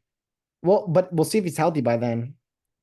Like Wisconsin's gonna try to pound the ball. Penn State's gonna try to pound the ball. Rutgers, I do think Rutgers, there's no way that defense is letting Ethan Kelly-McManus win that football. Yeah, no, There no, is no. no way. And I'm on the Rutgers over. We'll talk about them later on. Probably you'll see that video in a couple days. But listen, I hate to drink the Kool-Aid, but I think UCLA on the road. I think that's the win. I think I think that could be a win too. I'm looking at, and then so you're talking about UNC, Rhode Island, who's awful, Nevada, who's awful, and UCLA. Those are 4 wins. That's 4 wins I'm giving you. And then you got to find 2 with Iowa, Maryland, Illinois, Rutgers, and Wisconsin. Just 2. Now, to be honest, I don't Wisconsin. I'm almost putting that as a loss. I do not see them competing well with Wisconsin this year. But every other game, super, super winnable. Yeah, Listen, USC listen, the bottom could fall out for USC in terms of their defense. And by the way, their schedule is just brutal. It's just brutal. That they're playing they get LSU. him, but you get him week 6. Yeah, but that's after. So LSU week 1, then you have Utah State and a bye, but then you go to Michigan. You've got Wisconsin. Then you go to Minnesota, and then you play Penn State as well after that. So it's in a stretch of a pretty tough stretch for them. Listen, I think the talent is significantly edged to USC, but if they're struggling to stop the run, if they're not a physical offensive line team that could expose, maybe your weak spots, they've got athletes. Minnesota does this year. They can hang with a team like USC. Yeah. I'm not Yeah. quite considering it a win, or a toss-up game, whatever it may be, but we'll see. Yeah, I didn't know this, but Minnesota's actually favored against North Carolina. That's what I said. Yeah, it's like 2.5 or something like that. 2.5, minus 112 on FanDuel. Yeah, I wouldn't have guessed that, but I would have suspected that Minnesota could win that game. Yeah, I think Minnesota could start 3-0, but I also think that they could finish 5-7. Yeah, definitely. When they did last, yeah, they did last year. You So listen. Here's the thing: as a Minnesota fan, too, if you do not, like, you got to beat Illinois this year.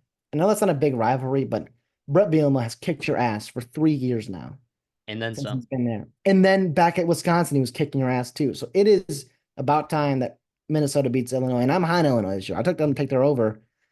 So that winner of that game is going to be someone's over is going to hit if they win that game. But regardless, I don't know. I yeah. Let's move on. Let's talk about the Nebraska Cornhuskers, a big talking point in Big Ten pools because of what could be in this Matt Rule era. You have the quarterback, the 5-star, the Patrick Mahomes comp. Not that we actually think he's Patrick Mahomes comp, but apparently he looks like him a lot. So that's all right. Mannerisms. It's like mannerisms. There's Yeah, yeah, whatever it is. I think you have a defense that can compete with the best of them in the Big Ten. I really do. I really think it's pretty strong. Offensively, you got some weapons. It really came down to these past couple of years, right? Specifically last year was quarterback play. And and years before that, right? Scott Frost just being a bozo. Having the Matt Rule coaching factor, I think, does add, probably like an extra win to your schedule just based on in-game coaching. Like legitimately, like that is for people listening, like that is unbelievable, by the way. Having a war of like over a negative war as an in-game coach, like that is nuts. So yeah, let's just start there in the quarterback room. Look, you got Dylan Raiola, okay, the 5-star. Everyone knows his uncle was the offensive line coach there at Nebraska, and that's why they were able to flip him over there from Georgia. He's going to start day one. I know it's a battle, but Dylan Raiola looked good in the spring game. I don't know if you got to see him, Christopher, but he looked pretty damn good. And I He don't did. see Heinrich Harburg. I don't see them sending his ass out there again. I really don't. No, I think it's Riola until it's not. I really think he's talented. He's an upgrade over Harburg. It's just about if he doesn't turn the ball over, which even if he turns the ball over, it's probably not going to be at a rate at which Harburg and Jeff Sims did a year ago. You feel pretty good about that. One point though on the Matt Rule thing, listen, as much as things change, some things just stay the same. Oh You're looking God. at their November, they lost four one possession games that were right in the grasp of their hands. And I don't blame Especially Matt the Rule Iowa on game. this. Oh my Oh gosh. Don't blame Matt Rule necessarily, but learning how to win is a thing, right? And it takes time. And I think year one, But you Matt saw Rule's those growing done pains. it, dude. He's done it Well, at Temple. he no, he has. I'm saying his culture and his team. Oh yeah, yeah. Minnesota, they blew that game. They blew that game. You're Oh right. my gosh. They Well, were yeah. What's his name? Sims, Jeff Jeff Sims. Collins. Jeff Collins or Sim? Yeah, Jeff Sim. Sorry, Jeff Jeff Collins. Sims. Jeff Collins Different at Georgia Tech legend. UNC. Different Georgia Tech That legend. was wild. Jeff Collins got a shout out in the Nebraska video. Regardless, though, Hey, he's gonna be coaching against Minnesota. yeah, exactly. So you got a shout out. Yeah. So. For real, for real. So, but behind that, I like Daniel Kalen too. He's still a couple years away, I think, from playing. Hopefully, if you're a Nebraska fan, right, everything goes perfectly. Real Iowa for 3 years, and then Kalen for two more after that. That would be amazing for Matt Rule and that staff. But yeah, I think it's Raiola. Oh yeah. The running back room. Meh. I mean, Gabe Ervin, right? I think Nebraska fans could say that he's pretty solid. I think they have a lot of pieces. I just don't think that there's really a lot of I shouldn't say that they're deep. I don't see a ton of talent here in this room. I really think it's Gabe Ervin. Look, if Dante Dowdle, the transfer from Oregon, if he steps up, I think he could be pretty decent. Is Emmett Johnson that good? I don't know. I I'm kind of like a Johnson. gamer. I'm a Gabe Ervin fan. What's your name? What do you say? I like Johnson actually, but Okay. again, in that room, like I think they're all fine. I don't think they're bad. I don't think they're elite.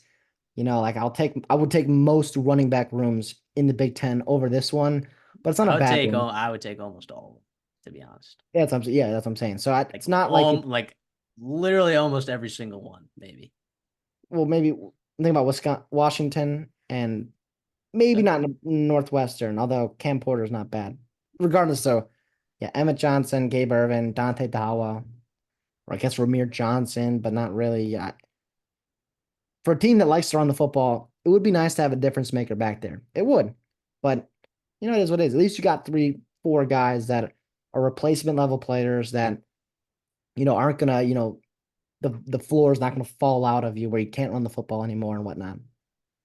Yeah, but speaking of difference makers, at the wide receiver position, I think you have some. Like, I think you have legitimate difference makers here. Jamal Banks come from Wake Forest, was really good for them. Okay. He's got size. He's played on the outside a ton. He's got go get him ability. I think he can get the ball. I think Isaiah Nayer is an absolute speed demon. Guy that just got injured and fell behind at Texas when he transferred there. But let's not forget what he did at Wyoming. He was absolutely unbelievable there. I think he's really good. Malachi Coleman is a guy that you and I have been high on for a long time.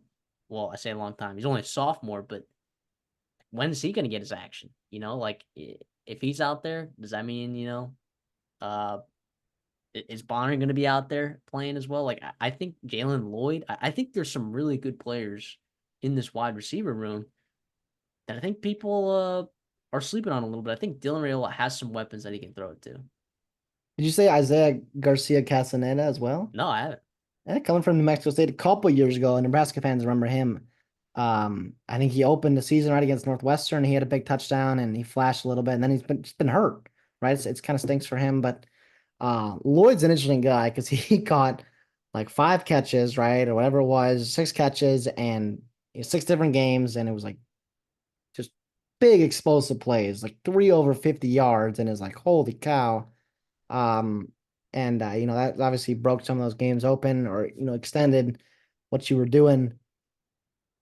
I like this room, and I think Dylan Raiola for a freshman quarterback, he's walking into a pretty good situation with this receiving room, and throw that on top of that, we got some pretty darn good tight ends.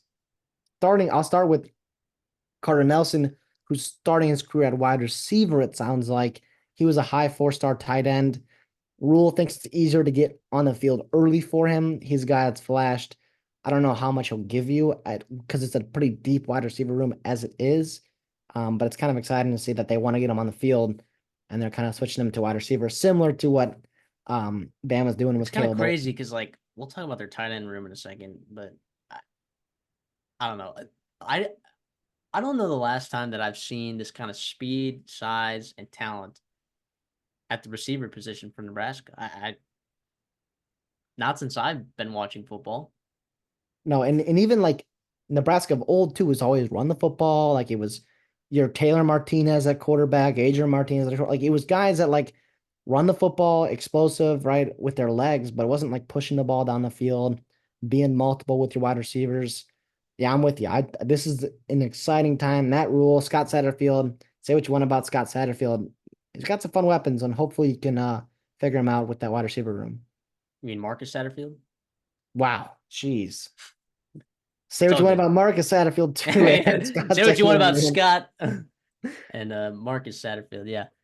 Uh, the tight end room. All right, Nebraska fans. Look, it's just me and you right now. Okay. Fedoni stinks. All right. No, don't tell him that. Don't tell him He that. does. Don't go, Nebraska He fans. he's guys, he stinks. Okay. And look, I think there are a lot of Nebraska fans that can agree with me out there, but uh can Borkashire play? Right? Like, is he gonna get on the field more? Because like I would like to see Borkashire more. I would like to see Lindenmeyer more and Carter Nelson. I think the depth is there, I guess. And then when you were talking about him moving from tight end to receiver, I understand that, but uh, hopefully Satterfield can start focusing in on that, tight end position, as a real weapon in that offensive room. But Fedoni, I mean, how many times did like Rick Hands just Rick Hands this guy? I don't know. Maybe it was just one season, but when I watched him, I just thought that it was alive. And it's a guy that it's a high recruit. Like, I don't know how it happened with him, man. I don't know how it happened. Maybe he turns it around. I hope he does. I really do. Did you have any other comments on the tight end room, or are you going to say the Fedoni is pretty good. I think Fedoni at worst, well, he's a talented guy. He was a former high 4-star Iowa kid, right? You love him from the Midwest. They've been waiting on him to break out. Yeah, he didn't put it together last year. I'm not selling the farm. I'm not selling his stock quite yet. Um, I do think it's nice that I think he'll have a little less focus around him because you've got legit weapons on the outside. And by the way, too, like if you're a young quarterback, having a good tight end is just so important. Like Fedoni is an important piece of this offense if he can figure it out. Oh yeah, if he figures it out, like you're right, the talent is there. But man, I didn't see it last year. But who's to say he can't improve, right? Who's to say he can't improve? I mean, a guy of his, caliber and his talent, sometimes things just work together. Sometimes you just need better and more opportunities to improve. So Well, yeah, I mean, I hope Nebraska fans did just like turn this video off and heard me say Tony stinks, but that's why I was like, don't go, don't go. You cannot. don't leave us. If you thought I Because drank the we got Kool-Aid, other good things to say. We got a lot of good things to say. Like yeah, no. But uh listen, in terms of someone who was a high recruit and struggled early in his career and getting much better, we'll go over to the offensive line room if that's all right. Bryce Benhart. I mean, he was yeah. bad as a freshman and sophomore, getting much better now, where he's one of the nice anchors on your offensive line. Yeah, and Ben Scott, I think, is a really nice piece over there at the center position. I think this offensive line's pretty good. It's not elite, but I think it's good. I think it has question marks, but I think there's a lot of guys that have had snaps and have had decent snaps. Continuity Um, together too. They're just kind of growing together, getting better and better. It was bad a couple years ago. Last year wasn't great, but I think it will be just a little bit. It's to keep getting better and better and better, and turning into one of the better parts of this offense. yeah, I mean, I don't know how good Micah Maskua is. From what I've heard, he's pretty decent. Would like to see what he does there. I think it's pretty decent. I think he got some guys. It, it's a bummer that this running back room I don't think is very good. I hope it's I don't know, man. Oh wait, I missed that. Did Teddy Pros Prochaska? Did he tore his? He tore his Yeah, ACL. he's out of there, dude. Oh, that is brutal. I'm sorry, I just missed that. That just happened recently. Yeah, so I don't know. And that was a guy that, I don't think we had seen enough of, but definitely a guy that had a lot of upside there. And we'll see what they do. I still think it can be a decent offensive line. Big hole, obviously. Tough to Well, see that. Is Grant Breaks? Is he ready to play as a freshman? I mean, you hope not, but he Well, yeah, really good player. that would be nice, right? But I don't know. I don't know what they're gonna do in terms of like what this final piece is gonna look like, considering the injury of Processi. But uh Processa, I don't know how to say that, to be honest. I thought I heard someone say that, but see, these are the things I'm supposed to be writing down, like how to pronounce names, and I failed to do that uh, for that one. But Prochaska, I'm just going to pretend like that's how you pronounce it. Nebraska fans, I'm so sorry. But yeah, so overall, I think this offense is vastly improved from last year, vastly improved. And I think at every single position, right? If you get Fedoni to improve at some point, like the wide receiver room looks good. I think the running backs, it's basically the same room, kind of. But hopefully Gabe Irvin, takes that step, and obviously the transfer from Oregon, hopefully he becomes pretty good, and maybe Emmett Johnson, kind of takes another step as well. I think everywhere you get just about better, and I also think the same thing happens on the defensive line for Nebraska. I mean, just what an absolute unit this is. The polar bear, Jamari Butler, Ty Robinson, Elijah Judy. Is he going to play a lot of snaps this year? I hope so. He's got the talent. Cameron Leonard. I mean, not even to mention um, Prince Will Umanmielen, like Stephen Thompson from Syracuse. You know, MJ Eh, Sherman, a former Georgia guy. And this real quick, Keona Davis. He's turning heads. That's a true freshman. That's 10 names. 10 names that you feel good about. God, who can say that? Who That's can say pretty that in college nuts. football right now? Yeah, that's pretty nuts. Riley Van Poppel too. Is that 11? I mean, Oh, I'm sorry. Popple, Ty Robinson. I hope we talked about him. Those are the 10, yeah. okay, yeah, yeah, pretty nuts. The linebacker room. I mean, we got guys who've had snaps before, but I think they're going to benefit a ton. I don't think it matters too much you put in this linebacker group. Like if you have this group on the defensive line, they're going to elevate the play of these linebackers. So I'm not very concerned um about Bullock and Wright. I'm assuming that those are the two guys that are going to be there. That's what I've heard too. I mean, those guys, I mean, Wright played almost 350 snaps last year, 13.2% missed tackle rate. It's fine. You'd like to see it drop Small just a sample little size. bit. That's It's small. that's a smaller sample size to be honest. Exactly. So we'll see what happens in a much bigger role. And also playing behind that D line is another year better, right? Last year, I think it was a little bit surprised how good a D line was and how many pieces Stephen contributed. Thompson going to play Mike? No, no I know way. he put, so I think they can do a lot of things with him. It sounds like last I checked, he was like playing edge, outside linebacker. Okay, because like I'm looking at two different sources. Like I know he's an edge rusher, and I'm looking at another source, and they have him written down as a Mike, and I'm like, what? There's no way Stephen Thompson's playing Mike. I mean, so he's reuniting with, I think, Tony White, right? Yeah, because Tony White. Yeah, yeah. Some Syracuse. So I don't know if there's some kind of position change going on there. I think we'll see, I guess, week one and beyond from that. But That'd be you're crazy. deep at edge. You're deep at That edge. is true. That is true. You want to hate that. And he kind of struggled a little bit. So you could move him to Mike, see what happens. Yeah. So then, how do you feel about this secondary? Because I feel okay about it. Yeah, I mean Tommy Hill is kind of banged up right now. That's not ideal. There's a lack He's of like experience like across the board, but I think like they're recruiting a different they're getting a different type of defensive back in this room. Like these guys are big and long and athletic.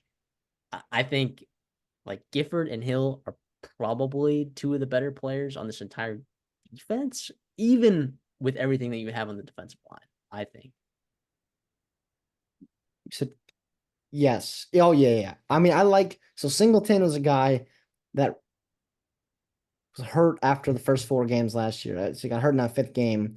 He looked pretty good for you, right? He's 6'3", 205. He's coming back, pairing with Marcus Buford, who was hurt at the beginning of last year. 5'11", 190. Nice contrast there. You like that. We'll see. I think Omar Brown and Phelan Sanford, they're gone to the NFL. Quentin Newsom's gone in that cornerback room as well. We'll see. I'm worried about depth at safety position, I guess. But you bring in a guy like Sia Wright from USC. You bring in a guy like Bly Hill. Mario Buford was a high recruit. I, I don't hate this room at all. If Tommy Hill's healthy and Malcolm Hartzeg, puts it together in year two, right?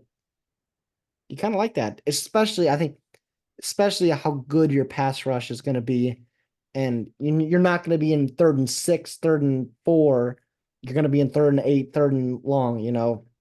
With how good your front seven is. Yeah, is Bly Hill is he gonna be healthy, you think? I haven't seen anything about that. I guess Well, he got hurt in the spring game. I think I don't know. When I'm reading about it, it's just like his kneecap.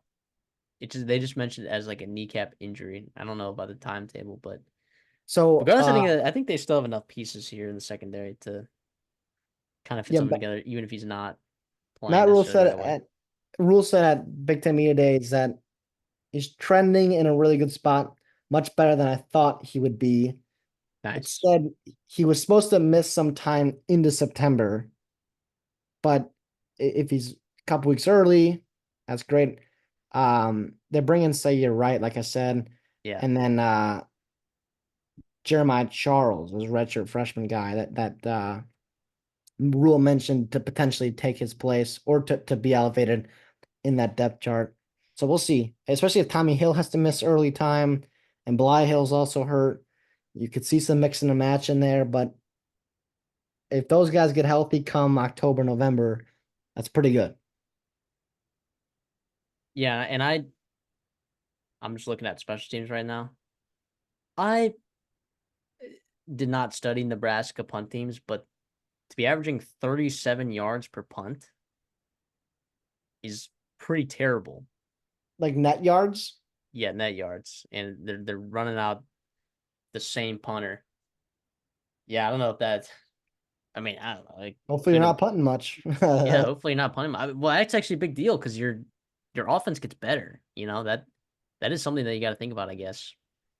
So I don't know. Yeah, That's all. I was I just looking at wonder. I this. mean, I wonder how sometimes the net yards can be skewed because if you're pinning guys deep or whatnot. I mean, I guess net yards kind of accounts for that. I don't know. I don't know exactly, but um, I yeah, I don't guess know. I'm not a special teams, wizard. Yeah, I guess. I don't know. Probably shouldn't be commenting too much on it because I didn't watch a lot of those punts per se. Uh, but when we look at the schedule, CD, all right, the over under win total is at 7.5. Which, by the way, when was the last time Nebraska made a bowl game? But is pre Matt not wow, not Matt Rule. Holy cow! I'm sorry, Nebraska man. Scott Frost. Yeah, it's pretty nuts. I think they've had of Power Five teams. Is it the most consecutive losing seasons of any school in Power Five? Probably one or two. So you get UTEP at home week one, then Colorado at home week two. I think that's important because I think Colorado's improved. Northern Iowa at home, Illinois at home. First four games are at home, and I think those are all winnable games. Then you go to Purdue, you get Rutgers at home, you get a bye, you go to Indiana, then you play Ohio State on the road, which I think is nice because then you don't have to waste a home game on them. UCLA at home, you get a bye at USC, Wisconsin at home, and then on the road against Iowa. The over and win total is at 7.5. And I'm gonna kind of reluctantly take the over here. Yeah, I'm taking the under. It's not that I don't like this team. I just think a couple question marks at certain spots. Depth on that O line, especially with the left tackle getting hurt, depth in the secondary, battling some injuries.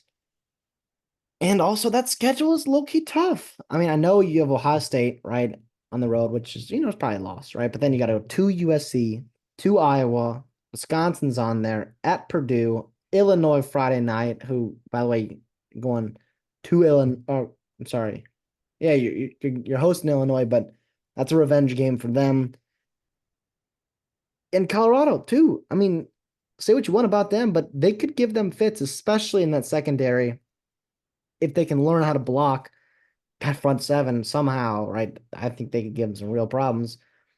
Eight wins seems like a lot, a big jump from 5 wins. I know they were so close last year to making a bowl game. I think 7-5 is the most realistic outcome, especially at minus 102. I'll take that.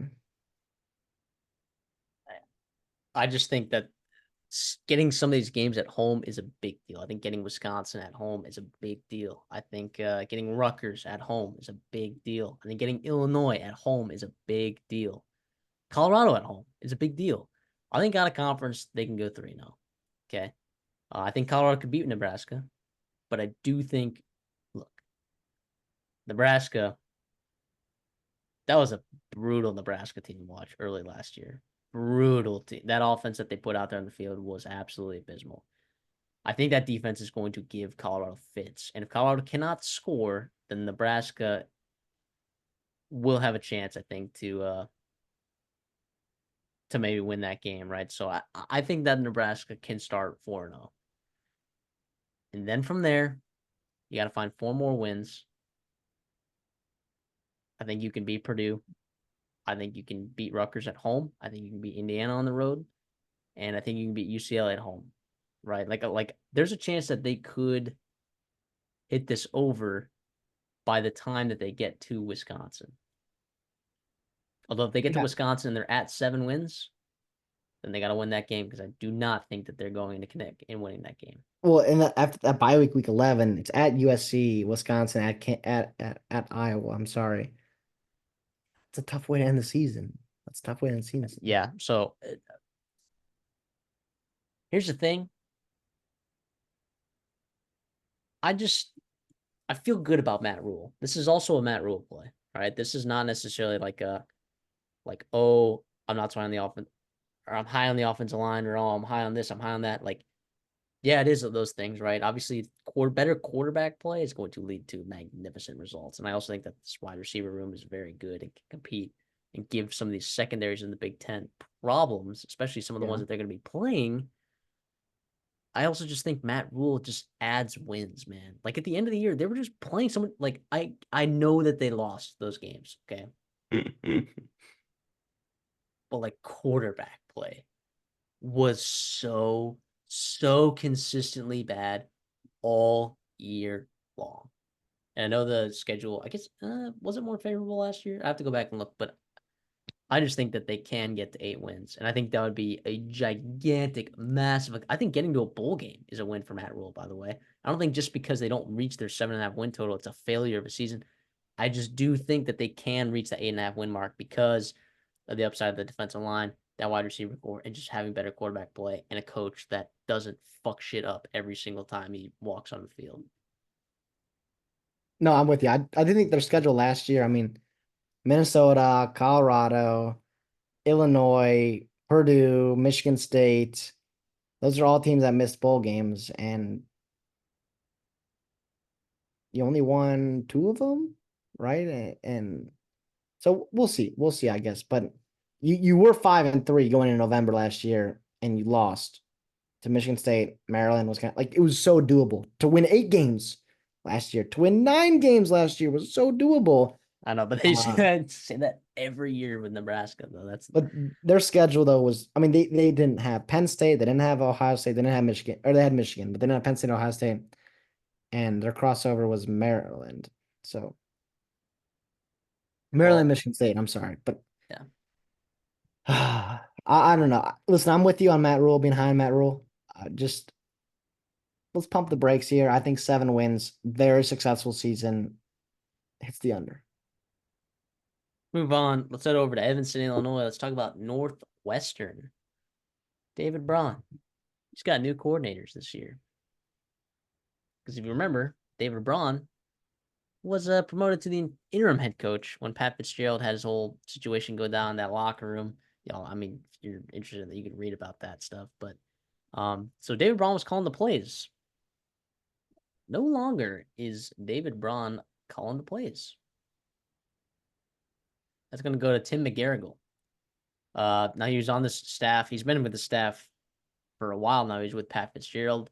So I guess we'll see how that goes. I'm assuming that there's not going to be a huge drop off. At offensive coordinator, hired Zach Lujan, who is the offensive coordinator at San Diego or South Dakota State, which was one of the better offenses in all of FCS. This was probably a really good hire for David Braun. I'm not an FCS football wizard, but feels like the experts are pretty high on this hire. So it just matters. Like, look, they won. Did they go? Did they go 8-4 last year in the regular season? I thought it was 7-5, and then 8-5 with the bowl game. Because they won the bowl game or something. Yeah, I remember they stomped Utah in Vegas. Oh yeah. Dude, that last year's Northwestern team blew my mind because we were staring at that like 3.5 win total, and we are like, This being is in definitely way Illinois, big. you can't bet on Northwestern. And I'm like, no. And we literally couldn't bet on them. And when all that Pat Fitzgerald stuff went down, dude, and they smashed that over, dude. They were so impressive, man. David Braun. Now, teams gave Northwestern some wins. All right, that definitely happened. I mean, Minnesota. I mean, that happened. All right, that doesn't want to. I don't want to take away from what the team accomplished, but I do think that there is some regression. I think that this Northwestern team should be ready to face this year. I think now they're on a conference schedule. I think they can go 3-0 and they're out of conference schedule. The question is, once they get to conference, what's going to happen? I don't know. But Yeah, maybe we'll have some ideas. I mean, you're bringing in a guy like Mike Wright, probably going to be your quarterback. Good runner of the football. I think he fits what Luan wants to do in terms of a lot of tight ends, run the football, blah blah blah. And he's obviously got some experience in terms of playing the SEC at Mississippi State and at Vanderbilt. He did some good things at Vanderbilt, right? You remember a couple years ago, Vanderbilt won some games in the SEC. Mike Wright was right there with him, and I think that's pretty exciting for Northwestern to get a guy like that. Jack Lausch, right? He's a Brother Rice kid, Chicago dude. The staff likes him. They like his mobility. Probably a year away, which is fine. That's why you've got a guy like Mike Wright coming in. We'll see. And then Ryan Olinsky's obviously there. He's been there, seems like forever. Holy cow. But okay room. I mean, obviously Ben Bryant's gone, and he was pretty darn good for you actually last year. Like in some big time moments, he made some nice plays. Ben Sullivan's off to Iowa. Don't know if he was going to start with this new staff, so it's kind of a it is what it is. But listen, Mike Wright's kind of interesting. I mean, he runs the ball really well. Throwing the football, it's kind of up and down, but what he can do in that offense and maybe win some games here or there, I kind of like it. Lean into your strengths with your running backs and maybe your running quarterback. Yeah. So what happens if Mike Wright gets hurt? Right. So like Ryan Holinsky, is he a guy that can actually win football games? I think we've seen enough, and I think we know that the answer is probably not. Jack Lausch, I don't know. I mean, I don't think it's not like you're sending out walk-ons, like after Mike Wright. I do think Mike Wright is probably a lot better than Lausch and Holinsky. Yeah. Even though I guess they're battling it out for it, but well, I don't know. I do like Cam Porter though, who you already mentioned. In the wide receiver room, I think it's really interesting because I like AJ Henning. I've been waiting for AJ Henning to really take over, and I don't know uh what their offense is going to look like this year and like how they're going to be able to involve them. But Bryce Kurtz having 700 yards was pretty impressive in this offense, I thought. Yeah, I mean, you lose Cam Johnson, and you don't have a ton of depth behind Kurtz and Henning. I like Henning a lot. I mean, they used him in the running game last year. He was a gadget guy, very explosive player. Kurtz just torched Minnesota, absolutely torched Minnesota. Most of his production on the year was in that game. I think it was like 200 yards. Regardless, though, he's a solid Big Ten wide receiver. It gives Mike Wright an option, to throw the football to. Behind them, Calvin Johnson, the second. And it's not Calvin Johnson, the Megatron. I looked that up. I was like, well, hold on, wait a minute. Maybe there's a stud coming. But no, he's a guy though, really good athlete, former high school quarterback, right? 4.0 GPA, 35 ACT. I mean, Northwestern, right? I mean, it makes sense there. But could he step into a bigger role? Frank Covey is coming back. Listen, it's not a great room at all, but I It think that's really isn't. also that's why you're leaning into the running game of Mike Wright. And if he goes down, that sucks. That really does. Then But you have issues. you got Porter. I like Hyman too. We didn't talk about him. He's a speedster, kind of different dimension, different gear on that offense than maybe Cam Porter has. And Wright's a speedster. Hyman's got speed. Henny has speed. It's kind of fun for this Northwestern team. Yeah, Kamalafe from uh Katie Tompkins. I think he's pretty decent. I don't know if you're gonna ever have to rely on him, but I think he's a pretty decent option there. Like I don't think the running back room is bad at all. Let's see. You mentioned the wide receivers. Do you want to talk about the offensive line here? Well, can we do tight end real quick? Oh yeah, absolutely. So Thomas Gordon and Marshall Lang are returning guys, right? They're just solid tight ends. I think they're just you're about your replacement level tight ends. But the offense coordinator, like I said, likes to run its 12 personnel at South Dakota State. And I Loves it. so those guys will be important. And the depth in that room, again, like the wide receiver room, it's pretty tough. But Duke Olga's he's a good blocker, I think. So that's a nice piece to have, especially if you're running the football a They're lot. all grad students. This You entire love tight that. end room. You love that, and you absolutely love that. It's classic Northwestern. Those guys getting their master's degrees. Gonna be I'll be working for them one day, which is fine. But Thomas Gordon, Not Marshall, us. no, not not. They can be fine tight ends. They're not bad tight ends at all, but they're not like these elite, tight end game changers.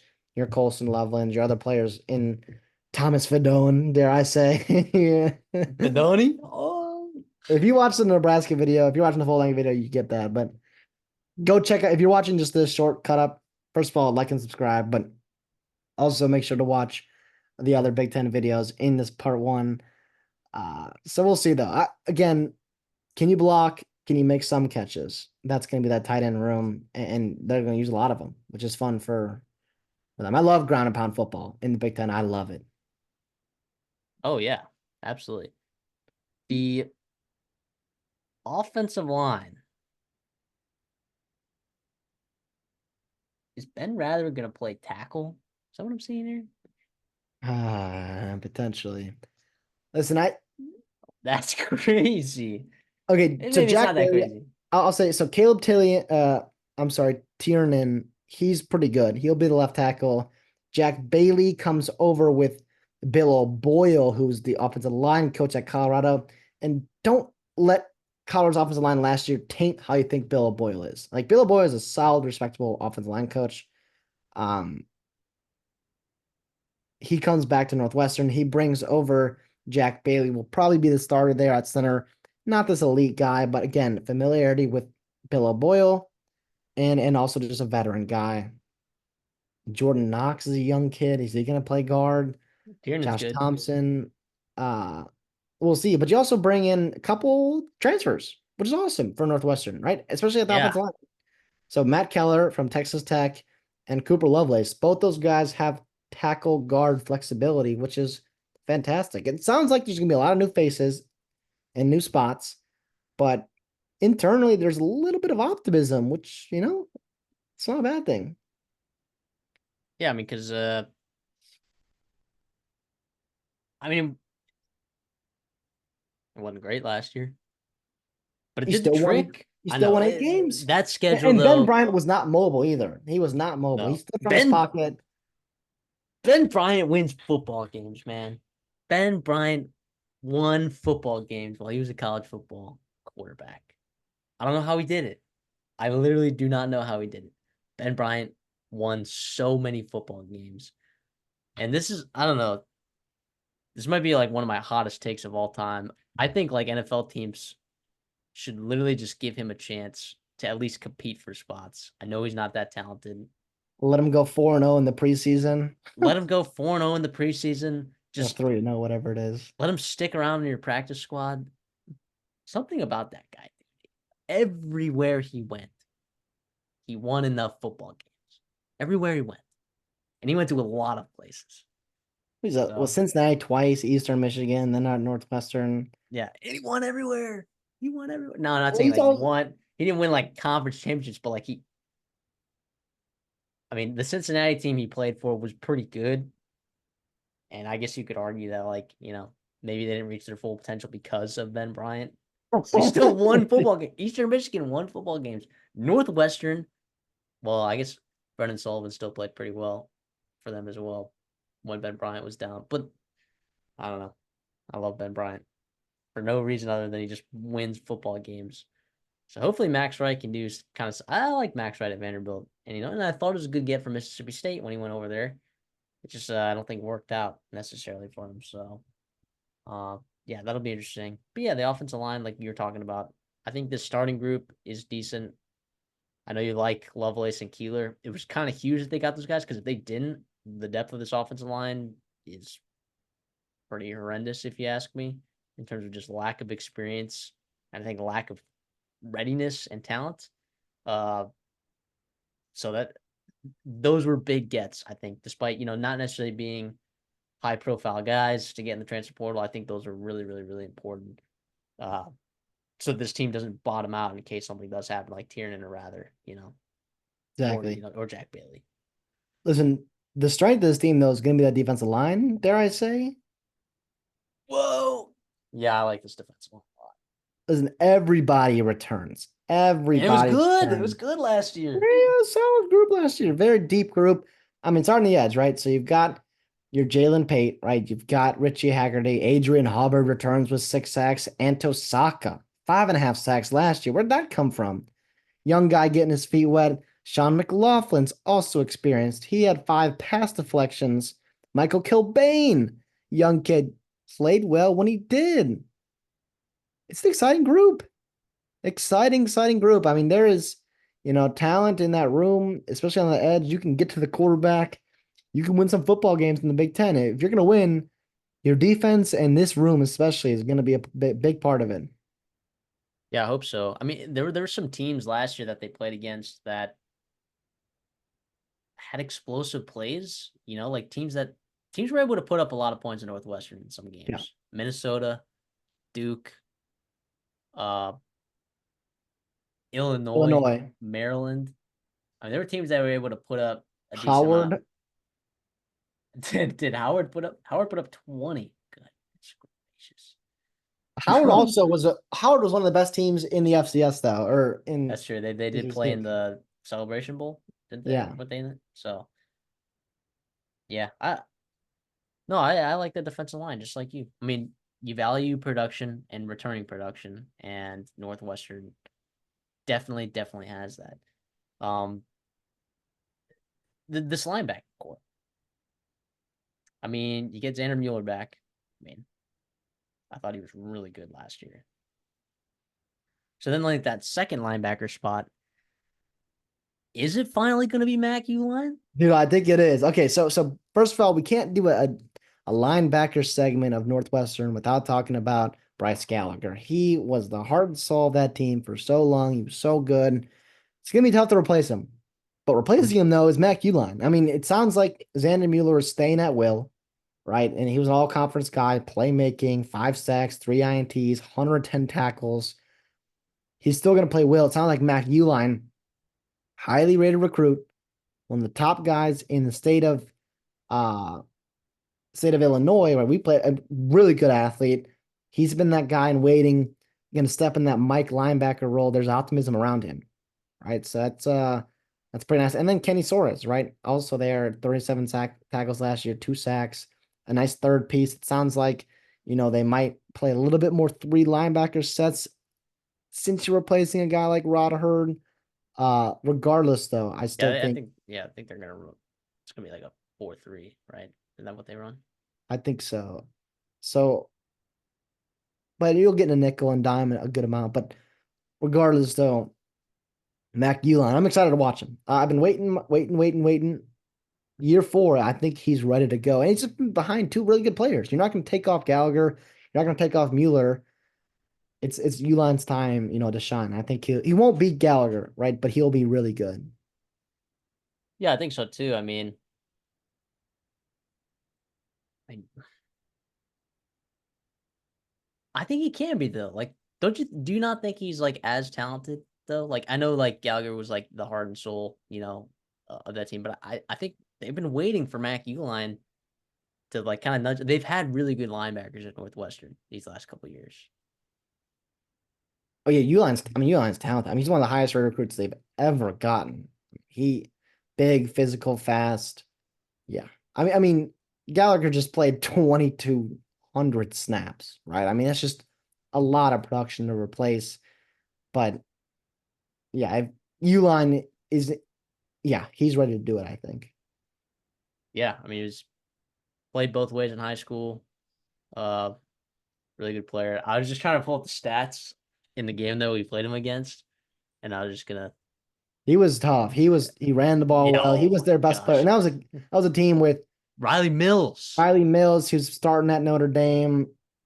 Kai Kroger Kai started at Kroger. South Carolina, punter there. Yeah, it was a good football team. If you're Northwestern, you're in the area of Chicago. Lake Forest, good program. They won a lot of games that year, and Mac Uline was their best player Yeah, as I a was gonna junior. I was gonna find stats just because, like, listeners, if you don't know this, CD played linebacker. So Uline was the linebacker on their team. CD was a linebacker on our team when we played against them. And in that game, CD had like 27 tackles or whatever. Mac Uline did not have 27 tackles. Mac Uline also did not win that Maculine game. also played running back, Yeah, he also which played is running back. incredible. And I'm here's the like, thing: if he didn't even play running back enough, like he was their backup running back because they didn't want to like wear him out. Like if he had played running back that whole game, like would have been. And he ended up playing like most of it in the second half. But I think we would have been in a lot of trouble if they had just stuck with him in that second quarter. You know. oh yeah, as a junior. But This is, listen, that DB room, you lose three transfers, right? So you oh got yeah. obviously Rod Hurd is gone. He was your star. He was just a many people thought maybe NFL, went to Notre Dame. Fine, fine, fine. You can't blame the guy, right? Garrett Hollis Jr., that's the one that probably hurts because he was hopefully going to be your starter. He goes to West Virginia along with Jaheim Joseph. West Virginia, he's probably going to be more of a depth piece. He wanted a chance to start there. So it's cornerback, it's Darian Johnson, right, who returns from Indy kid, right? Mm-hmm. 5 pass deflections, 1 INT. And then Oria Day, right? Pretty solid. Needs to step up, I think. But listen, Robert Fitzgerald, it's going to be tough to replace Rod Hurd. It just is. Yeah. It really Yeah. is. Turner Wallace is also there. And these are replacement level players, but they're not as good as Rod Hurd, obviously. So, like, there's going to be a drop off, but it's not going to be a weak spot, I don't think, in the secondary. And then Devin Turner, I'm sorry, Coco Azima, those are good players. Very, very solid at safety, a lot of experience there.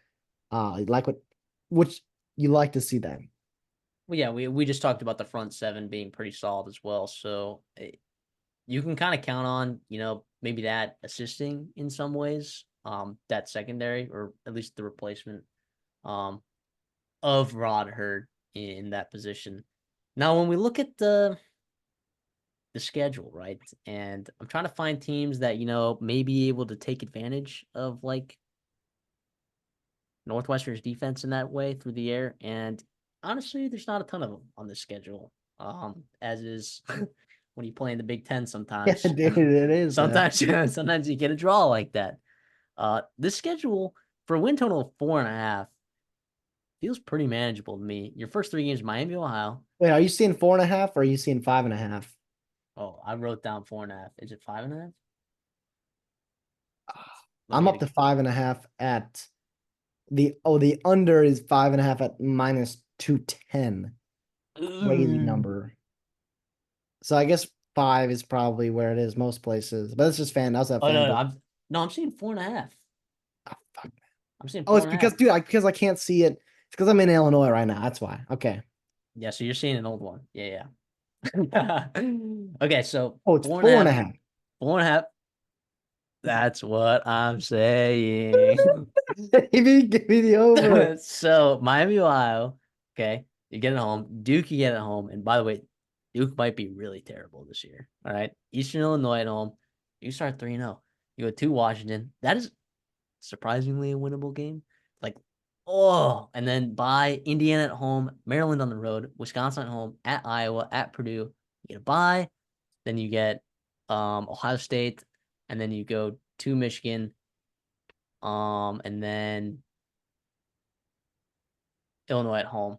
Now here's the thing: I say home. If you guys didn't know, Northwestern is right now undergoing renovations for their field, so they've That's kind a of tough part. David Braun, I think, was pretty proactive about this, as proactive as he can get as a guy who was just thrown into the head coaching position late.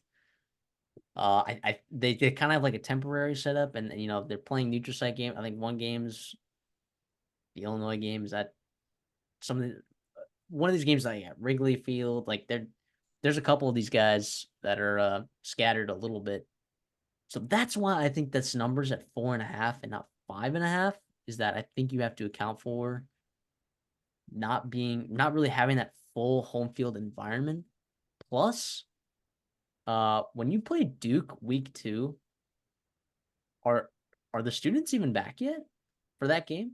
Wow, dude, I don't think so. I think they're mid to late September, and So, like the Duke game, as as I just said, even though they're not that great, like Miami, Ohio, and Duke, I don't think they're running right into rabid environments being a temporary stadium and with students not being there on campus. So that It's is also a something. different stadium too. Like, It's a different listen, area. it's not, was it Ryan Field? Listen, Yeah. it's actually beautiful. Like if you look at it, like it's like their lakeside facility. The mock-ups look awesome. How is it gonna I mean, listen, thank God they're not playing in November there because the lake effect would be crazy. They're Yeah. playing Ohio State and Illinois in Wrigley Field, like you said. But that is just wild. Listen, I'm with you too. Their home field advantage is never great, never good. It's actually not even there normally, but I think even less so when you have no students there. It's in a different building. But who knows though? Maybe they'll be cheap. Maybe they'll be cheap tickets, although they're always pretty cheap tickets. Maybe they'll be, exciting for families or people to go and let's check out this new stadium and let's try it out. But listen, I don't think you need home field advantage to beat Miami, Ohio. I don't think you need home field advantage to beat Duke. If you're not winning those football games, you're not hitting the over, right? Because you're just not that the season's over, but it could You're be a long not, year. yeah, you're not beating Maryland. You're gonna struggle with Indiana. You're definitely not beating Wisconsin. But look, did Northwestern need home field advantage when they beat Illinois last year? Did they need home field advantage when they beat Wisconsin last year? I don't know. I'll go with the over here. I think they get to 5 wins. I don't know if they're going bowling, but I think that 5 wins is way more likely than 4 wins. Uh, Gosh, a lot of this rides on Max, right, dude? And this offense kind of looks a little bit scary, but their offense last year was also pretty terrible. All right, it was. I mean, in the run game, right? I know we talk about Cam Porter being a pretty decent running back, but 2.8 yards per carry in the run game last year. Yeah. While also only averaging 208 passing yards per game. And it's not like they were running at a super slow pace. They were running about 69 plays a game on offense. That's like top half in the country. So it's like their defense was getting off the field and giving their offense opportunities, and they just weren't doing anything with it. So I don't see how, even if this offense was a little bit worse, I think they can maybe get enough done. I think if they win those first 3 games, it's going to be huge. And then I think they can find 2 more somewhere. They're going to absolutely surprise some folks because they're probably not going to be favored. Um, my guess is that they'll be favored in the first 3 games. They might not be favored against Duke, although I gotta believe Duke's that not they will good. be. Duke is not good, so we'll see. But I'm gonna take the over 4.5 for the I think last five play. wins. Yeah, I was at 5.5. I was kind of barely on the under. You give me a whole win, yeah, I'll take the over. I think 5 and 7 is kind of where they're at. I feel really good about that. And you win a couple toss-up games, maybe get 6 wins. So we'll see. But it sucks that they do have the weird schedule dynamics like we've talked about. But that D line is too experienced, too good. David Braun, Tim McGargill, like, yeah, I like the personnel. I like the coaching, experience, all that good stuff. I think that defense alone can get you enough wins, uh, with some flashes here and there, and hopefully some improvements on the offense. Yeah, Improvements in terms of like what I expect them, what they are right now in terms of like growing, getting better, yeah. It's not a gelling, very deep cohesion. team, so it's nice that like if you're gonna bet the over win total, right? Like they're gonna have to do it by November, right? Like they're gonna need to get to 5 wins before November, probably.